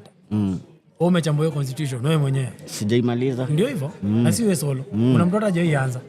Kuna zile zinakuanga very common. Unaona kama article 1, 26, 35. Unaona? Wakenya 90% ya Wakenya unauliza na kuambia we the people. Kuja vitu kama hizi limitation, vitu kama hizo unajua watu hawana haja nazo wengi. Ndio hiyo kwanza shughuli ya delimitation ya boundaries. Nimesikia party leader wetu JB Muturi juzi akibanja hiyo story. Constitution imesema 12 months to election. Boundaries must be delimited. Hawajafanya shughuli sahi. So kama IBC wanapanga kufanya hiyo shughuli, ni kumaanisha hii uchaguzi ya 2027 it can be nullified. Na kitu ndogo kaa hiyo. Ni sahi ni less than a year. Ndio hivyo. Sahi tukipitisha hii mwezi, you are less than 12 months to election. Bana. So hiyo kitu isipofanywa sahi, it's a matter of urgency. Isipofanywa sahi. Na ndio vitu watu wengine wanasukuma. Inaweza kuwa ni strategy ya kufanya elections zisifanyika. Mtaenda mpige shughuli, mpige mvote, alafu jamaa mwingine aende kotini aseme hii unconstitutional. Kuna hii loophole. Mtu wake akishindwa anaenda kotini anasema hii election ilikuwa unconstitutional. Rudi wapi kwa debe? Bana. Kwa debe tukirudi, hiyo ndio mesha Kenya tuko kwa nini? Tutakuwa bila rais. Bana. Mpaka IBC wapange. Tutaenda wapi? Itabidi tuko tunasema tunaweka picha ya speaker kwa biashara yetu. Speaker ndio rais. Na swali ya mwisho, umeona impact yote so far? Impact iko. By the way, mlianza when? Tumepiga shughuli kutoka 2024. Okay. Na so far at least tukifika mtaa unapata zile vitu mna engage, mtu anakuambia venye tulisikia mliongea Garissa. Sasa sisi tunataka kwa hiyo ya Garissa. Venye vijana wa Garissa wamesema wanataka ABCD, pia sisi tunataka hivyo. Na uongeze kitu. Alafu uongeze hii. Sasa sisi si wote hatuwezi sema si ni marginalized. So impact iko. Vijana wameanza kuadapt. Unapata jamaa amekaa tu hivi anasema ametoa quote kwa manifesto yetu, ameweka pale, anasema lazima iko kwa constitution. Sana impact yetu tunaiona kwa social media. Kweli. Bana, any parting shot kwa youth man, especially time tunaelekea time elections and all? Parting shot kwa youth man? Vijana wajitume. Wajitume kivipi? YK92 ilikuwa nduthi ya Ruto ya kuingia urais. Alikuwa youth man hiyo masiku, si ndio? Sasa amepigana kutoka hapo mpaka saa hii. Amekuwa rais. Amekuwa. Akina Kibaki walianza kujituma kwa vijana. Hawa wazee wote mnaona kwa siasa yenyewe wamekatalia, hata kina Oburu walianza kujituma kwa vijana. So pia wewe anza kutengeneza path yako. Kweli. Vijana pia tuishikaneni. Unajua generation, kuna kitu inaitwa generation. Generation yetu ikifikia sisi generation, yani mtu wa rika yako ndio ameingia state house. Utakuwa wapi? Ama utakuwa tu pia tutakuwa tunalia ufala venye tunalia saa hii. Unalia jamaa kwa state house, huyu mwingine ako hii area, huyu mwingine ako hii, na hakuna kitu anadu. Lakini unafaa kuko unasema unaona huyu jamaa fulani tulikuwa naye Daro, ukamsukuma asimame, amekuwa president. Bana. Sasa saa hii akifanya hii blanda, sisi tunamkuta live. Tunamwimpeach.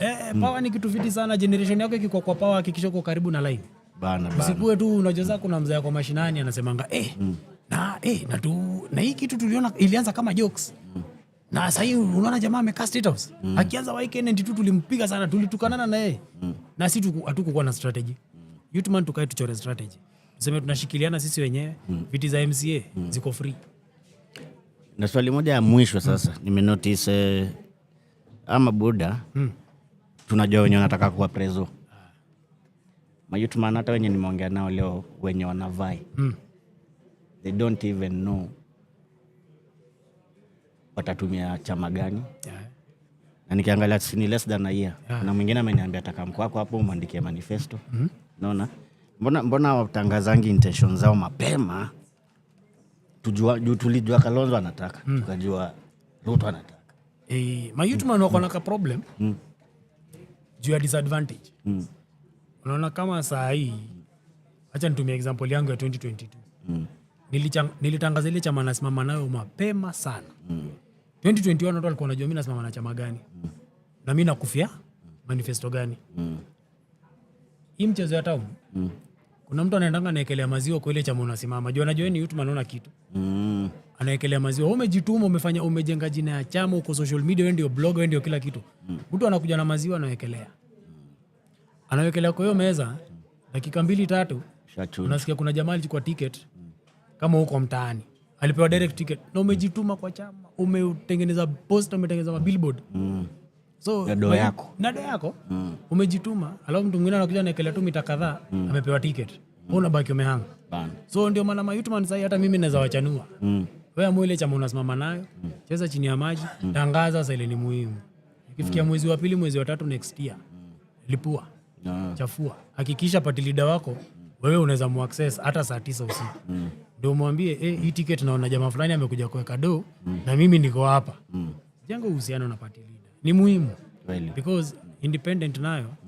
Independent inakuanga kitu fiti juu utaenda pale ukiko independent lakini dakika ya mwisho utabaiwa. Ukifika ni kuvote, mna vote finance bill yes or no. Lazima vote pande moja.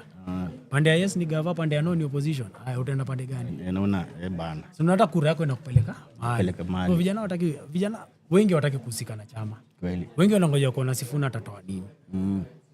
Wengi wanangoja kuona Youthman mwingine mgani anatokelezea na chama. Wengi wanangoja kuona hii siasa ni tricky. Kwanza ya raundi ni tricky. Unakaa hivi kidogo, jana umesikia viongozi wa Mount Kenya wamejitoa UDA wote. Na wewe ulikuwa umekufa na UDA ukijua ambunge wa mtaa anani support. Na mimi sasa mpaka niko delegate wa UDA. Hiyo dakika nyingine amejitoa. Wewe unabaki umehanga. Nimekupata naona unachanua Youthman, hiyo ni kazi fiti sana. Bana na hope tutapata the change we need or we deserve, the change we deserve. Na nakuombea mema kwa kiamua kusimama yani. Shukran bana. Niliona last time niliona ulikuwa unajituma sana. Nilijaribu. Nilionaga. Lakini nilikuonaga twice. Ukiwa on foot sana. Kwa na majamaa. Hiyo ndio inabamba. Ya kukanyaga ndio unaingia door to door. Mimi ningia keja zote sahau. Kila keja sahau niliingia. Kweli. Kutoka sahau nikaenda Buru, nikaenda mpaka Unye, nikaenda Salem. Keja zote. Nikaingia mpaka Geto. Bana. Alexin represented. Mpaka Geto. Alexin ni part of your ward. Alexin Kariobangi South Uhuru ward. Bana hiyo ndo mtaa yangu sasa. Ni kurangu ni huko. Ndio. Tutasikiza sera zenyu. Tutajua lakini. Nataka kutumia vijana wangu wa mtaa. Alexin shout out kidogo akina Ramazan na Jioni ndugu yako. Hapo City Carton. Si ndio Ramazan huu ako Kanjo. Ako na jina fulani ya kiusanii. Hatari sana. Bogi yote akina Karis, Meme. Wote nawaambia raundi tunarudi na ubaya. Hakuna kelele. Ubaya mzuri. Tunaingia chini niko na Lioness pale Super PA. Afike na salamu zangu. Bana. Shukran sana kwa kutu bless na hiyo interview. Shukran. Tumekuwa na mzee mzito hapa hivi. Anafanya kazi fine sana. Na venye tumwambia leo tumekuwa International Youth Day, tumekuwa Mageuzi Hub. Na ni time yetu ya kuzidi. Bado mangoma zitaendelea. Tuonane saa 2 kwa Gift of Gab kuanzia 10 mpaka 1. Walikuwa wanacheza zile ma hip hop reel. Na mimi nakwambia tupenda inchi. Unaweza penda inchi kwa kuchukua hiyo kadi. Na ukishachukua hiyo kadi ufanye kitu nayo. Anyway, hii ni Power Radio mali tunakwambianga tune in and power up wagwan. From sunrise to sunset, all day and night. Power Radio. Mariana, Mariana, nimechoka kusota, nimeamua leo ni leo, nitabadili picha. Mariana, Mariana, niliomba unipe mwaka, usitupe upendo wetu, na usiamke kutoka ndoto yetu. Nilinunua baiskeli kupitia mkopo wa benki, kusafirisha abiria, lakini iliibiwa. Mariana, Mariana, ulitafuta visa ya nchi ya Europa, utaniacha juu ya pesa, hakuna takayeweza kukupenda vile na kupenda. Najua upendo hauliwi, lakini moyo haudanganywi. Nilinunua shamba na nilipanda mimea ya kuuza marikiti, lakini ukame ukanirudisha magotini. Oh, oh, oh, oh.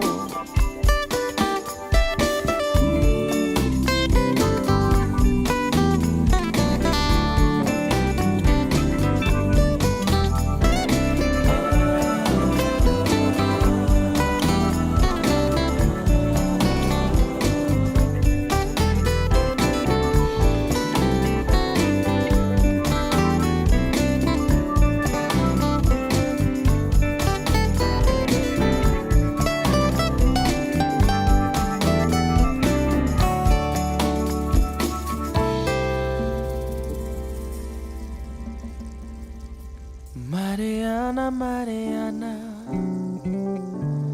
nilikuwa nimechoka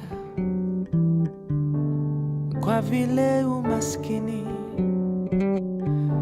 utafanya unitoroke.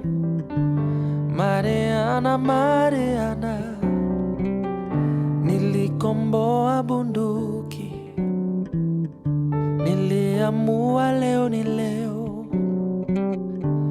Nilikuwa na mpango mufti, kama vile kwenye movie. Niliingia kwa benki,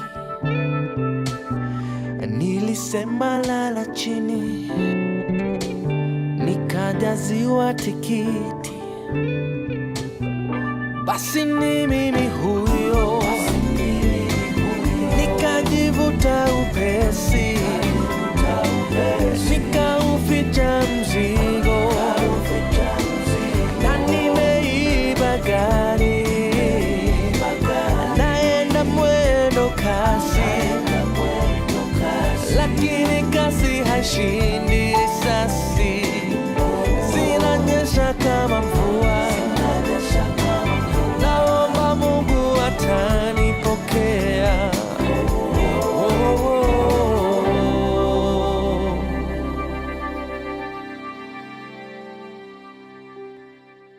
Ukiulizwa kwa nini, kwa makumbusho yangu, waeleze nilikata kuishi na matumaini pekee. Mariana, Mariana, jambo la mwisho kwa mizizi ya mti wetu, nimekuachia zawadi ili usinitoroke.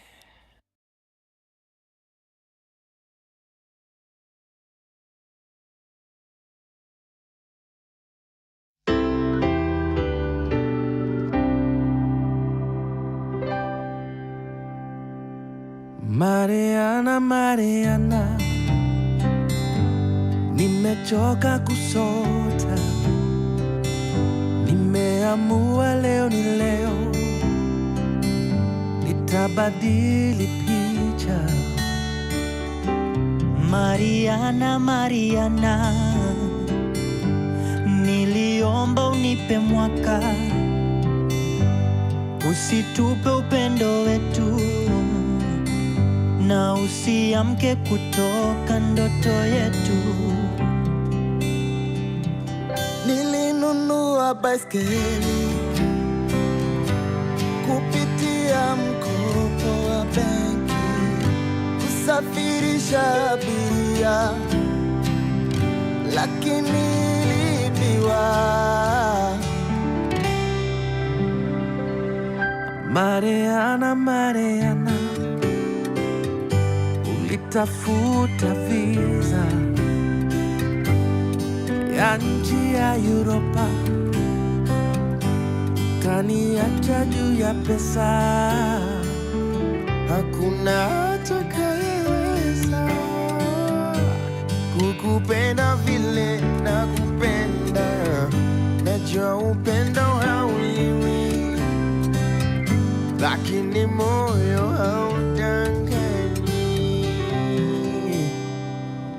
Nilinunua shamba na nilipanda mimea ya kuuza marikiti, lakini ukame ukanirudisha magotini. Mariana, Mariana, nilikuwa nimechoka kwa vile umaskini utafanya unitoroke. Mariana, Mariana, nilikomboa bunduki, niliamua leo ni leo, nilikuwa na mpango mufti. Kama vile kwenye movie, niliingia kwa benki, nilisema lala chini, nikajaziwa tikiti. Oh, basi mimi ni huyo, nikajivuta upesi, nikauficha mzigo, na nimeiba gari, naenda mwendo kasi, lakini kasi ya chini risasi zinanyesha kama mvua.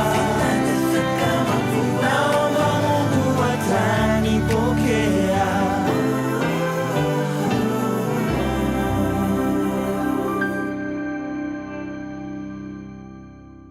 Mariana, Ukiulizwa kwa nini, kwa makumbusho yangu, kwa makumbusho yangu, waeleze mimi nilikataa, Waeleze nilikata kuishi na matumaini pekee. Mariana, Mariana, Mariana, jambo la mwisho, jambo la mwisho, kwa mzizi wa ule mti wetu, kwa mizizi ya mti wetu, nimekuachia zawadi, nimekuachia zawadi, ili usinitoroke, ili usinitoroke.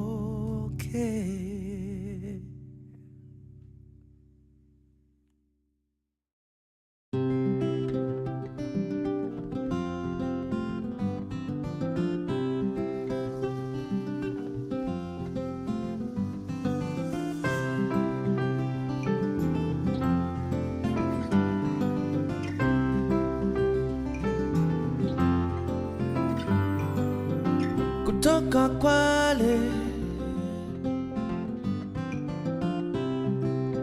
hadi Kampala, mwendo wa joka sio haraka.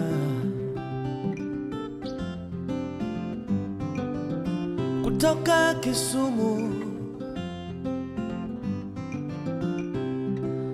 hadi Kisauni, joka linanyonya nyinyi wahuni. Yeah, yeah, yeah. Linatambaa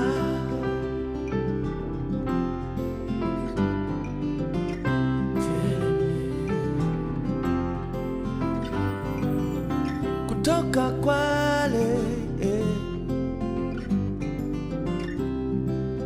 hadi Kampala, mwendo wa joka sio haraka. Moyo kutoka Kisumu hadi Kisauni, joka linanyonya nyinyi wahuni. Ya ya ya yo linatambaa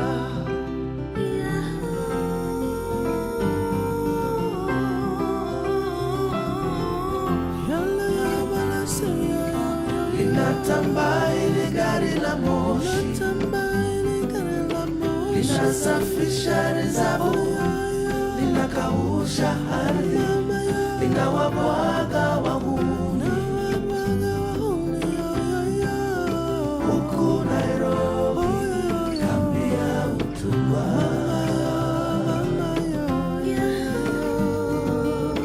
kutoka Kwale hadi Kampala, mwendo wa joka sio haraka. Kutoka Kisumu hadi Kisauni, huku Nairobi kambi ya utumwa.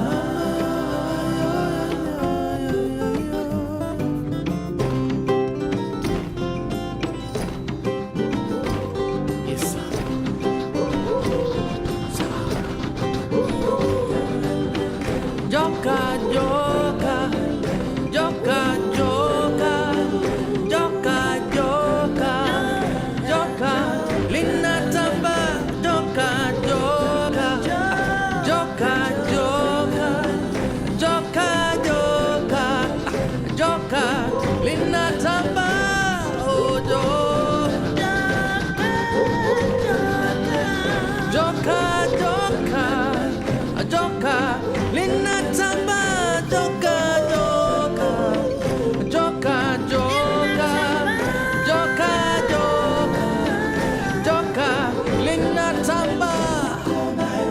Yeah, kambi, kambi ya utumwa, kambi ya utumwa huku. Mama, huku Nairobi, huku Nairobi kote, nyama nyama linawatenga,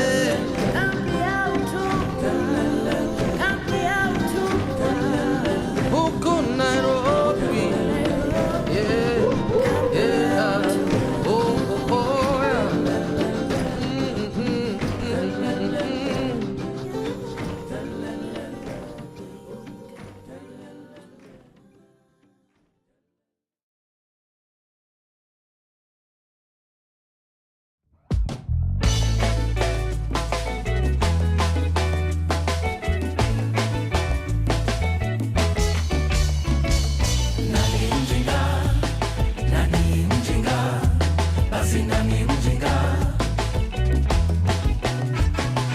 Nani mjinga? Nani mjinga? Basi nani mjinga?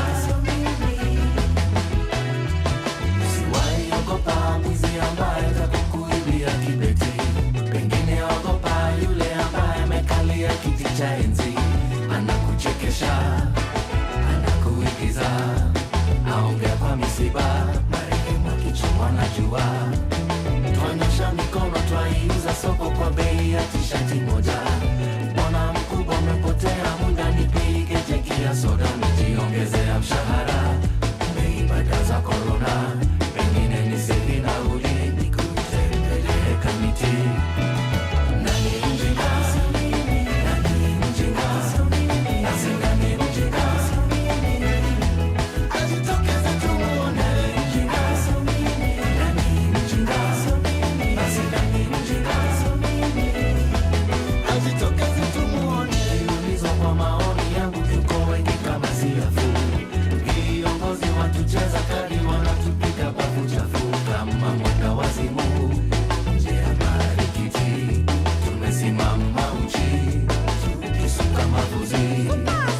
Shamba ni letu lakini meneja amekuwa jasiri. Ajali mchana kwa panga, amekata shimo mpakani, akitisha ng'ombe na mbuzi, aziuza sokoni, zimezama mtoni. Nani mjinga? Nani mjinga?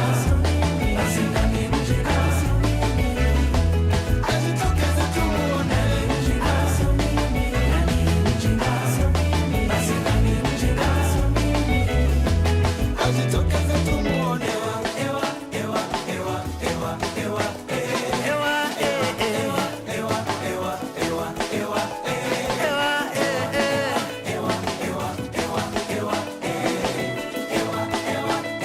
ewa, tunaitisha barabasi, Yesu akifa Golgotha, tumemuuza kwa mapeni. From sunrise to sunset, all day and night. Power Radio. The driver here.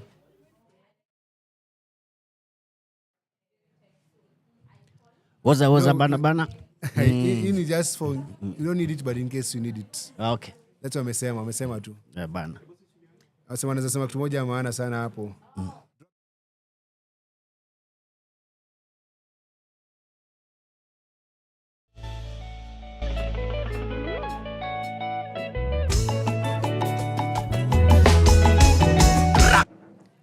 Waza bana, karibuni tu Power Radio mali tunakwambianga tune in and power up, na leo tuko Mageuzi Hub being International Youth Day.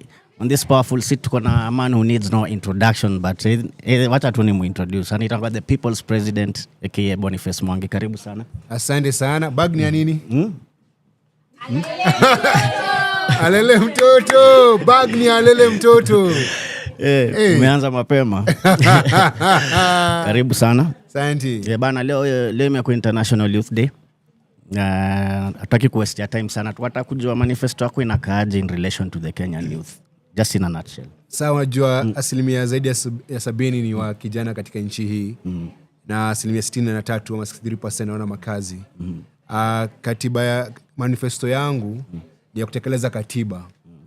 Katiba inasema kwamba lazima vijana wapewe kipaumbele. Katiba kipengele cha 43 ama article 43 nasema kwamba lazima kila Mkenya katika nchi hii apate elimu ya bure, afya bora ya bure, pia apate maji safi na apate usalama. Mimi kama Boniface Mwangi nikichaguliwa kama rais wa nchi hii, nitatekeleza katiba, ndachunga pesa zenyu, vijana watapata kazi, hakuna kuwarasiwa na makarao. Na kitu kingine ya maana sana juu kuna cash crop moja imelaliwa sana, tuja legalize. Hiyo ni story ama uko serious? Niko serious by the way, because ukiangalia nchi pombe ni mbaya kabisa, si ndio? Na lakini ukitumia vizuri ni si mbaya. Ukiangalia miraa pia si mzuri, lakini ukitumia vizuri si mbaya vile.